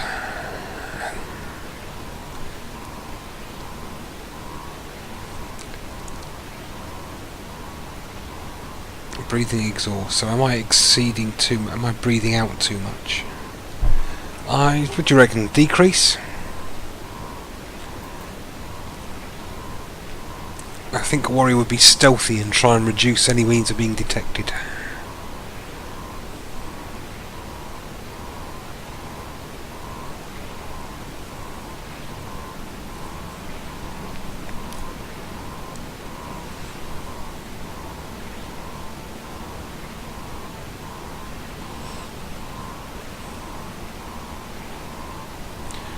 So many games I play. My video card doesn't support DX11.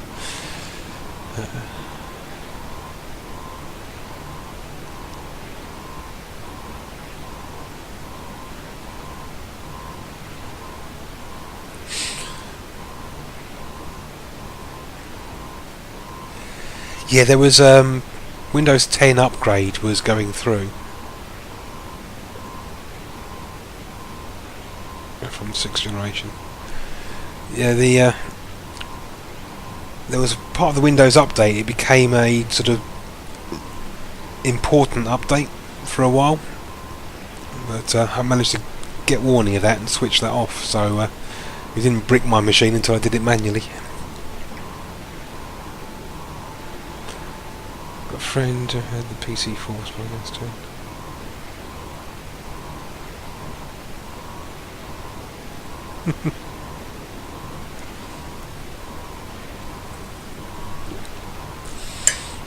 Right, let's go with decrease.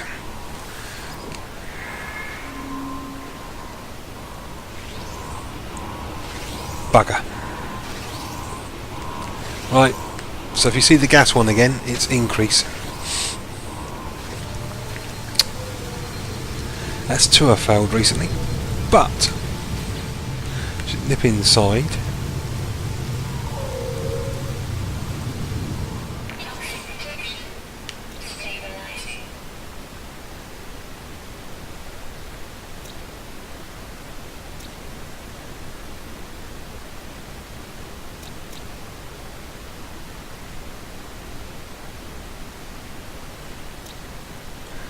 got any weird names up on the top there? Boiled snaggletooth. That's the last one. Oh no, there's still one more. 93%.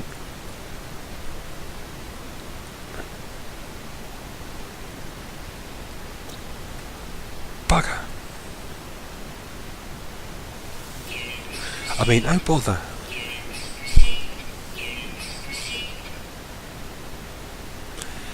I played a couple of the early Mass Effects on Xbox. In fact, on the Xbox One, I got the Xbox 360 version installed.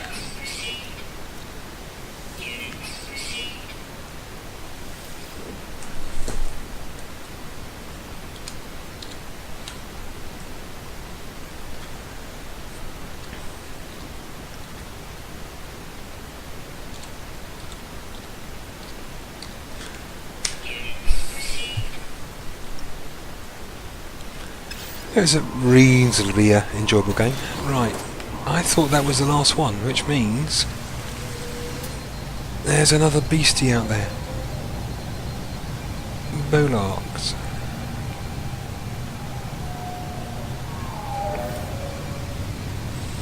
And I messed that one up as well. Right, remember, increase gas next time.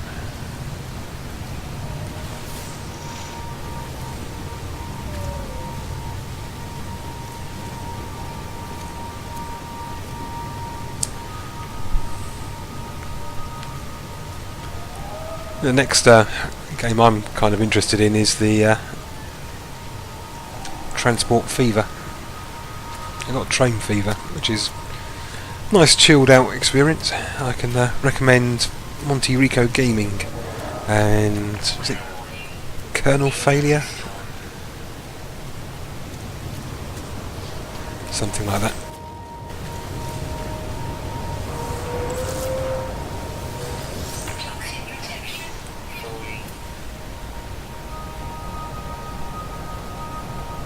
Able to see some of that action. But yeah, Transport, the new one, sort of a Transport Tycoon-y sort of thing.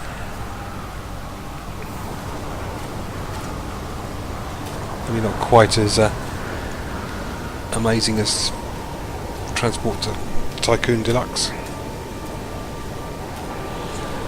Well, you never know. Programming is not easy.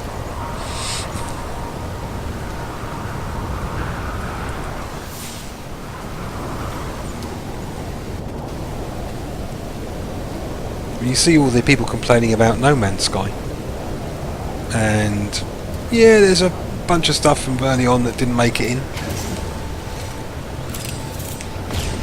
but I haven't been riding the hype train.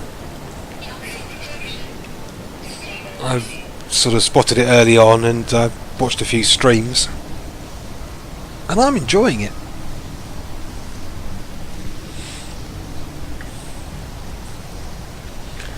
Definitely more variety than in planets than Elite has at the moment.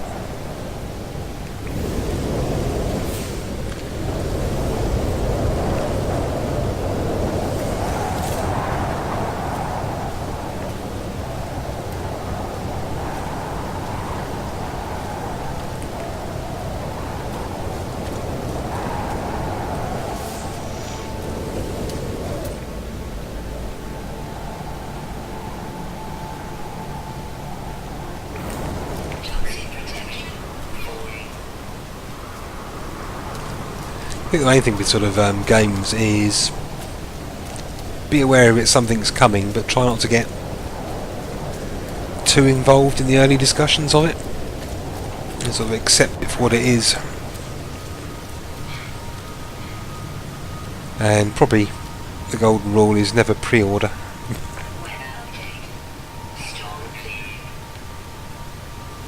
I've been burnt a couple of times pre-ordering.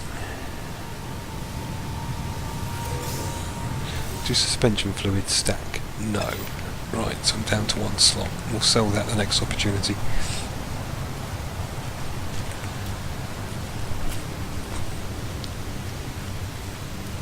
Probably one that really put me off pre-ordering was Sword of the Stars 2. Sword of the Stars, great little game. Sword of the Stars 2 looked good, better graphics, more interesting systems. Pre-ordered, then you've got the head of Kerberos, I can't remember his name, sort of the day before release saying, well, we've had to cut a couple of little minor bits and pieces. I think it was third neutral races or something like that, because they just weren't working and it was going to bring the game down and yada yada yada. And I was like, okay, fair enough. then the game released and it was complete pig's ear. Complete nightmare. It was absolutely awful. Performance was crap. Features didn't work. Crashed left, right and centre. I think he posted this excuse thing saying, oh, a bad version of the code had been uploaded by mistake, and they'd lost the correct one. It's like a dodo ate my homework. That's why it's a bad game. And it's like, to what? You're a professional games company and you've managed to overwrite your version control.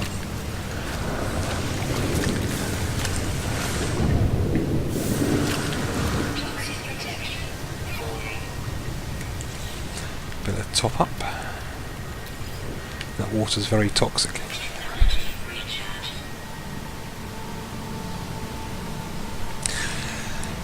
Yeah, on the whole, pre-ordering, I must admit I tend to shy away from. Though in some regards, I mean, I've picked up Minecraft in alpha.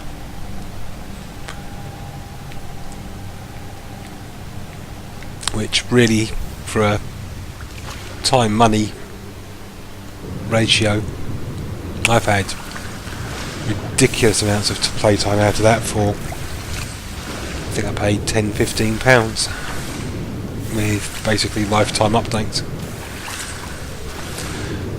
But yeah, pre-ordering is definitely risky.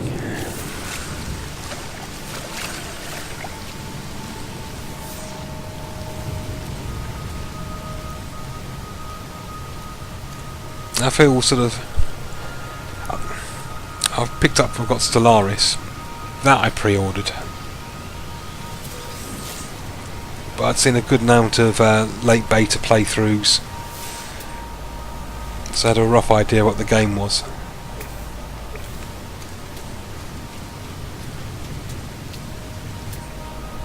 You're a detected by binoculars even though I haven't seen you thing.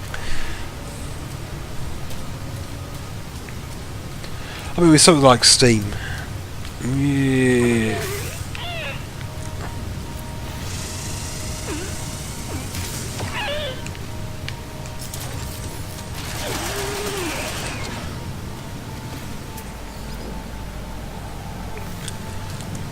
You've got the refund option on Steam these days, so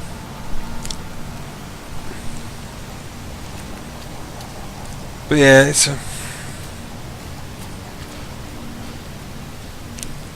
definitely dubious. I mean, if you can afford to just sort of like lose the money at times,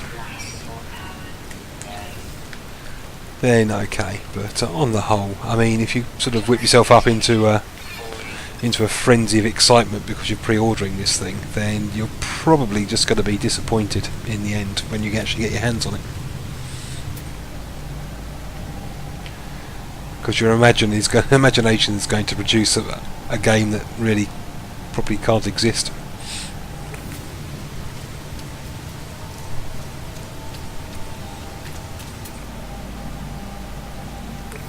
Is it caveat emptor, buyer beware?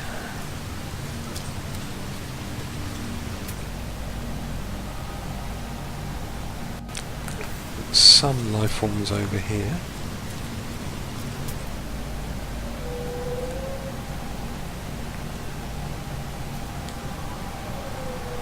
One up in this direction. Don't need plutonium at the moment.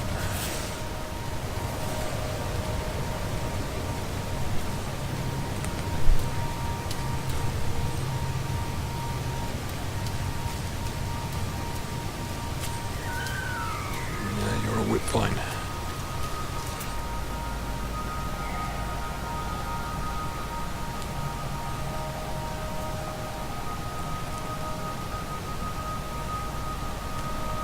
Maybe head up into the hills. Maybe there's another hill-based lifeform.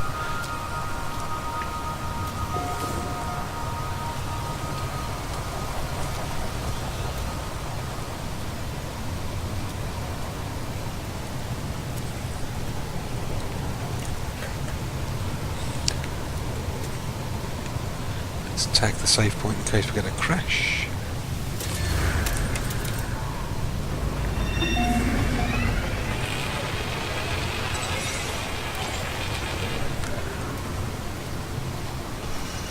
Yeah, I've picked up a few games on pre-order that have been okay.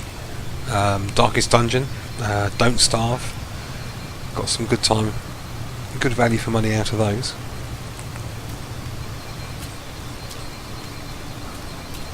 But yeah, early access and early access is potentially even worse. Towns was a notable one for failing to really meet the standards.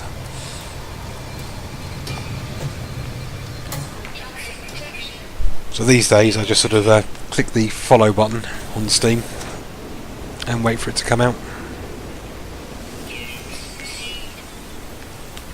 I mean, there's a free open beta like with the Elder Scrolls, then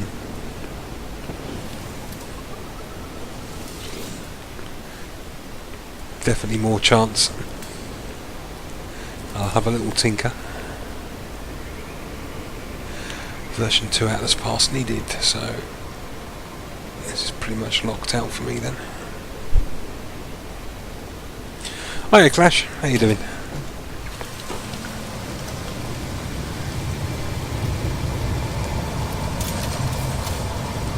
Actually, let's reload. Swap. Grab that gold.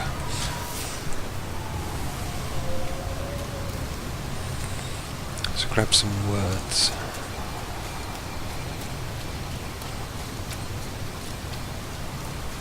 Could grab the ship.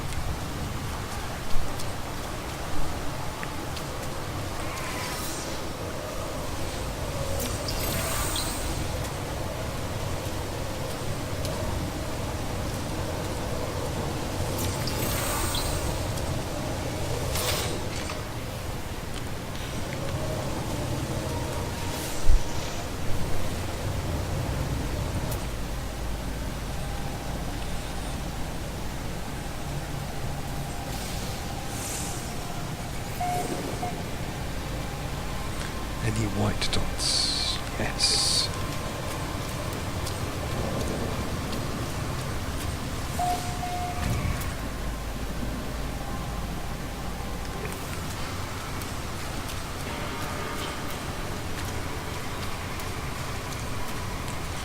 Any higher ground? Could go that way.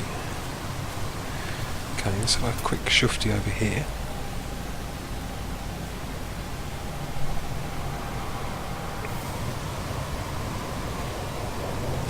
Oh, the big freighters with the gun emplacements.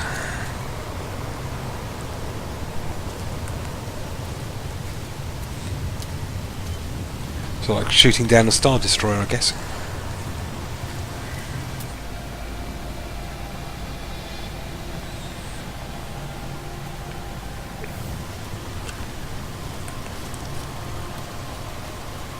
I don't know if you saw, the only time I've ever been in combat near one of those was to help them when they're being attacked.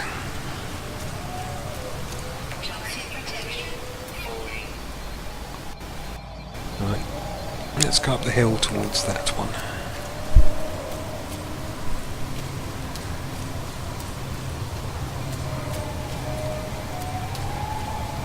So Clash, did you buy the No Man's Sky on release after seeing some streams, or did you pre-order?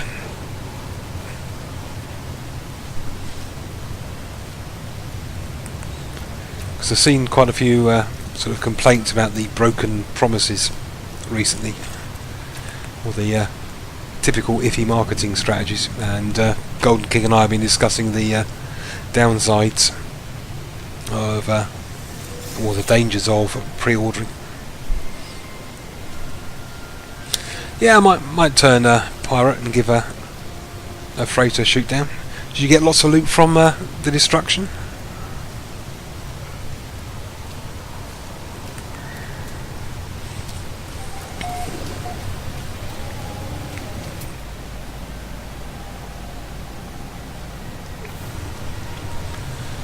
Was it just a fun gameplay moment, which is often the reward in itself?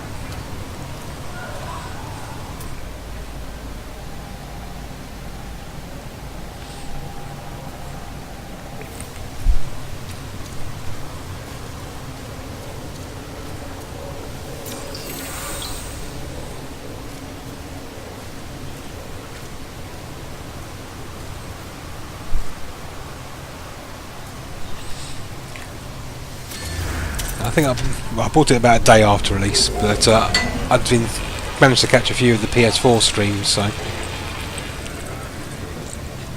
I knew what I was getting into, or at least what the early gameplay was going to be like. Ah, good. One of these.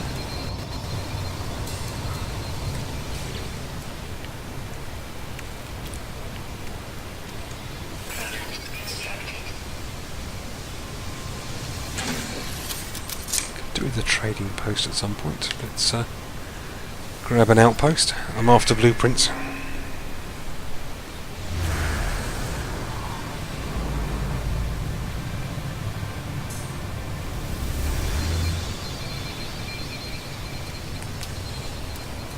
That better not be one I've already visited.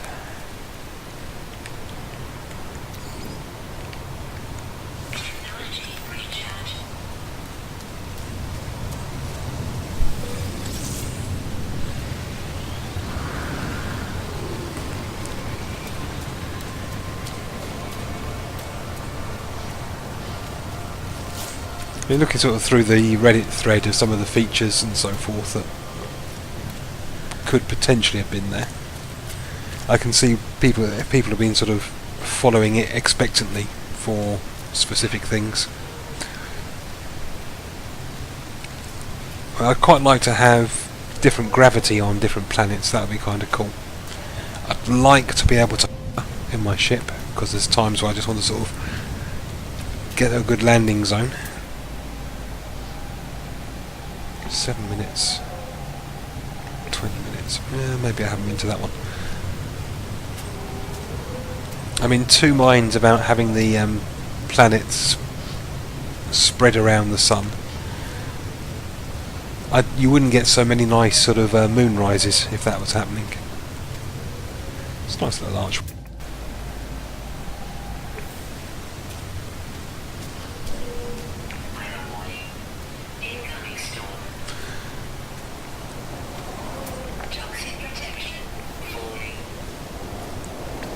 So it's sold really quickly. I mean, it's for a little indie company. I mean, procedurally generated worlds.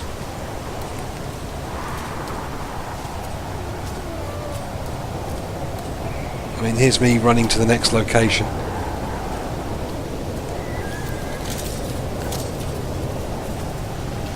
In an acid rainstorm.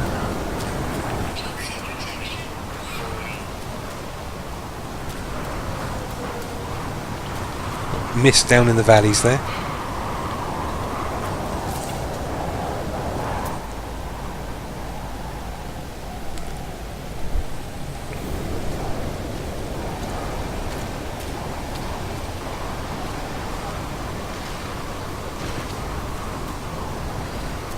Mist over possibly a lake, actually.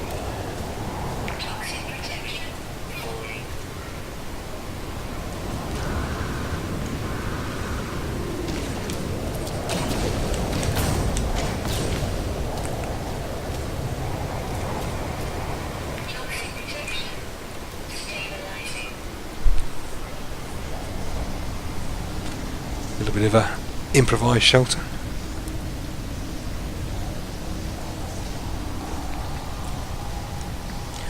Been to, how many systems I've been to now? 4, maybe 5 systems. I've seen some similarities, but this particular one, I mean, aquatic life forms, fantastic green, emerald green landscape.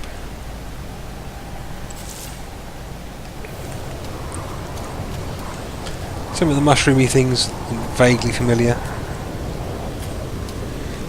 but it's the differences inside the familiarity which stand out. Toxic protection falling.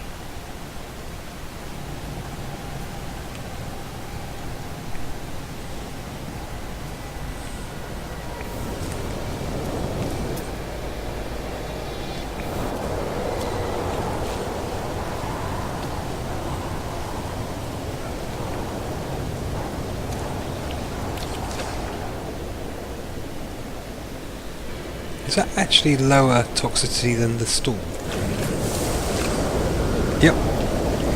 Slightly less toxic in the water. Toxic protection falling.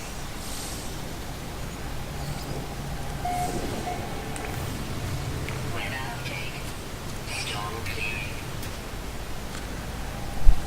Life support power low.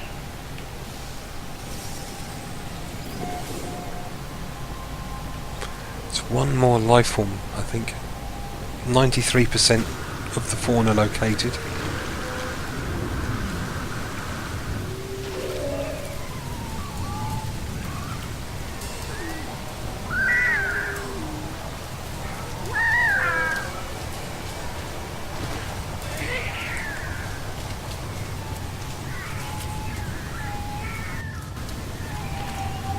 Maybe there's something in the cave. Toxic protection stabilizing.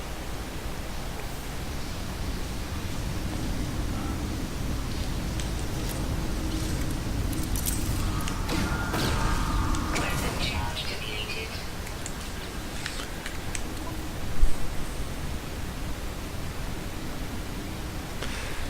I don't, it's is it parts 8 or 9? I was on the Memorial Planet. Planet named Armour Shirts Requested. And that had sort of pearlescent blue-green grass. It was actually a real shame to leave that planet. It had loads of resources, but the only thing it didn't have was lakes and seas. Technology recharge. Weather climate was fine. It was an absolutely fantastic planet. And that just one of my grenade launchers.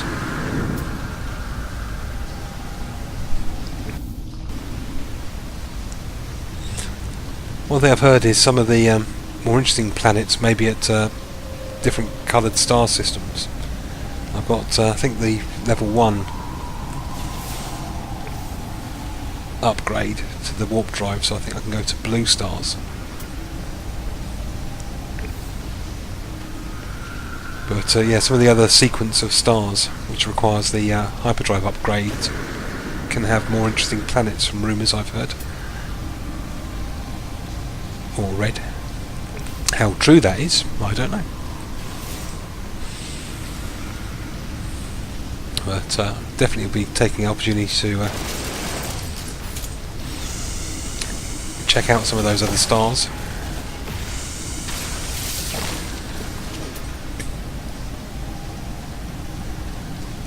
Greens.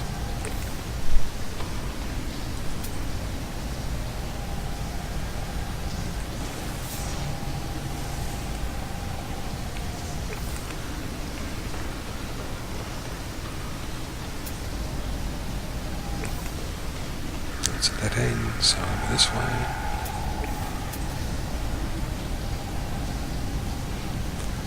And that's a dead end. Oh.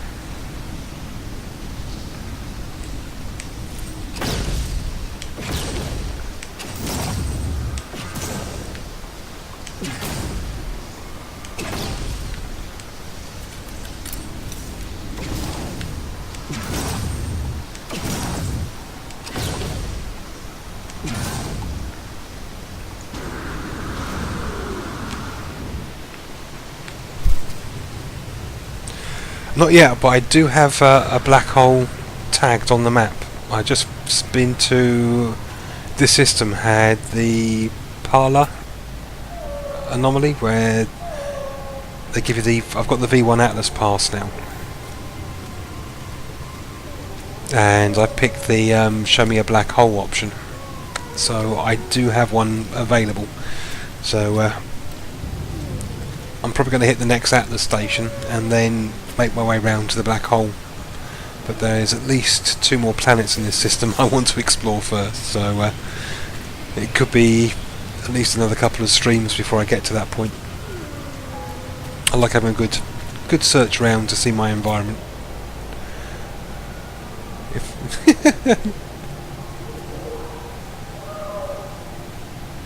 You're hooving it.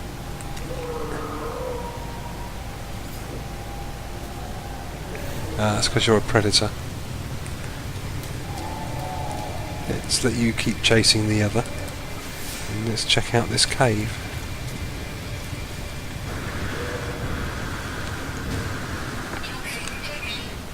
Stabilizing.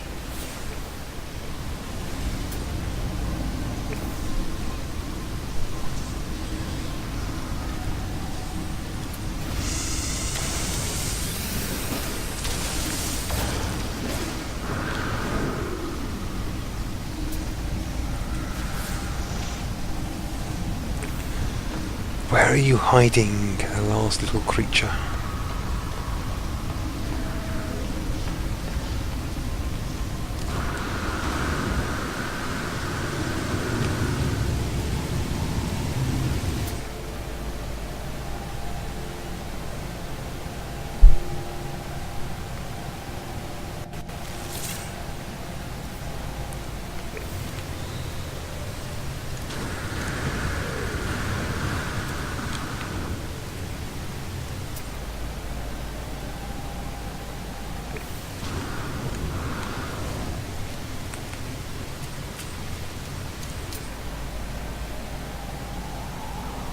Right, you're busy with that, so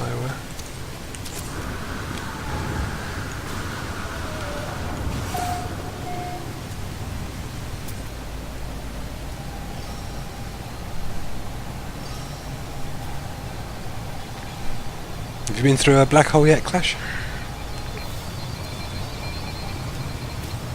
No spoilers though, I don't want to know. I already know that they're basically a sort of wormhole-y thing.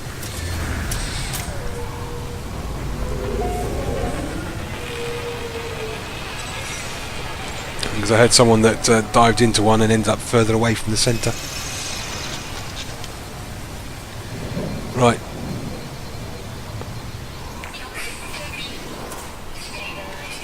This is one I've been to before, so I'm now getting repeated targets. So let's cool the ship and fly some distance.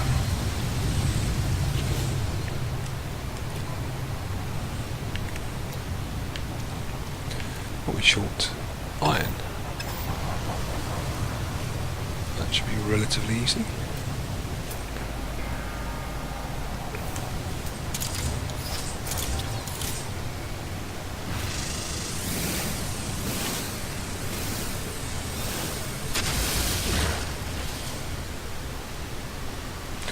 Let's get another quick hit of the line, make sure I've got some supplies.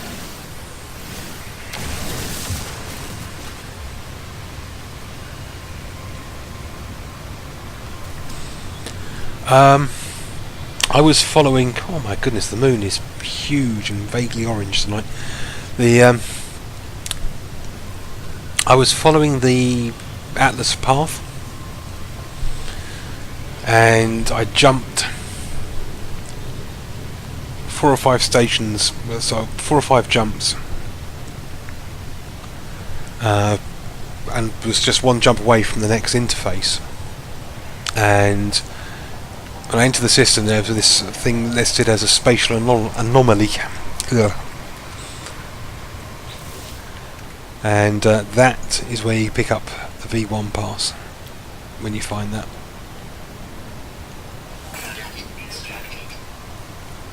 But I've not found a V2 yet. So I wonder if I could have found that anomaly earlier if I hadn't, because I've been jumping sort of like, because I got a decent hyperdrive, 2 or 3 systems at a time. So I wondered if I took the slow path, if I would have been locating that particular encounter sooner, or if it was just that one system. That's a fantastic sort of a strawberry champagne coloured moon tonight.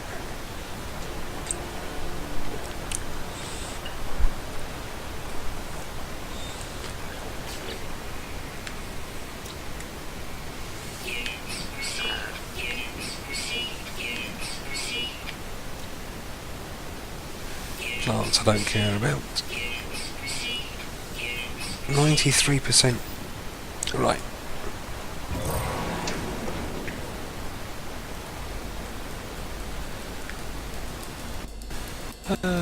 What's new?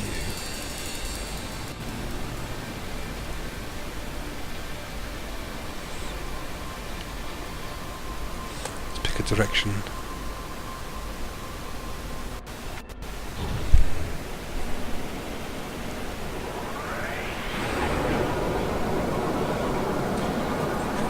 It took me hours to get hold of the antimatter I needed to escape the first system after swapping ships.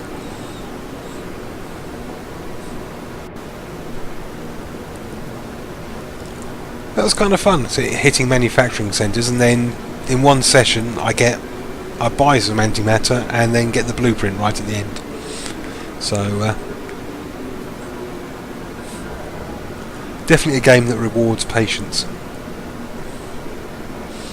And then laughs in your face. But that's random numbers for you.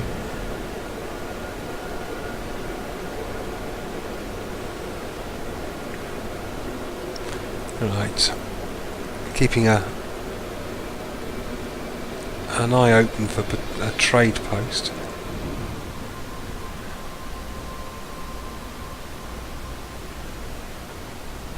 That could be a manufacturing facility.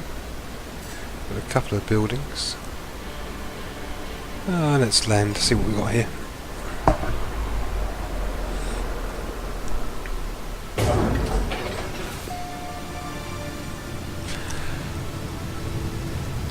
I don't know. I've got 2 Atlas stones now. They don't stack, so they do take up a lot of inventory space. I have heard or read that it's been recommended that you hang on to a quantity of Atlas stones if you're heading to the centre. How many? I don't know.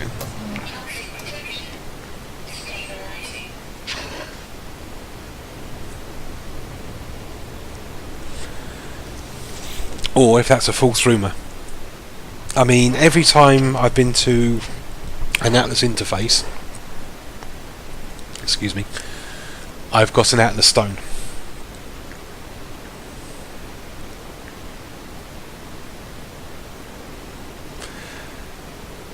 The warrior is silent a second before looking at the conspiracy. He looks behind to check for colleagues before powering down security system.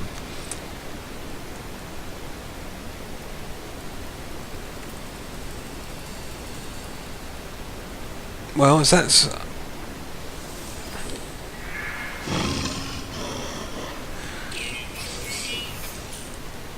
Aha!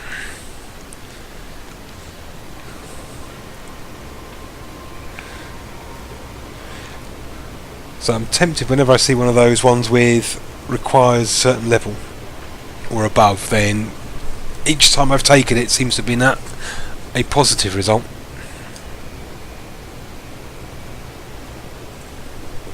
But I don't know many words of Viking, which is making these interactions a little bit more difficult.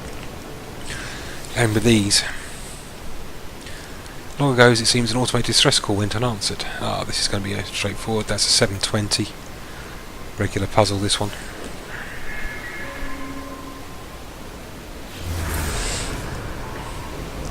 Plus Korvac standing and a crash ship.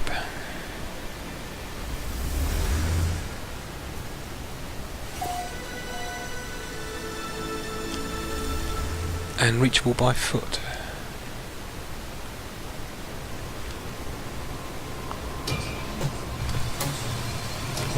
we'll consider that.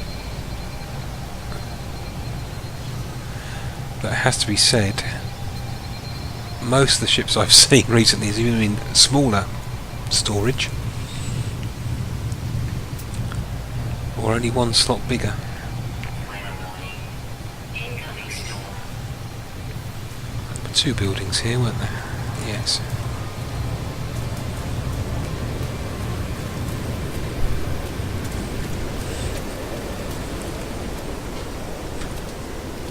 So going back to your, should you keep the Atlas Stone or sell it? They appear to be relatively plentiful. If you need the space and the units, then probably sell it. I'm keeping mine for the moment.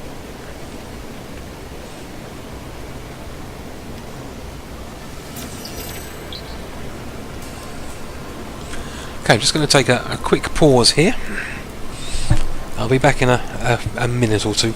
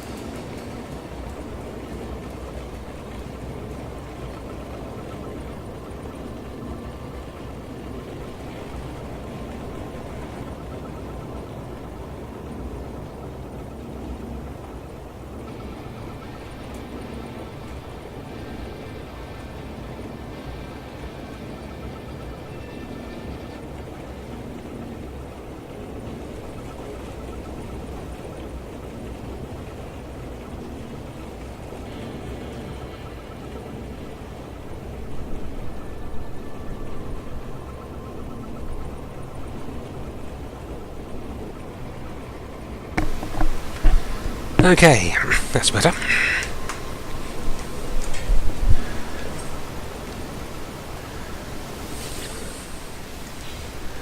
Yeah, I'm pretty sure I've got most of the multi-tool upgrades now.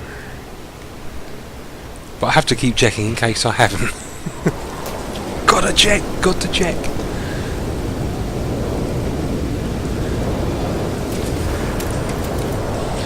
Grab a quick save point in case of disasters.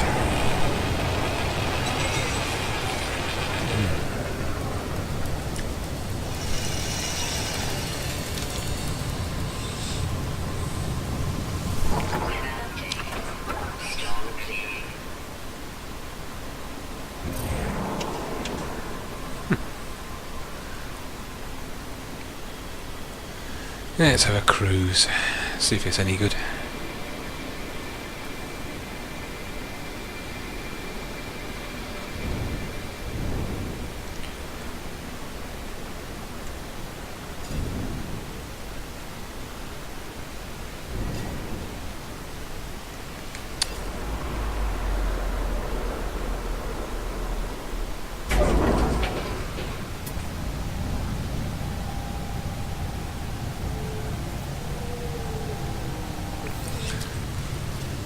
Got to walk all the way back up the hill.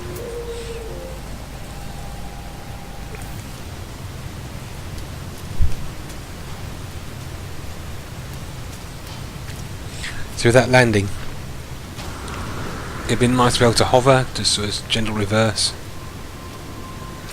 Ah, okay, it's a wide-winged bug pod.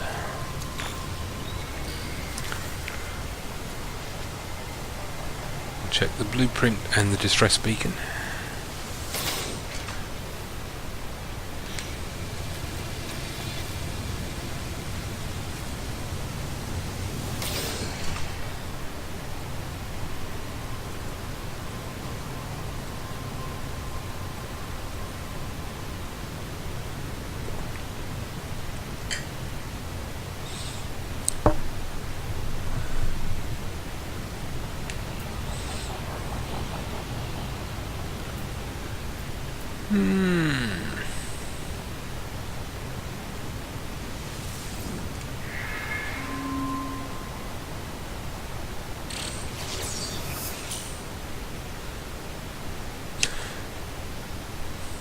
Vital launch and landing gear system.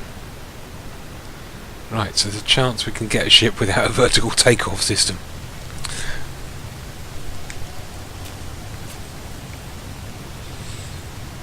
I think my ship has 17 slots.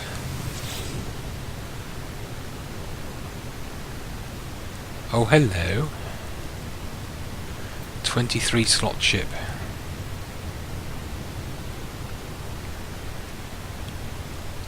Pulse beam is not exposed, which is a shame. You've got a Sigma reactor. Pulse drive upgrade, 6 open slots. We could be upgrading. No, it's only 1 slot better.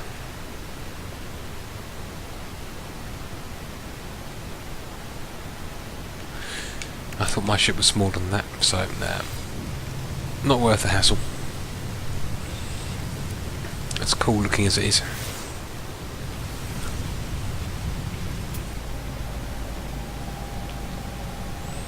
Right, let's go for a wander. Let's grab the platinum and then the zinc.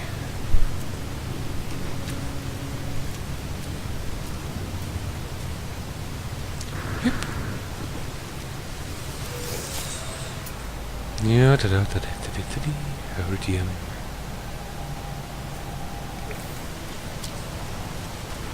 It's just green dots, one white dot, one white dot.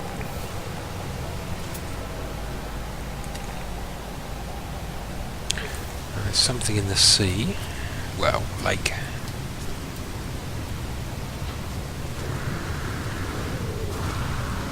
Or river, possibly.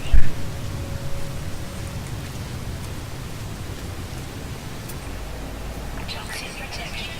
No, they're all greens. That'd be the jellyfishy things with the numbers. Yep.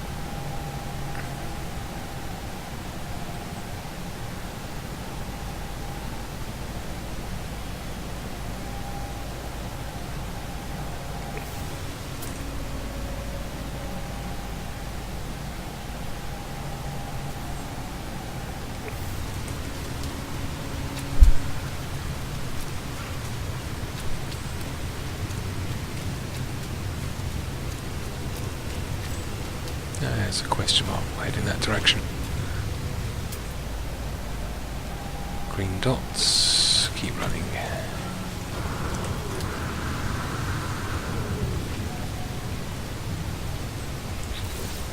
My inventory is full. Right. Stack of platinum is worth 13,000. Suspension fluid isn't worth as much.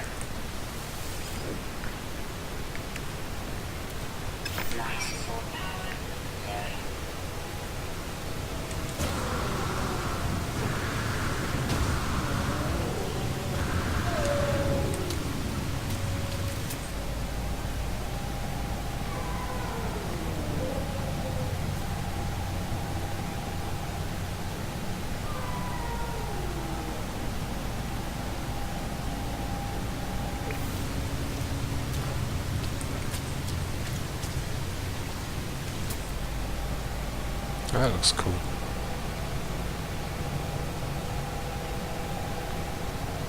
Okay, let's check that. There is a life form in there.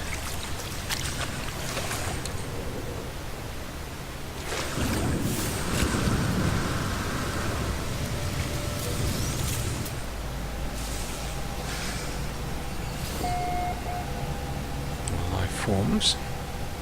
Toxic protection. Falling. Toxic protection. Stabilizing.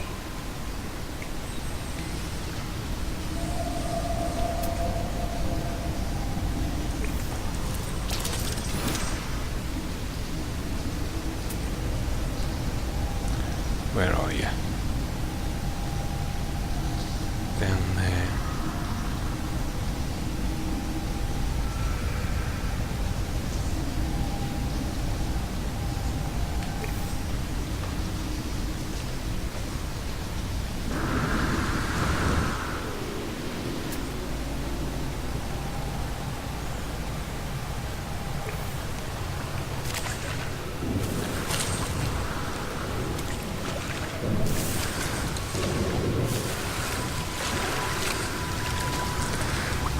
Yeah, melee turbo boost.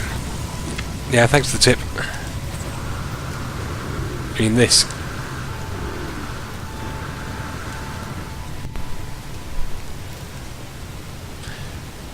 It can be a little bit tricky to actually pull that move off. Or at least with my fumbling fingers.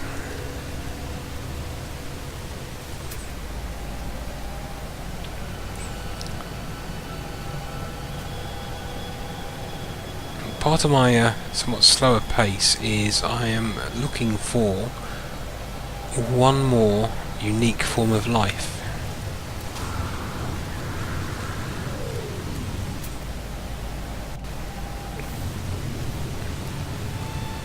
Just why you'll see me stop and bring up the scanner fairly regularly.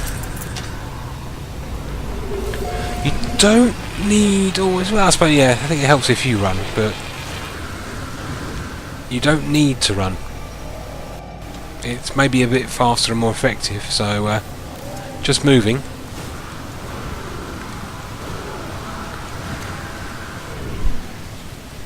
And I still get the boost. But you might boost faster if you're running.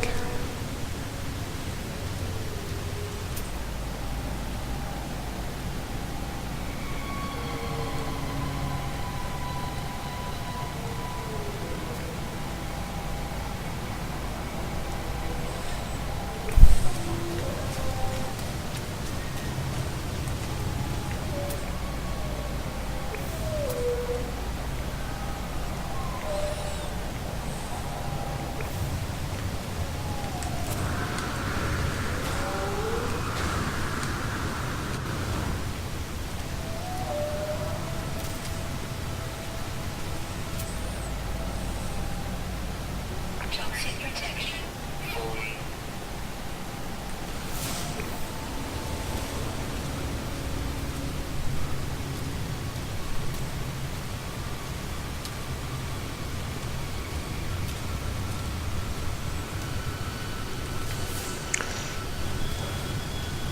I don't think I've actually meleeed anything to death yet.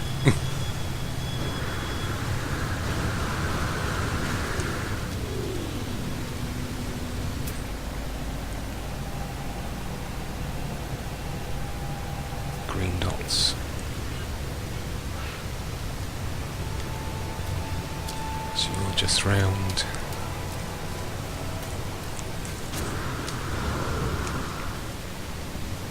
Ah, life signs beacon. Should be able to take me to a trading post. White dot.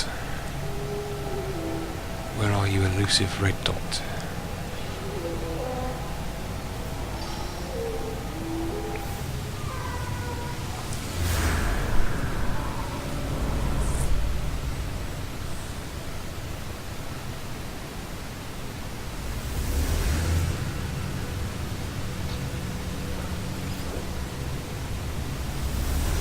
Okay, we have a direction.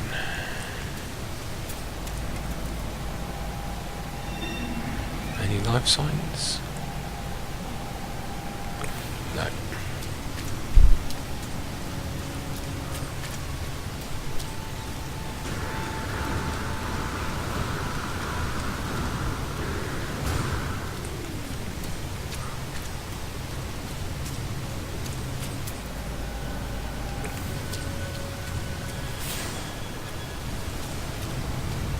Doop-a-doop-a-doop-a-doop-a-doop.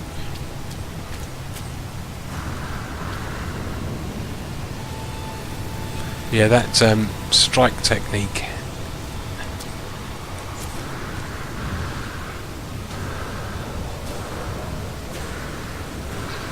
Make sure you've got flat or lower ground ahead of you, because if you bump into something, it stops you. Toxic protection falling. White dot, green dot. Come on, where are you, other animal?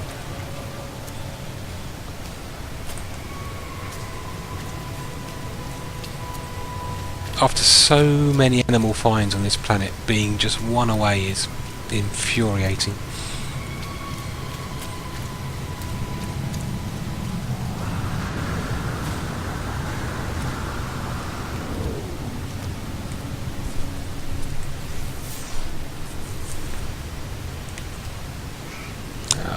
knowledge stone.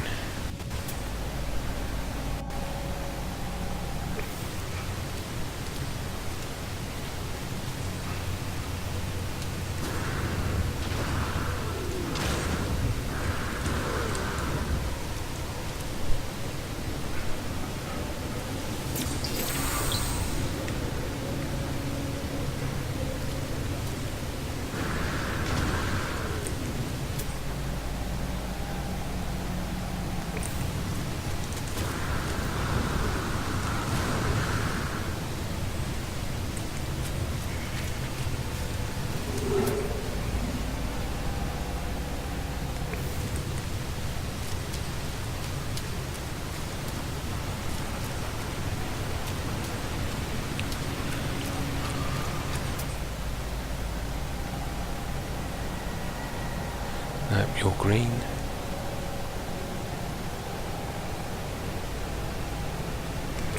Okay, got some life signs and locator beacon. Yeah, I mean, there's I'm deliberately staying here maybe a little bit longer trying to find that last one. I mean, I found a bunch really quickly, and there was a huge number of life forms on this planet. So it's probably got a low chance to spawn. Now, what I don't know if you know, is whether creatures are sort of biome dependent.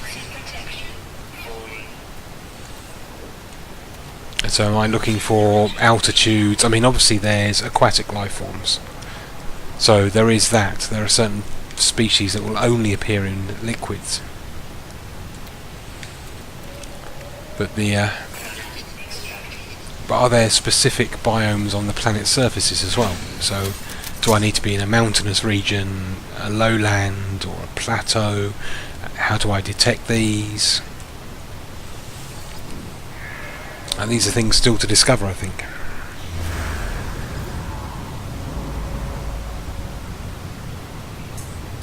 Operations Centre. Yeah, I'll get to the shelter, pick up the... Oh, another storm. Oh. The weather here is nearly as bad as England. Admittedly, we get a little bit less acid rain.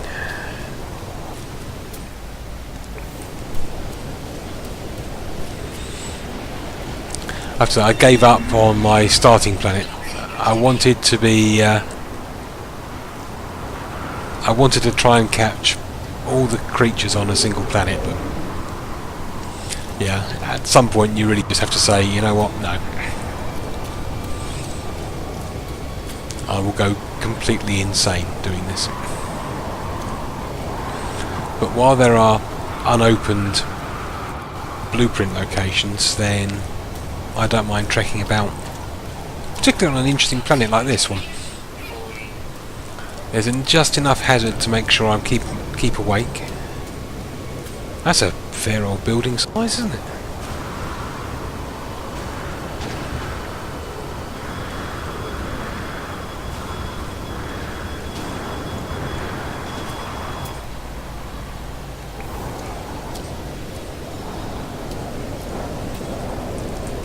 And it's well timed, so I can get out of this storm for a few minutes.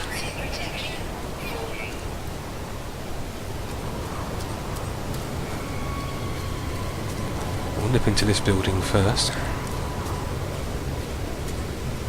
Yeah, it's got a decent sized settlement area. I mean, it's no city, but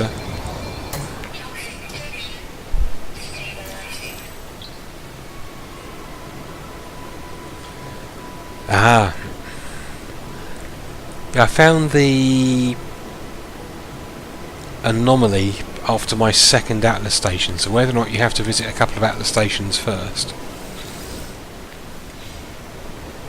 to trigger that potential encounter, don't know.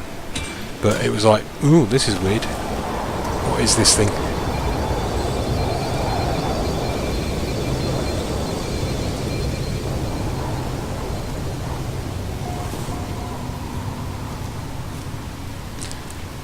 And I'm quite surprised that the V1 Atlas passes aren't used up. You craft one and it's there for good.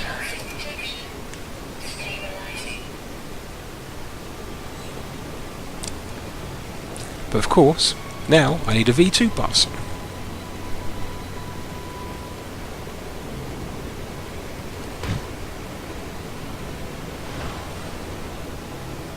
Hello, dredging. Gonna get any clues? Interloper, Viking ancients.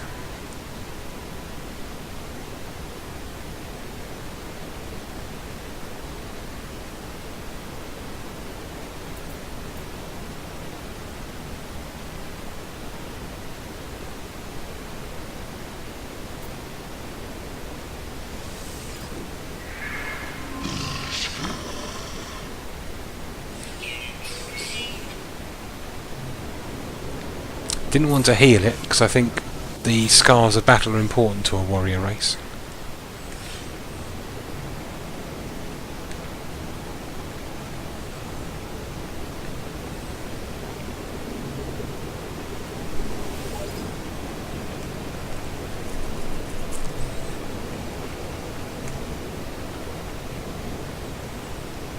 But this is definitely a game where it pays to be relaxed, patient.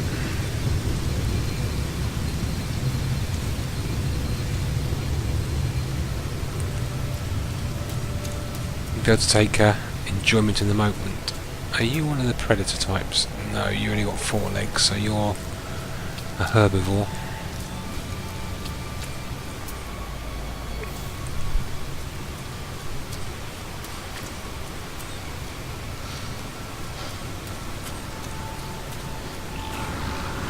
Apparently maybe you're not the herbivore type.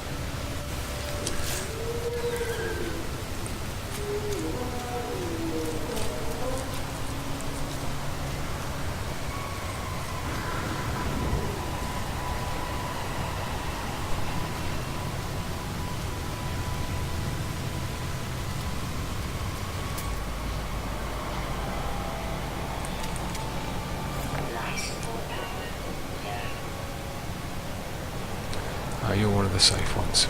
Great big spider legs, no claws. A creeping crab.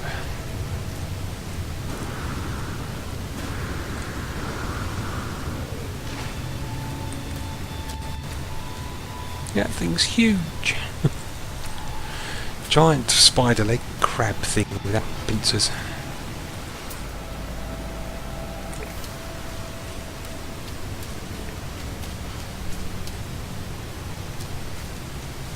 Toxic protection falling.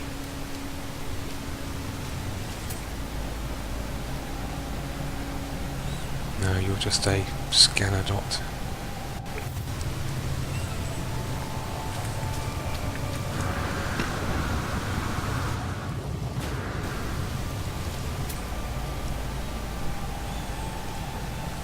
There's a life form in this direction.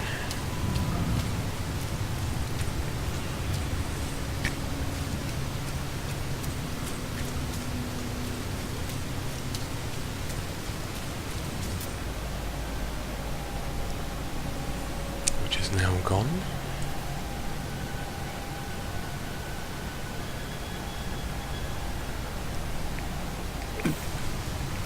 There's one near this point of interest.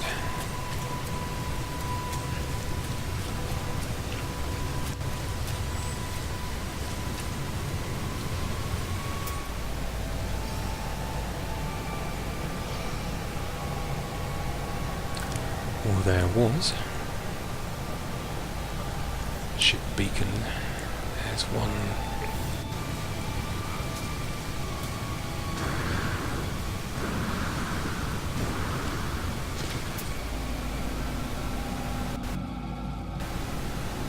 That elusive red dot.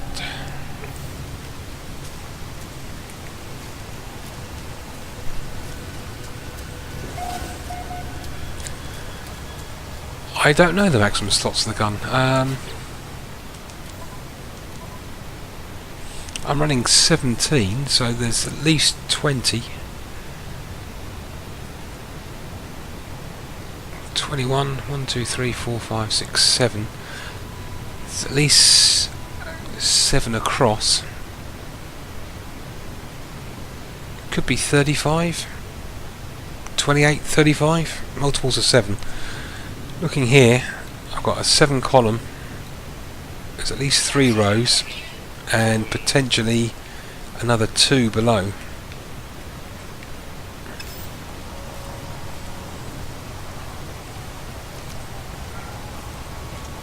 So at least 21, I would say. Possibly 28. Maybe as high as 35. I suppose it could be even higher than that, but only a guess. I think 48 slots for a ship and backpack, I've heard. Or at least that's one of the largest I've heard of. So potentially, I guess you could have a 48 slot multi-tool.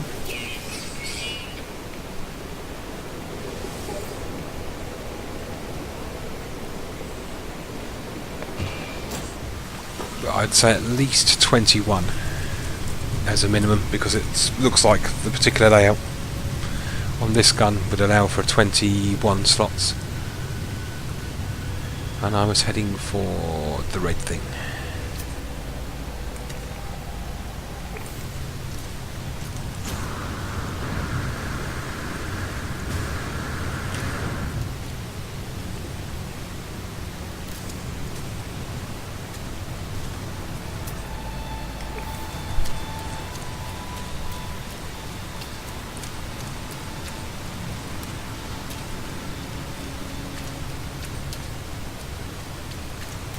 So I'm pretty happy with the 17 slot gun.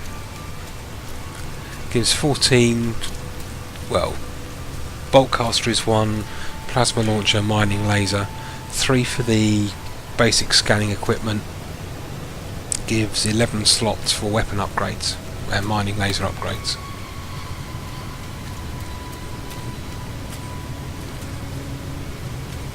Which allows the upgrades to compensate for my lack of first-person shooty skills.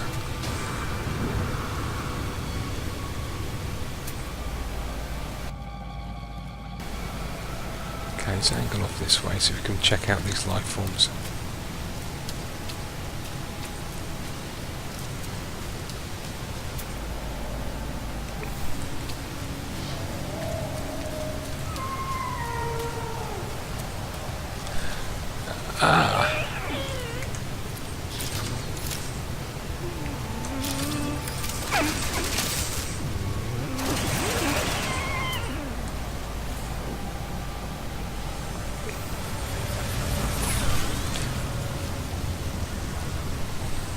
It was just sort of spaces.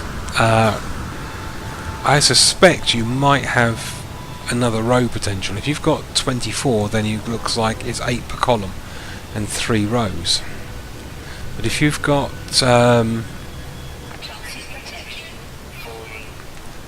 uneven row, then there's a potential for more upgrades. If you've got a nice clean rectangle, then maybe 24 is the limit for the gun.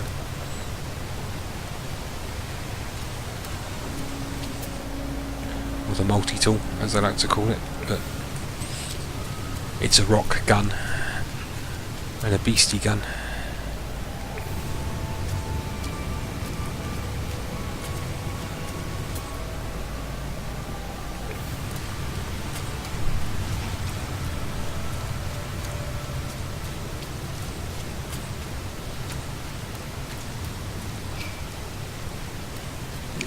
Crap, where are I?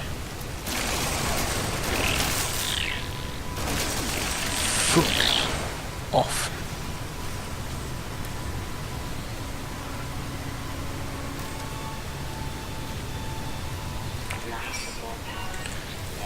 Okie dokie, so I need to recharge the life support.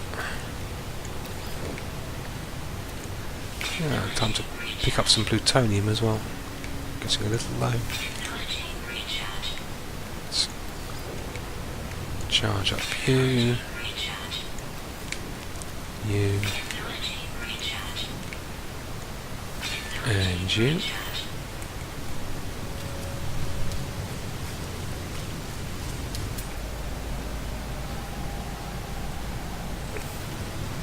Ah.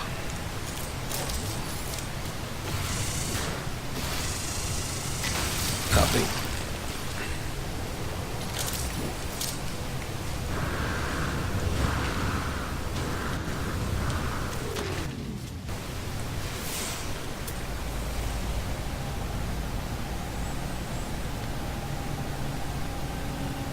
Let's grab the word.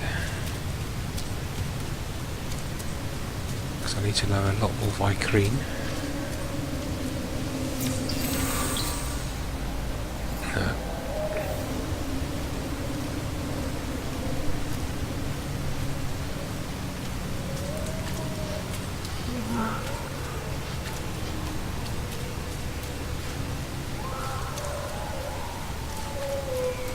This planet's got some good resources and big chunks of gold on it.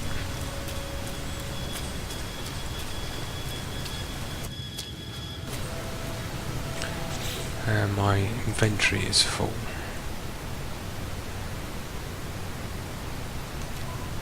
What we got on the starship?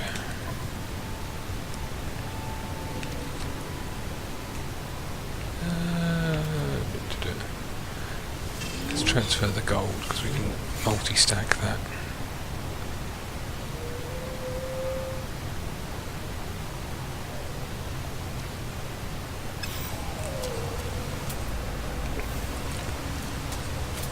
Oh no, you're just a scanner pickup.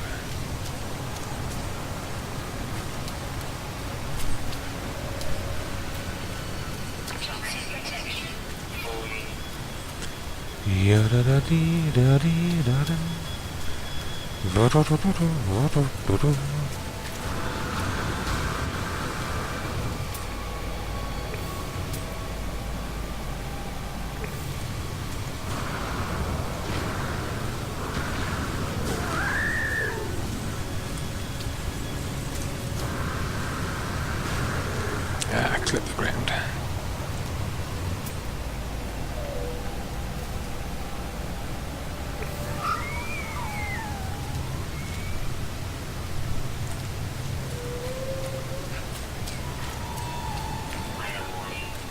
Incoming storm.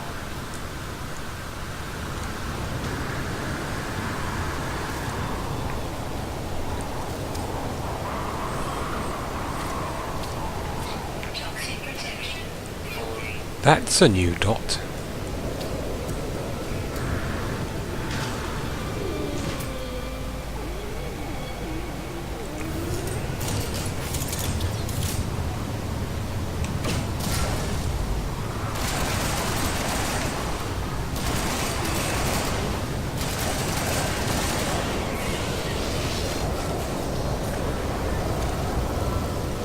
I haven't seen that green sort of dot before.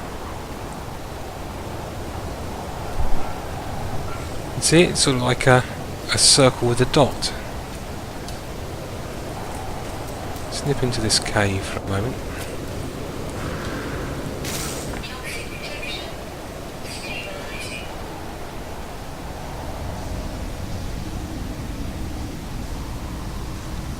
If you look, I've seen green question marks, but that is something new.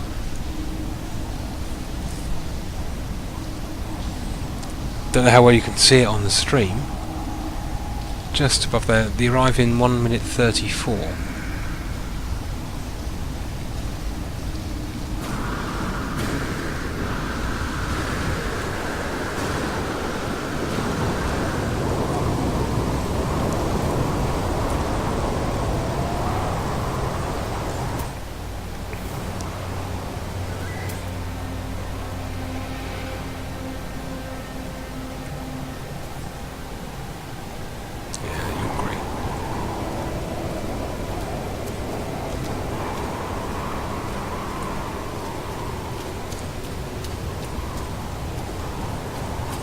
What are you?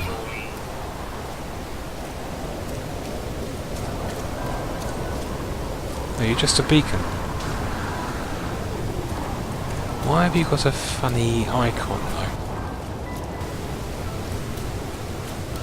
Oh, you're not a funny icon, you're a question mark with a dot over it. I thought there was a new type of icon. I feel like a complete muppet now. Getting all excited. It's one of these scanner traces. Ooh.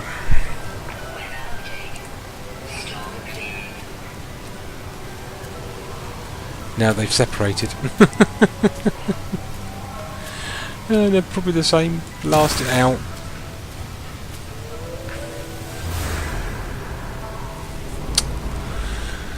Oh dear, I was getting all excited then. I thought I discovered something completely unique.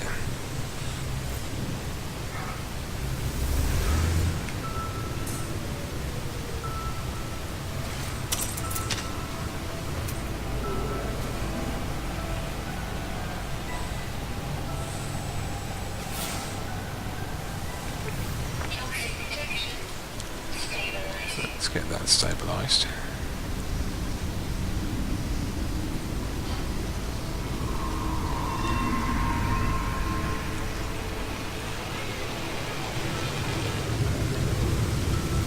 You're miles away.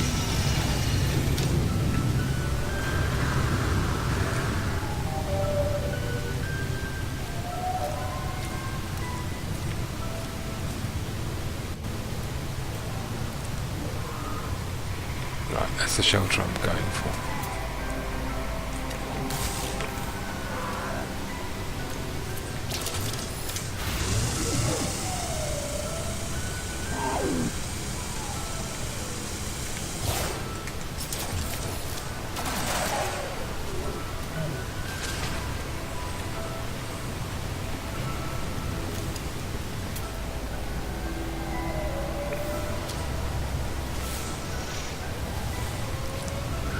Wouldn't say no to a health plant. I think I've lost a unit.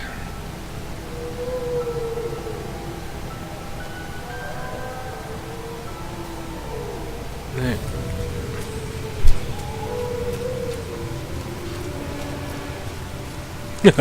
Are we referring to insect bugs or unfortunate programming errors? I haven't seen too many programming errors.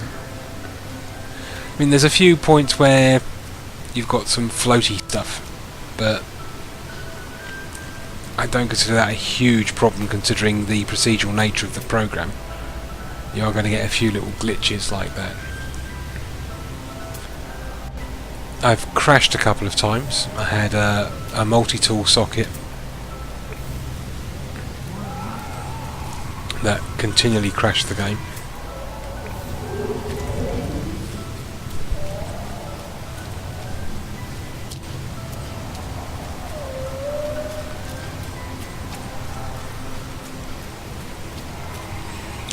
Just like the UI is a mess.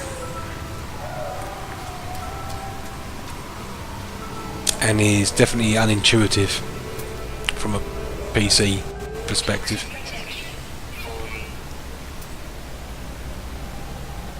Your green dots.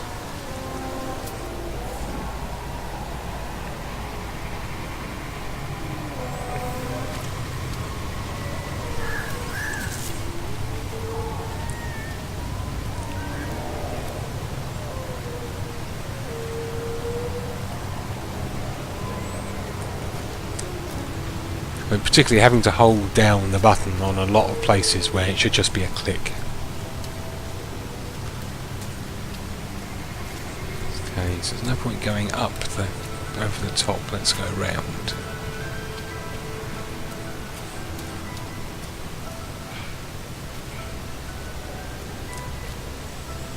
There's some argument about the inventory spaces.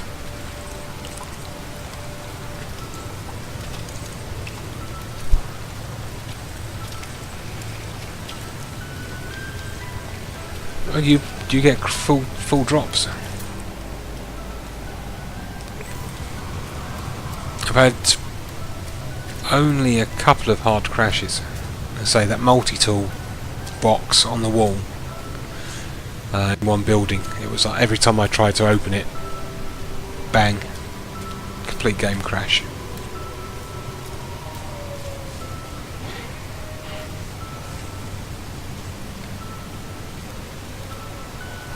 And just one, maybe two random crashes since then.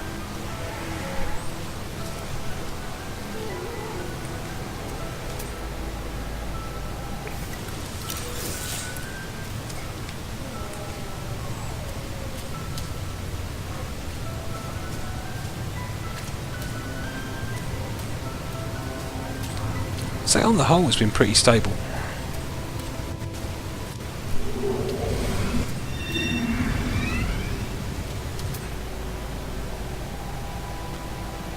You have to bear in mind I'm also got OBS running as well. Toxic protection falling. So I've got some encoding going on to upload the stream. Oh, there's my destination.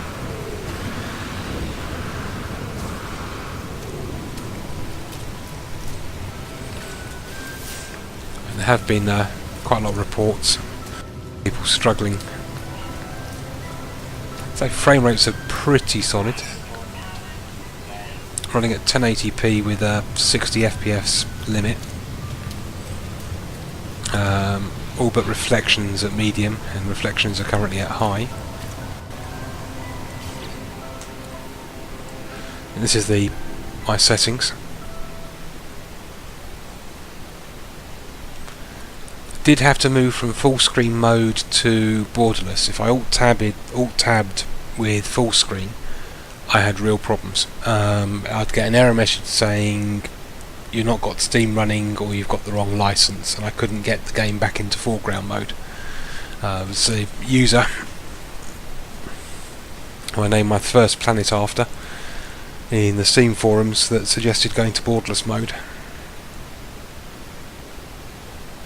And that fixed that particular problem. I regularly get a crash when I start the game, usually for the first time, and then I restart and it's fine. I usually get a Windows close the program, debug dialog pop up. I might get the debug because I've got Visual Studio installed on this machine. But about 90% of the time when I start it, I get that crash.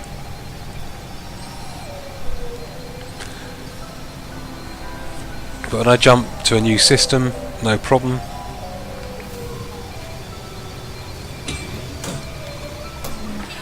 At least so far, touch wood.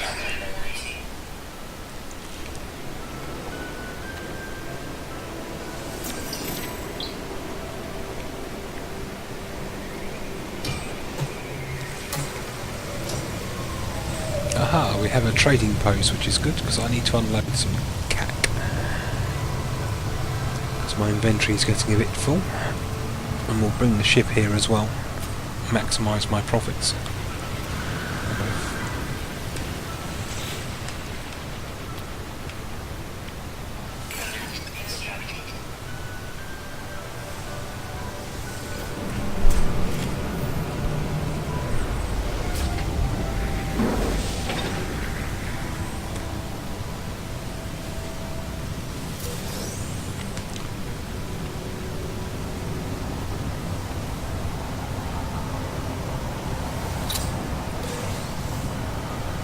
So grab a few extra things to sell.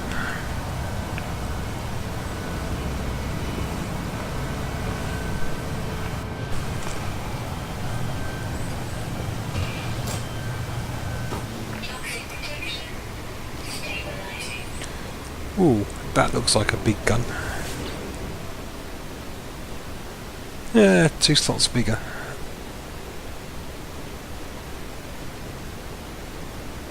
I could move the analysis unit down to here, drop the combat amplifier. It's currently rigged for Mining. Put me rocket upgrades there.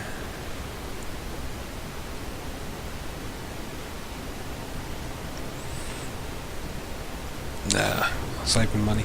It's not a bad little gun though.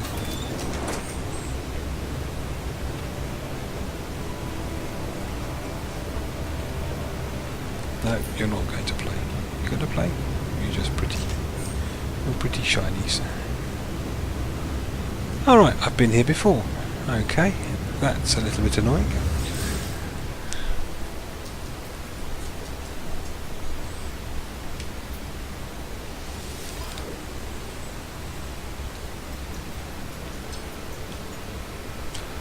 Keep that. Flog the iridium. Gold's not a particularly good price, but actual vapor is. Magnox is. Some the suspension fluid. Plutonium's useful. Iridium's used in a lot of upgrades.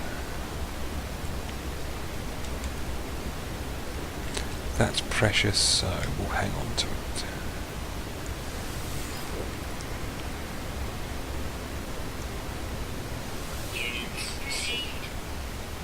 I'll get rid of that.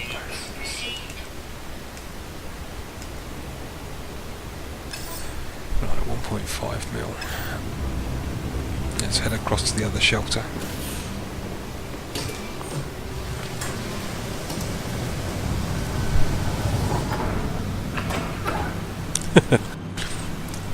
Yeah, it's not a bad price. The thing is, with that particular gun, I would have to relocate a whole bunch of the upgrades to get them linking, to get the extra bonuses. So I'd have to get through an awful lot more resources just for 2 extra slots and 140,000 in credits. Which is why I decided to hang on to the one I've got, which is configured quite nicely at the moment.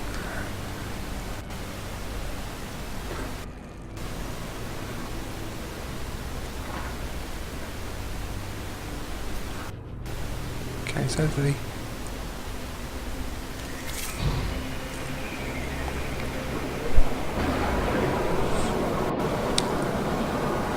if the existing modules on that gun was slightly better organised, I would have probably gone for it.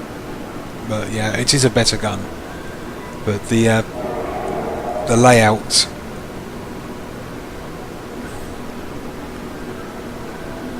you're going to hit the operations centre first, so.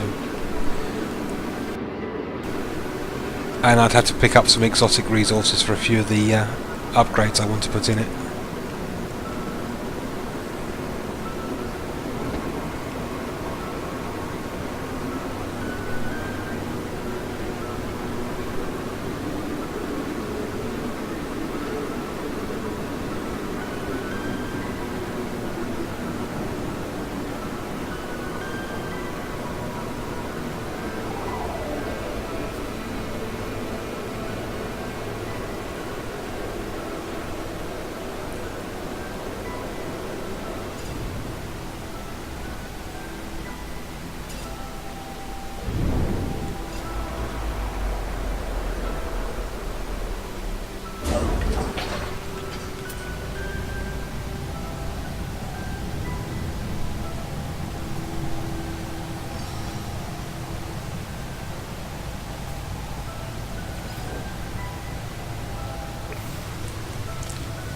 Have we been here? No, we haven't.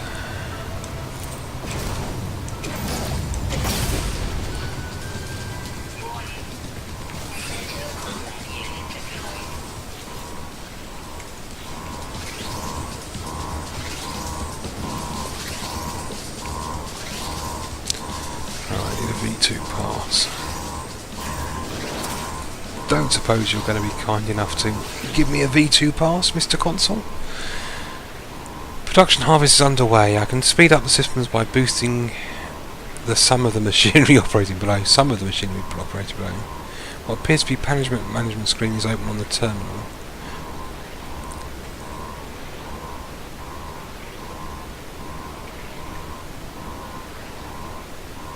Okay, the coil power failing.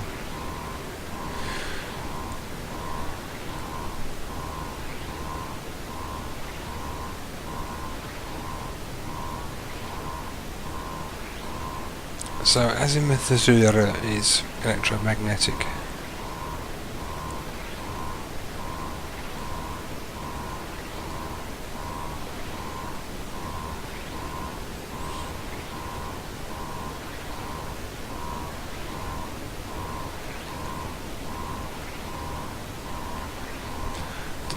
I think boost primary motherboard. If the electromagnetic coil is failing, incoming storm. bugger. I'm not doing well guessing with these at the moment.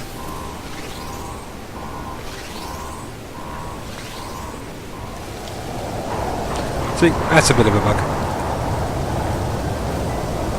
Where's the save point? I don't know enough Vicreen. Maybe I should have boosted the power coil, electromagnetic coil.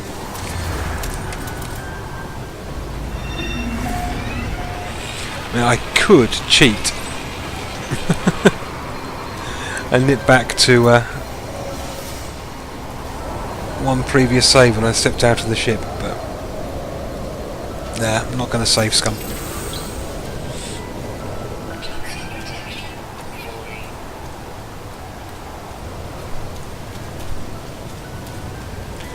We're getting a stream chug. Lots of buffering occurring.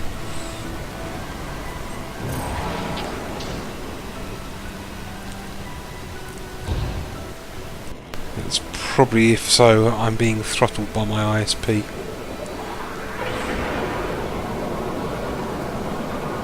Due to the amount of upload. Which reminds me, I'll probably have to phone them tomorrow if I haven't got an email about my upgrade.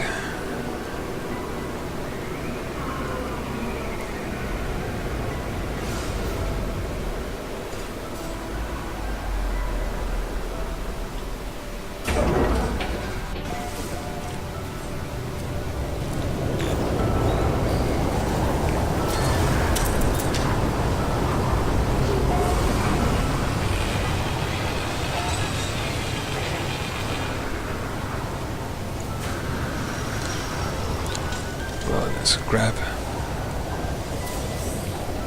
That's worth a little bit of bank. Yeah, it's buffering, isn't it? Stabilizing. We're coming to about the 2-hour mark, so I think I might be wrapping it up shortly.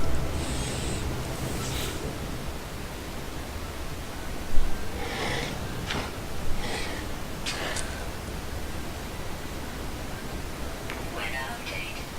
Storm clearing.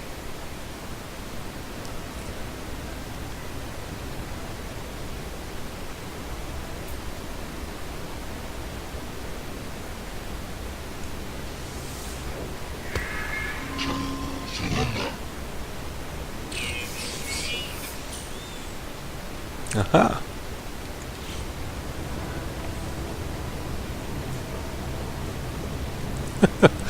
Oh, apparently I've just got engaged to a Viking. 16 slot gun. No. Looks cool. Smaller than the one I've got.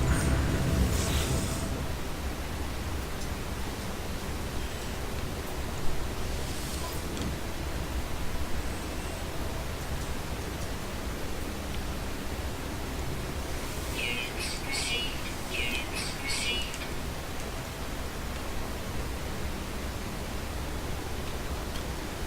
Flog this platinum.